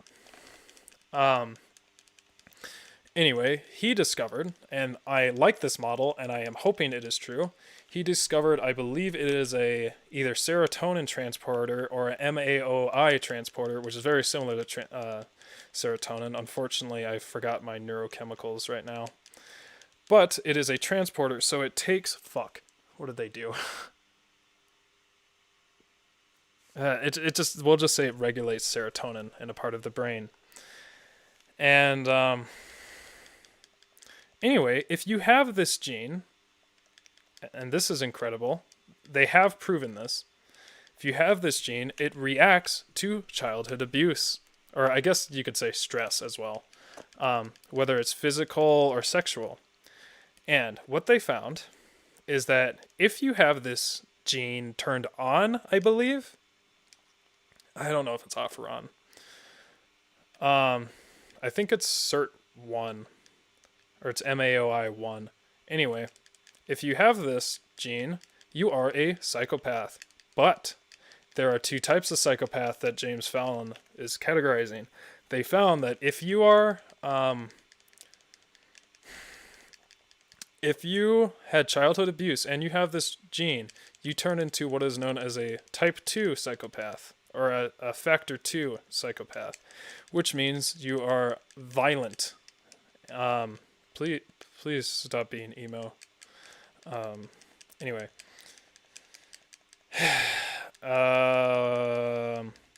And if you were not abused, you are a type 1, which is non-violent, but you are still lacking empathy, you are typically narcissistic, you are cold, callous. Aggressive, well, not really aggressive, but intimidating. So he found out he was a type 1, yada yada yada. That's the end of that story. So, back to my job. So now we have all these different ways to categorize a psychopath. And I'm using videos. So how are we supposed to figure out psychopaths from videos when all of the other things I just talked about are either the PCLR is done with an examiner who watches you and kind of grades over your answer, and you have to be trained, and it's kind of secretive. You have to pay like $300 to even get the fucking packet. So, and the other ones are surveys. And you know, self-report surveys given to liars. Is that a good idea? I don't fucking know. Probably not. So, what did my PI, my principal investigator, do? She created a system where we can focus on nonverbal and verbal behavior and figure out psychopathy just from looking at people. Now, in my recent research, I found out a lot of flaws. And I told her, I said, I've been reading a lot of articles, including articles that you cited, and it seems there are some problems and there are some retractions. So that is concerning. And maybe that's why she ghosted me and won't ever talk to me again, even though I was being the good scientist. Anyway, a lot of the stuff is good. For example, psychopaths use disfluencies a lot more. This is in a study. You can watch a video on it by John Hancock from I don't know where you fucking was when he did that. So psychopaths tend to use and stutter a lot more than non-psychopaths. Now, you might ask, wait a minute. People that are nervous stutter a lot more. I too thought the same thing, and I have not gotten an answer yet. Because she is ghosting me, and I didn't want to say shit that might get me kicked out if she was a weakling. Not a weakling, that's sorry. She might be listening. Not a weakling, but if she was, you know, I assume she's a strong-willed woman that actually does science well, but who knows? I didn't want to waste this opportunity, so I didn't tell her until recently, and she has not gotten back to me. Anyway. And then you might also think, wait a minute, I stutter a lot. Am I a psychopath? Maybe. The thing is, I memorized and looked at basically 50 different behaviors. And when you start totaling a lot of them up, you start to look more psychopathic. But if you only have 1 or 2, or 3 or 4, you're probably not psychopathic. And there's 2 main ways to on how to measure psychopathy metrically. There is binary. You are a psychopath. You're not a psychopath, which is getting into the James Fallon stuff with the biology. You know, you have this gene. You're a psychopath. I hope it was that easy. But even if it were that easy, it would still go in conjunction with the spectrum of psychopathy. There's going to be people that are slightly psychopathic, and they're not going to be psychopaths. You know, I might just, what's something I could say? I might be very intimidating, or I might not care about people that much. It's not like I'm a psychopath, motherfuckers. Don't call me that. But, you know, it's all a spectrum. But when you start getting a lot of this stuff pretty up high. It's kind of sus. Anyway, some other behaviors I looked at, I don't really feel comfortable giving the full list because I don't know if she'd like me sharing that. But I look for people furrowing their brows, moving their hands, how they stand and move, what they say, how many times they reference different things about themselves, about other people. So, back to my job, I was to look at around 300 hours of footage and completely break down these videos. And they were talking about mining, and they were all the same interview from the same company. So we're like, hell yeah, this is all kind of standardized and easy for the most part. So it's a pretty good sample. It's fucking boring. I don't know what the fuck they're talking about. They're talking about, like, yeah, nickel's real big in New Zealand this summer, and I'm really liking this conference. And, as you would guess, most people are not psychopaths. Well, you don't know in that sample with CEOs. Maybe more of the CEOs are psychopaths, but who knows? So, this is the very interesting part and a good thing to remember. The psychopaths are the most interesting people to watch, and they are the most fun, and they make you, excited for the most part, unless they are like having a bad day and they're real evil. But my favorite guys were the highest rated in psychopathy to watch. They were smiling a lot, wide-eyed, moving a lot, moving toward the camera, making compliments. Very fun to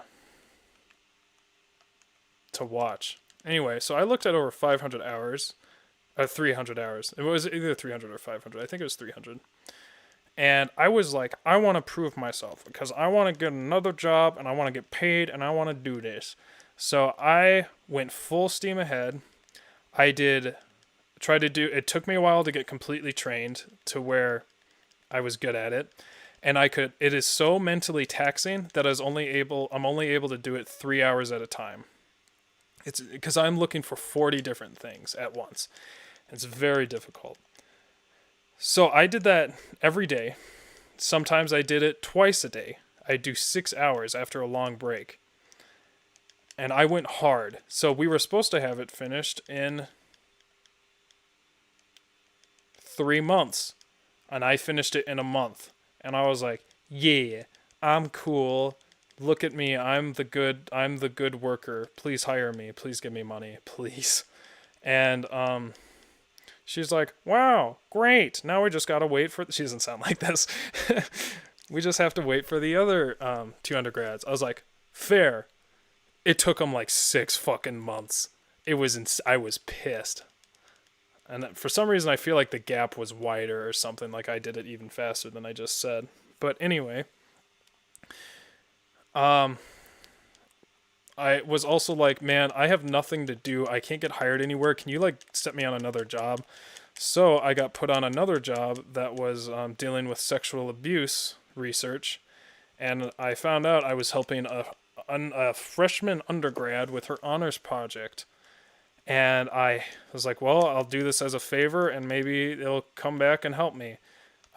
Spoiler alert, it didn't get me shit. Well, maybe it did. But in the end of things, it didn't get me shit. But I used my meme skills, and I'm being serious. I used my skills I learned from memes to actually prepare a lot of the digital documents that she needed. And she was just like before, I wanted to get it done very fast to show that I am a smart boy and responsible, and you can rely on me to get shit done. So I completed her entire project in 3 days. At her speed, it would have taken her 2 months. And I sent her a video optimizing the process, and I said, this is how you do it, so you technically don't even need me now. And then she was like, thanks. And then I never heard back from that girl again. I was like, okay. And then my PI was like, thanks, I don't have any more things for you, so we're just going to have to wait. And I kept talking to her, and she's like, we're just going to have to wait. And I was like, well, this is getting me nowhere. This fucking sucks. And then I was starting to look to applying to grad schools, because I was like, apparently I need to go to grad school because that's how the world works. Which is very I have many gripes about, but that's a different conversation. But I was like, I finally, once, this is like almost a year later, I was like, yo, so, I've worked a lot on this project. Like, a lot, and I haven't gotten shit.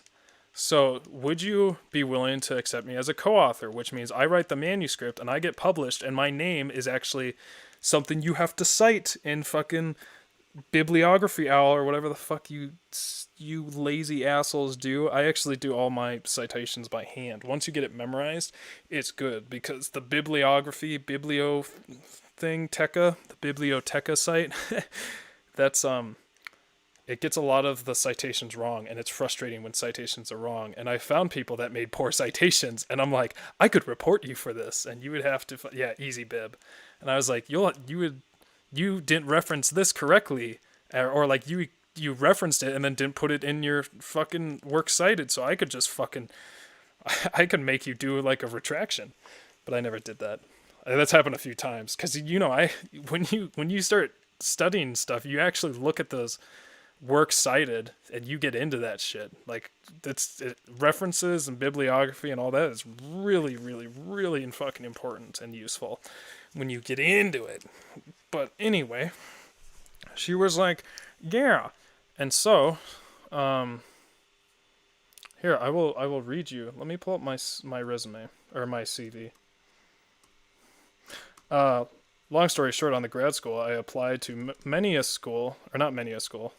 No one's studying psychopathy, really. And I applied to many a school, and they all rejected me. So, great. And now I have no plans to go to school because I am very upset with everything that happened. Sorry, give me a minute. I will read you what my publication is called. Is this it? June 2023, yeah. Okay, here's the name of my publication that has never been published because my PI just started ghosting me when Corona happened. She might be dead, we don't know. I've tried all things of contact. But the journal article would have been called Ten Brink, L. Eklund, E. and Brent, Andy. That's me. How psychopathic personality traits among CEOs relate to financial returns of mining companies. And she told me, yeah, do a literature review. I did the literature review, and then I not only did a literature review, I increased the literature review to be extremely extensive because I had my doubts about everything she told me. And so I sent her about 4 emails, chock full of papers, and I was like, yo, I did a lot of the work, and I'm just waiting for your go-ahead. I have some questions. And it's been 6 months. She has not contacted me. So I am very sad. I probably shouldn't have said her name. That looks bad now. Anyway. Well, I guess you would have found me on the whatever.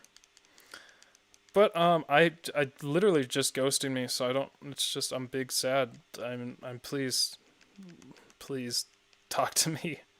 I mean, it's too late now. I've basically moved on and almost forgotten everything. I mean, I still have all the work, but I'm not as knowledgeable as I was before. Like I knew this shit down to a T. Like I knew I could like reference. I had like the papers memorized of all this shit, and just all a waste. I mean, it looks cool on a resume, but not many jobs care that I was studying psychopathy when I'm trying to apply to work as the fucking dishwasher, and I still can't get that. Yeah, that's mostly what my job there was. I've also worked on a project on the mountains where I studied hiking behavior, but unfortunately I can't talk about it because it's kind of classified. But it also got canceled because of pandemic.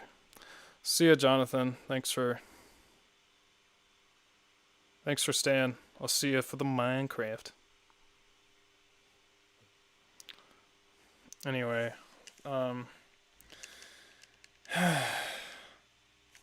that's the psychopath stuff. I'm sure next time if you have specific questions, I can answer them. But I haven't been teaching because I'm also a teacher. And because there's no more schools, I can't teach and I can't talk about psychopathy. I can't review for myself, so I just forget. So it's like all this wasted time. And then I used to work security and do event stuff, but there's no events anymore because, pandemic. So, yeah, literally I lost it all, and I had 4 jobs. I lost every single one of them due to pandemic. I'm a substitute teacher, and when I have the choice, I teach music because I'm one of the only people that can conduct in the district. So I do orchestras, bands, wind symphonies, choirs. I technically haven't done a choir yet. That would probably be the hardest one for me to do. But I do guitar, brass, piano. Not that I'm extremely great in any of those things. But, and then if I can't do that, I do upper level sciences. And then if I can't do that, I just try to avoid study hall and PE like the plague. Still have not gotten put into PE, but study hall is the worst class. But preferably I like teaching high school because they're competent, but they're also dangerous. But I've had like people smoking in my classroom and then having scissors thrown at me or like rocks. I've had a kid like try and threaten me. But I've had worse. Empathy switch. I don't know I basically just read a headline on that. But it's just not natural. Oh, one thing I can say about that though. So, if you give, and they do this a lot, this experiment a lot with autistic people. Yeah. Oh, the empathy with autism is so interesting. Oh, I might just talk about that after this. It's so cool. So, say you put people. I mean, this is how they do it. I can't really remember why you have to do it this way. You put people in an MRI or an fMRI, which are it doesn't matter for this conversation. But we give them a prompt, and that we say to them, there is like, I forgot. I just got to make something up. It might be shit, but you'll get the point. There is an old lady struggling to get across the street. What should you do? And the non-psychopath will say, well, help her across. What would the psychopath say? Help her across. Because the psychopaths are able to answer all the ethical dilemmas as well as normal people. There's some studies that disagree with that, but they are in the minority. And so you're like, well, then why aren't they good people? Well, they know what to do. They just don't do it. They just don't want to. Now, people with autism don't understand a lot of the time. Now, just a real quick thing about autism, because this is one of my favorite examples. I hope I explain it right. So this is how you explain theory of mind, which is basically putting yourself in someone else's shoes. It's just the scientific term for it. So you're sitting in class, and I come in. Let's see if I can do this right. I come in, and I have a Starbucks coffee cup. And I ask you guys, what is in this coffee cup? What do you think's in this coffee cup? So you'd give me the answer, which if you're normal and don't suspect me of doing anything, you would say coffee. And I say, ha, you fucking idiots. And I pull open the lid, and it's a bunch of pencils in there. Now, I cover it back up, and let's just say Brad walks in. And I ask you, what do you think Brad will say is in this coffee cup? And you would say, well, Brad doesn't know shit. He would say coffee. That is the correct answer. People with autism, and this isn't really Asperger's. This is more like real autism, or I don't know if it's Down syndrome. But anyway, this is how you demonstrate theory of mind. So you'd say, what does what would Brad say? And you would say coffee. Someone with autism would say, and this is a generalization, this is more severe autism, they'd say pencils, which is, yes, that's what's in there, but Brad wouldn't know that because he didn't see it. So that's how you explain theory of mind and autism. It's one of my favorite. I just think it's a very good example. Any more questions? Man, I used to be able to, oh, it's so sad. That's going to hurt my teaching. I used to be able to just list stuff off, and kids are so interested in that.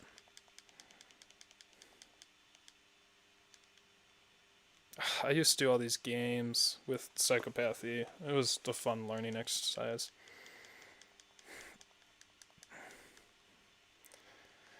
But do I have the motivation to relearn all that shit for the sake of storytelling? Not really. And I probably shouldn't say this on stream because it is not very attractive for finding a mate or really friends, because it's extremely pitiful. But one of my main problems is I cannot find interest in anything.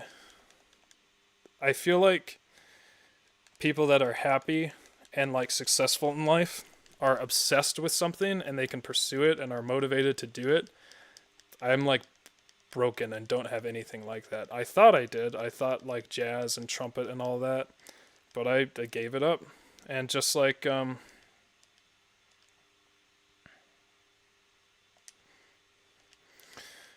psychopathy stuff, I mean, it's interesting, but I'm not like driven to do it. And like fucking I'm just not driven to do anything crazy. I can get obsessive about stuff, but anyway, that's enough of me being sad and why I'm a failure. What do you think of the sheer amount of people who self-diagnose nowadays? I mean, it's always been like that. But I'm going to speak specifically to depression. And a little to anxiety. The reason I believe a lot of people are depressed nowadays, depressed, are because, well, let's restrict this to the States. People are too protected nowadays, and this draws a lot on a man named Jonathan Haidt and his research and Carl Jung. But people are too comfortable and they are too protected, and it has to do with this notion of anti-fragility. So humans are anti-fragile. They and I highly recommend you can look on YouTube and look up Jonathan Haidt, Haidt, extraordinary lectures or presentations. And I'm probably butchering it. It's been a long time. But it's important. So humans are the only things that are really anti-fragile. And by that, they get stronger the more they are kind of broken. And now there's some caveats with this. So stress is good for people.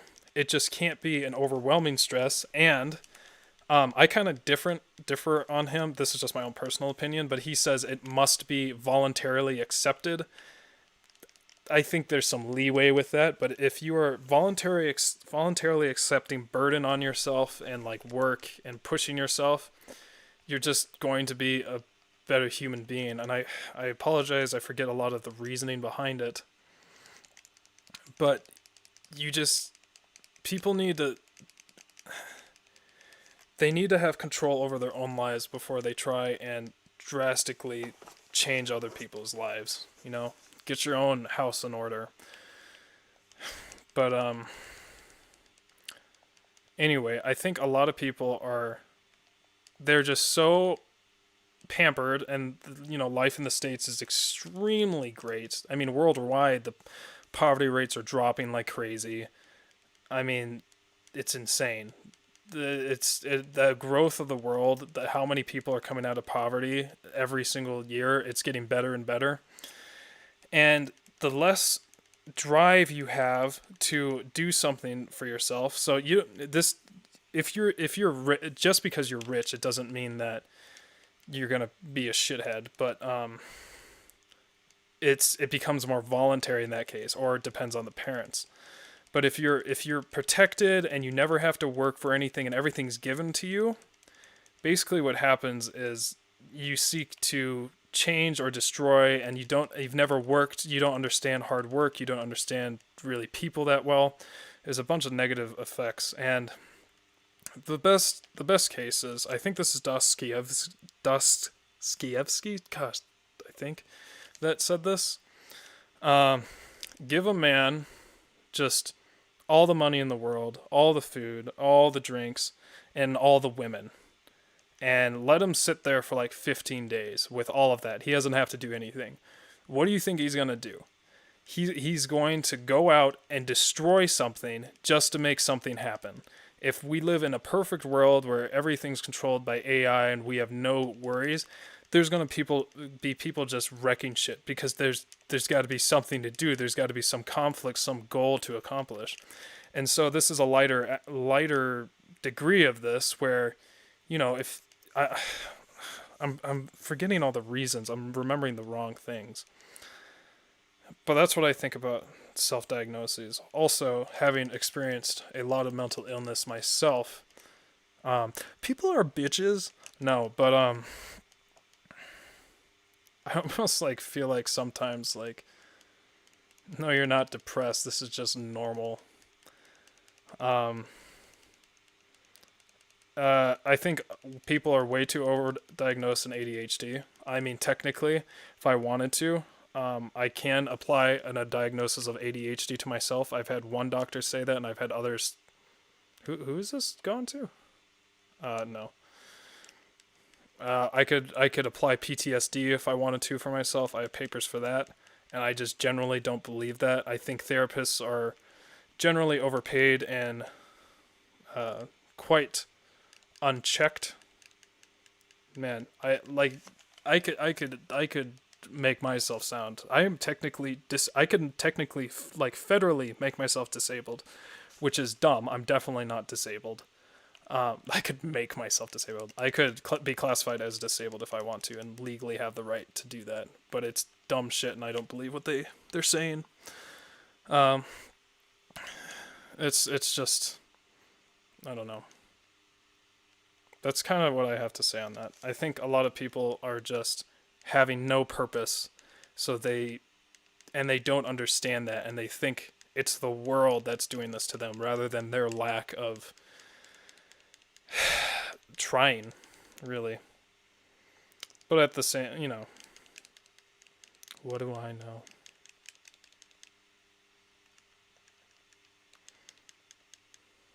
I mean, I'm not too much of a good example myself, being that I still do not have a job or anything. And I mean, I was really into it. I was fucking worked so hard for that psychopathy thing. And I hated it. I feel like an idiot because I cannot read. My reading speed is extraordinarily slow. And I have to reread sentences several times before I understand them.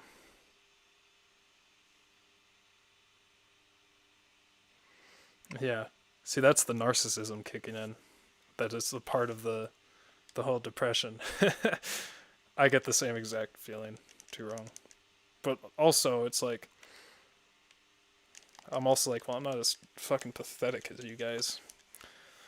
But gotta keep it on lock and chain. I don't think I use that right. I don't think I've ever used that expression in my life. I don't know what that means. I think I just wanted to say I want to keep it on lock. I don't know if that's the same deal.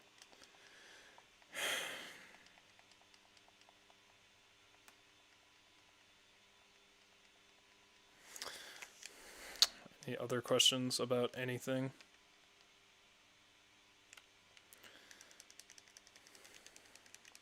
I can't believe I'm able to talk and like mindlessly do this. Like I'm barely even like looking at the screen, and I just like see a Caterpie, and automatically, just like all that shit right there was all automatic. That's insane. Like while I was talking, I was thinking about that, and I was like, it's pure muscle memory coordinated with visual.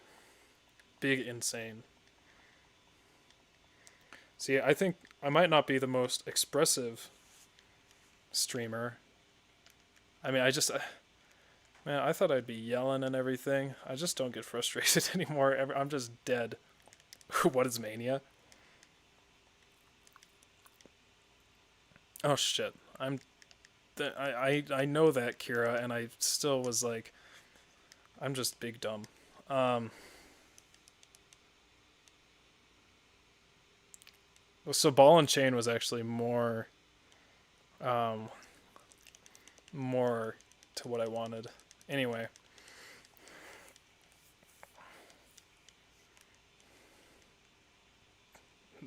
that's like one of the main goals I have in my life. Well, to get married and to have children. I think that is my life's goal. But then I have to find a new one after that. That's all I got about now. Too wrong. Ah, I get that. I feel that. As long as you're doing something about it, you're trying to, make yourself better. You have to. The best advice I can give is to learn, at least, in the very least, better yourself every day, and that can be to learn one new thing, if anything, just so you don't stay in bed thinking about why it's so awful.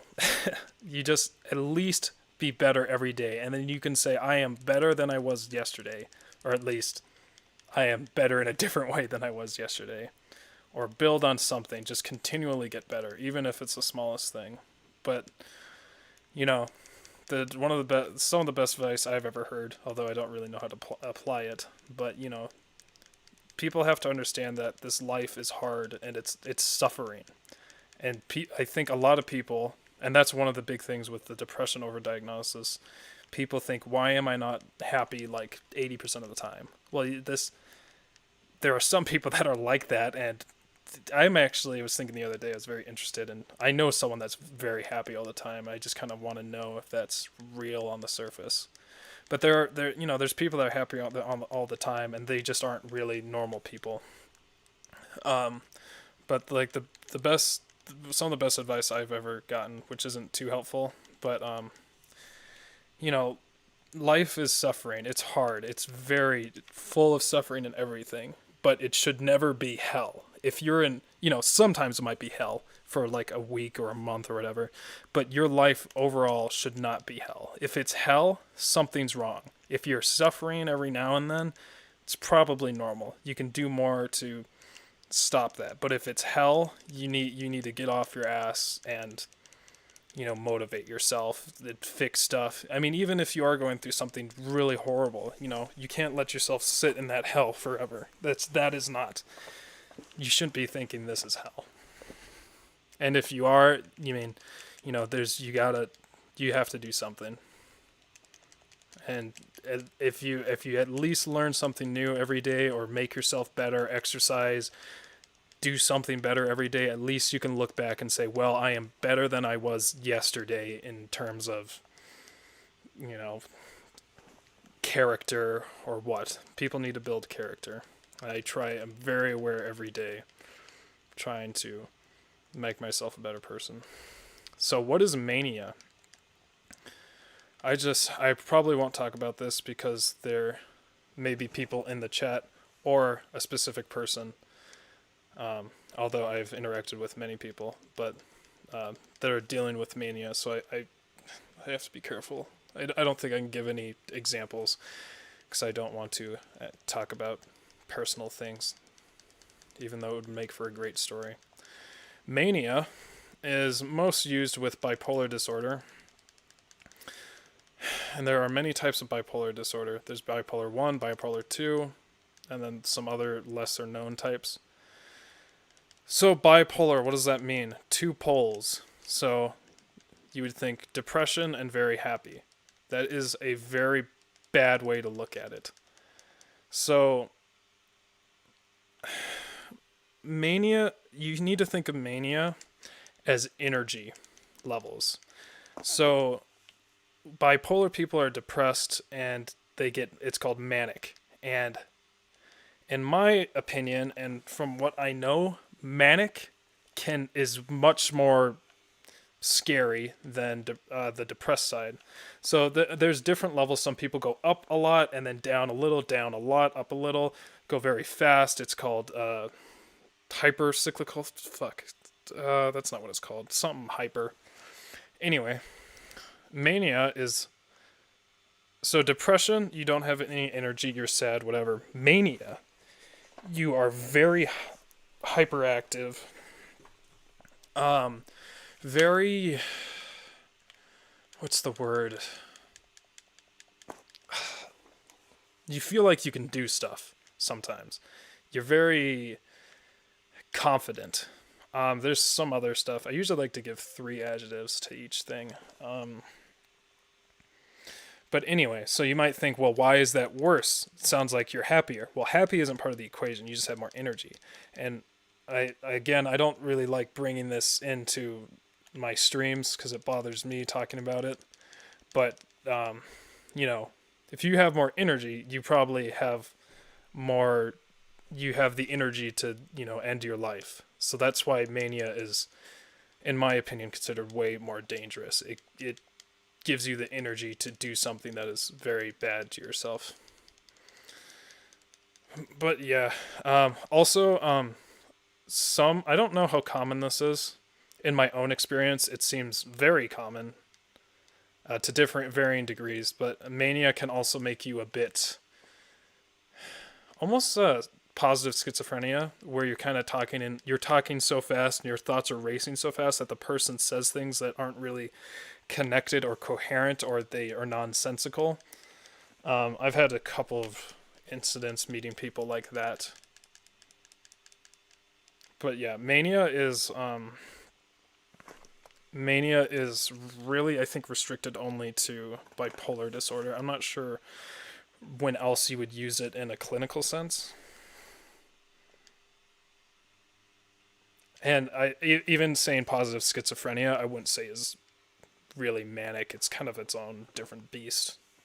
I studied schizophrenia. Those were my 3 big things I studied, was schizophrenia, DID, and psychopathic personality disorder.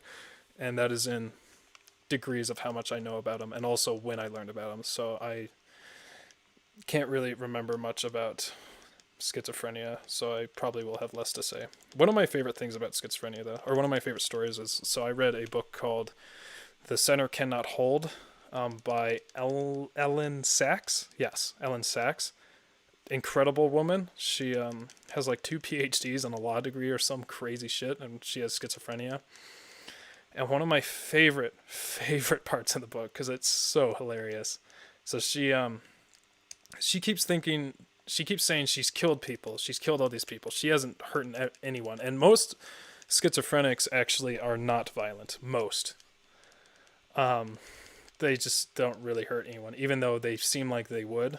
It's very uncommon. Anyway, she's with her therapist, and she walks over to this plant, and she says, "You don't know what I'm capable of. You don't know what I can do. I've killed people." And she rips off a leaf of the plant, and she's like, "See what I'm capable of?" And the therapist says, "Ellen, please sit down. I really liked that plant." It's like, that's the main thing I remembered from that book. It's so funny. I have a friend who developed schizophrenia in his early 20s, which that is usually when schizophrenia, the full-blown schizophrenia comes out. There's other stuff called, what is it called? There's a very specific word for the pre-schizophrenia phase. Schizophrenia is not, it's common for it to develop in the early 20s. It differs for males and females. I can't remember which way, so I won't say. Quite drastically, actually. Pre-zonal, gosh, what is that word? Oh, now I just got prenatal stuck in my head. Damn,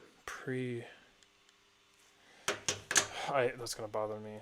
Schizophrenia pre-stage. That's not what I wanted to look up. Um, that's not at all what I want.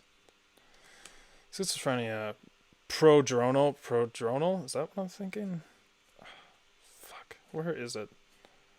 Prodronal. Dromal. Is that, yeah, prodromal. Oh, that's like a regular word. Yeah, prodromal schizophrenia. There's a bunch of symptoms that come up before full schizophrenia. If I recall correctly, I can't remember the prevalence. I'm so disgusted with myself. I forget all these numbers. I know for sure it's below 5% have schizophrenia, and I want to say 1%. I do know the current prevalence for psychopathy is estimated to be 1%, which scares the living hell out of me. That's insane that it's 1 out of 100 people. But yeah, early 20s is pretty typical for when the schizophrenia hits its full swing.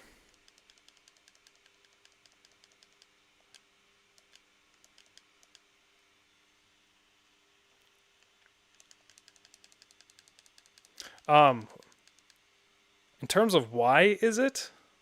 Oh, that was the main question you asked. I don't know. We don't know much about the biology of schizophrenia. In fact, the only big marker we have is that there's a lot of serotonin. So serotonin is going to. I can't believe I learned this for forgot how many years I went to college. I learned this for 3 years, and I forget what the neurochemicals do. But serotonin is more related to mania and kind of you can think of it kind of as a pseudo caffeine. That's a neuroscientist would fucking carve me up if they heard me talking like this. But I do know one of the only biological markers for schizophrenia is a lot of serotonin in the back of the head, which is where the visual cortex is. So that's where all your vision is. Not sure if that actually matters, but that's one of the strongest markers we have for schizophrenia. So I would assume with all the hormonal stuff going on, it probably has to do with hormones and the creation of more neurochemicals. But in the time before the 20s, it's called the prodromal stage, and you'll see a lot of stuff happen. It's kind of interesting. But again, schizophrenia is that's my weakest area of study out of the 3 big ones. Any other questions? I can try to answer them to the best of my ability. Ooh.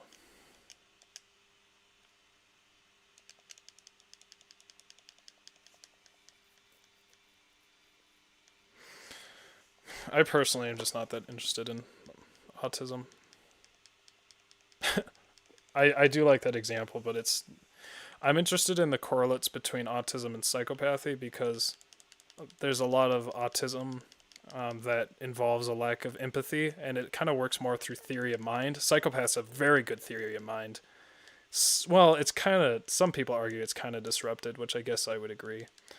But there's some like interesting correlations between, especially Asperger's and psychopathy, which kind of makes, I bet, is an extremely controversial thing to say.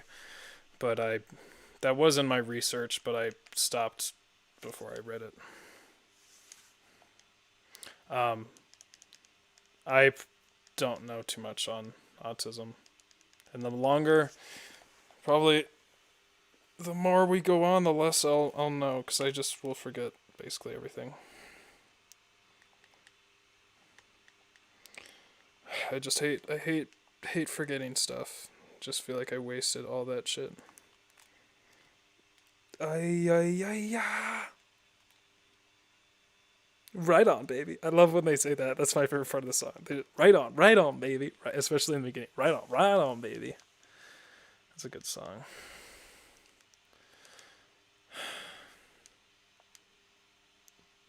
Meanwhile, my hunter has leveled up to 33, and Bilboa is almost at 50. Any last questions? Otherwise, I'm going to get going for the night. And lay awake in my bed for hours, because I just cannot sleep. By the way, sleep is the most important thing you can do. It is more important than virtually everything, so try to always get good sleep, especially that matches a good circadian rhythm. So if you can invest in sleeping, that is the best thing you can do. I just got a new mattress recently, and it is very good for my back, but it does not really help me sleep. Oh, also, I am very against sleeping drugs.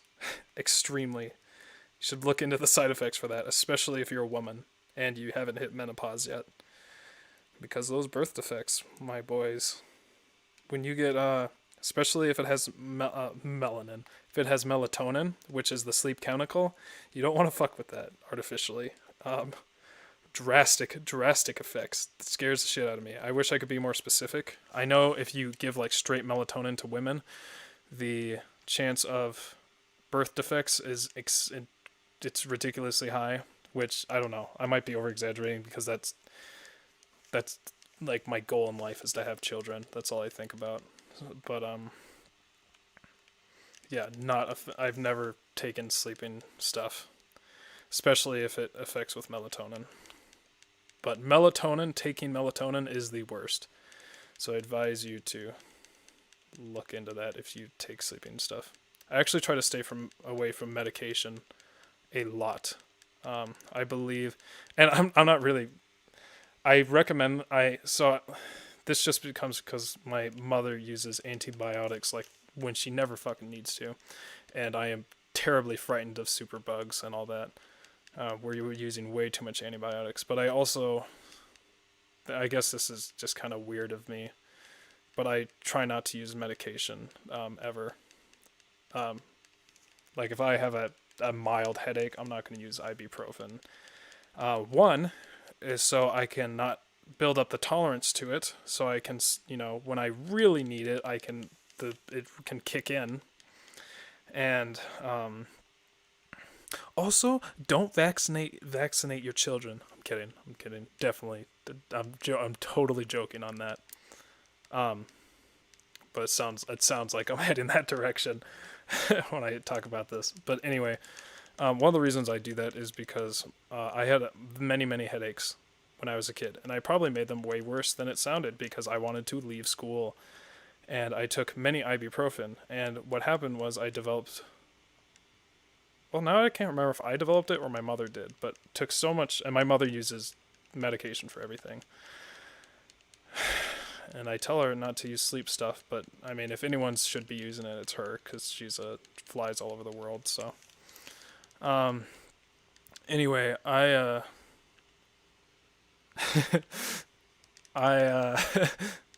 see. I don't even think I could say that word. That's funny. Anyway, there's some. I don't want to get into that. That's off topic about anti-vaxxers. I can feel the rage boiling within me. I actually had a conversation with one of them a while ago because they were arguing about the corona vaccine, and like, I can't get into it. I'm starting to get furious. I just put in one comment. Anyway.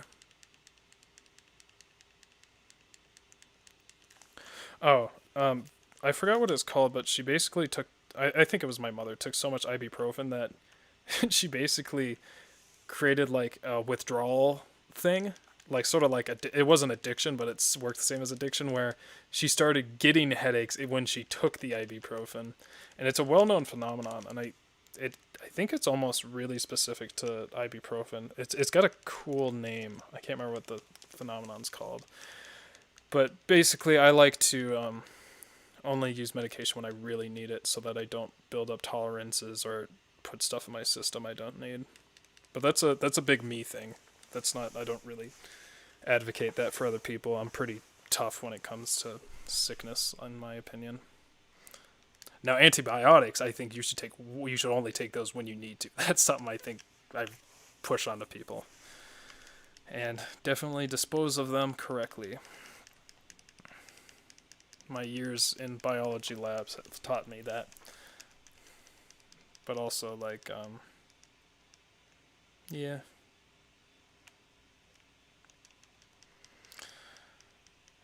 Okay, I think I'm gonna go. I might have to start ending these streams earlier. I just never feel tired, which is awful. And then I get into bed and I feel tired and I just don't sleep. But thanks for joining me. We got very far. That's what I gotta do. I just gotta come up with really big topics while we play this, because there's just not much going on. Yeah, car batteries in the ocean.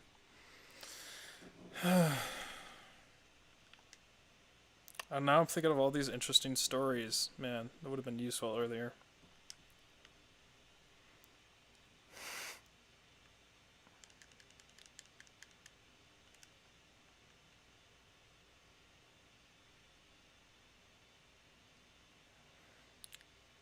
Man, like half of this is like my breakup playlist back when I was... well, how old was I? 18, 19? These are still good songs, though.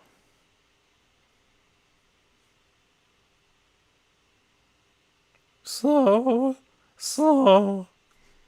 This is Kira, the guy I was talking about, that cracks his voice all the time. Anyway, I'm gonna get going. Thanks for joining the stream. Sorry if it was boring in some spots. I mean, I guess the most interesting thing is the music and the talking for this. I apologize that it doesn't look smooth. I just don't know what I can do about it. It's Streamlabs. It's not Elgato. It's literally Streamlabs. And can't get in contact with them because they shut their forums down. Hell yeah. But we will be doing, hopefully, I mean, I'll get it to work somehow. It just might be a little awkward. But I will get Minecraft, no left click, no jumping, no crouching, no running, no armor, and then hard difficulty going on Saturday, 7 my time, mountain time. Joey, the fuck you want? He's already max level, dude. He's not any better, trust me. He's the same fucking deal. Fucking Joey. Anyway, that will happen on Saturday. And then... oh, I guess I'm supposed to do Pokemon on Monday, and I really don't want to. Ugh. Oh, man, I really... if we can get good people in here, I mean, I feel like I need people in here to start conversation on Mondays because it's so rough with Pokemon. But then it'll be Code Vein for Weeb Wednesday, I decided. I guess Pokemon on Saturdays after that, and then Minecraft Mondays is how I'm starting it. Or I just might fucking, just start doing one thing forever. But I'm excited for Minecraft. It's gonna be interesting. I have a lot of ideas, and I hope there's Minecraft experts that can help me, because my knowledge is old.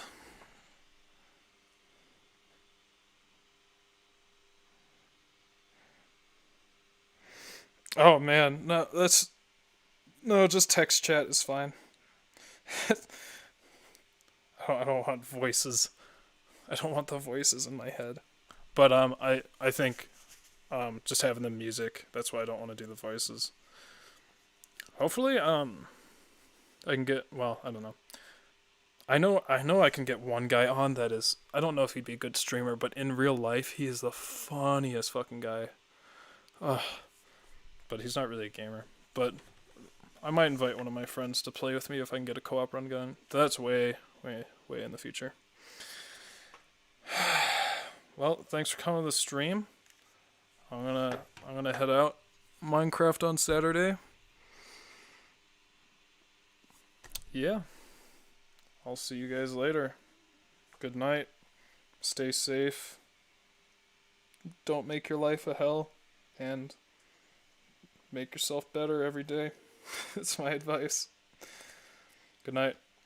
I'm not even in frame when I said that, when I gave my speech that I prepared before this. I wrote that whole speech before this. Everything was planned. I planned everything, single topic. I had Brad as a plant to ask those topics so I could lead into the speech, and now it's all fucking, I just did it for nothing because of the camera wasn't on my face. And okay, bye. I have to move my cursor all the way to my other monitor. Where's my cursor? See ya.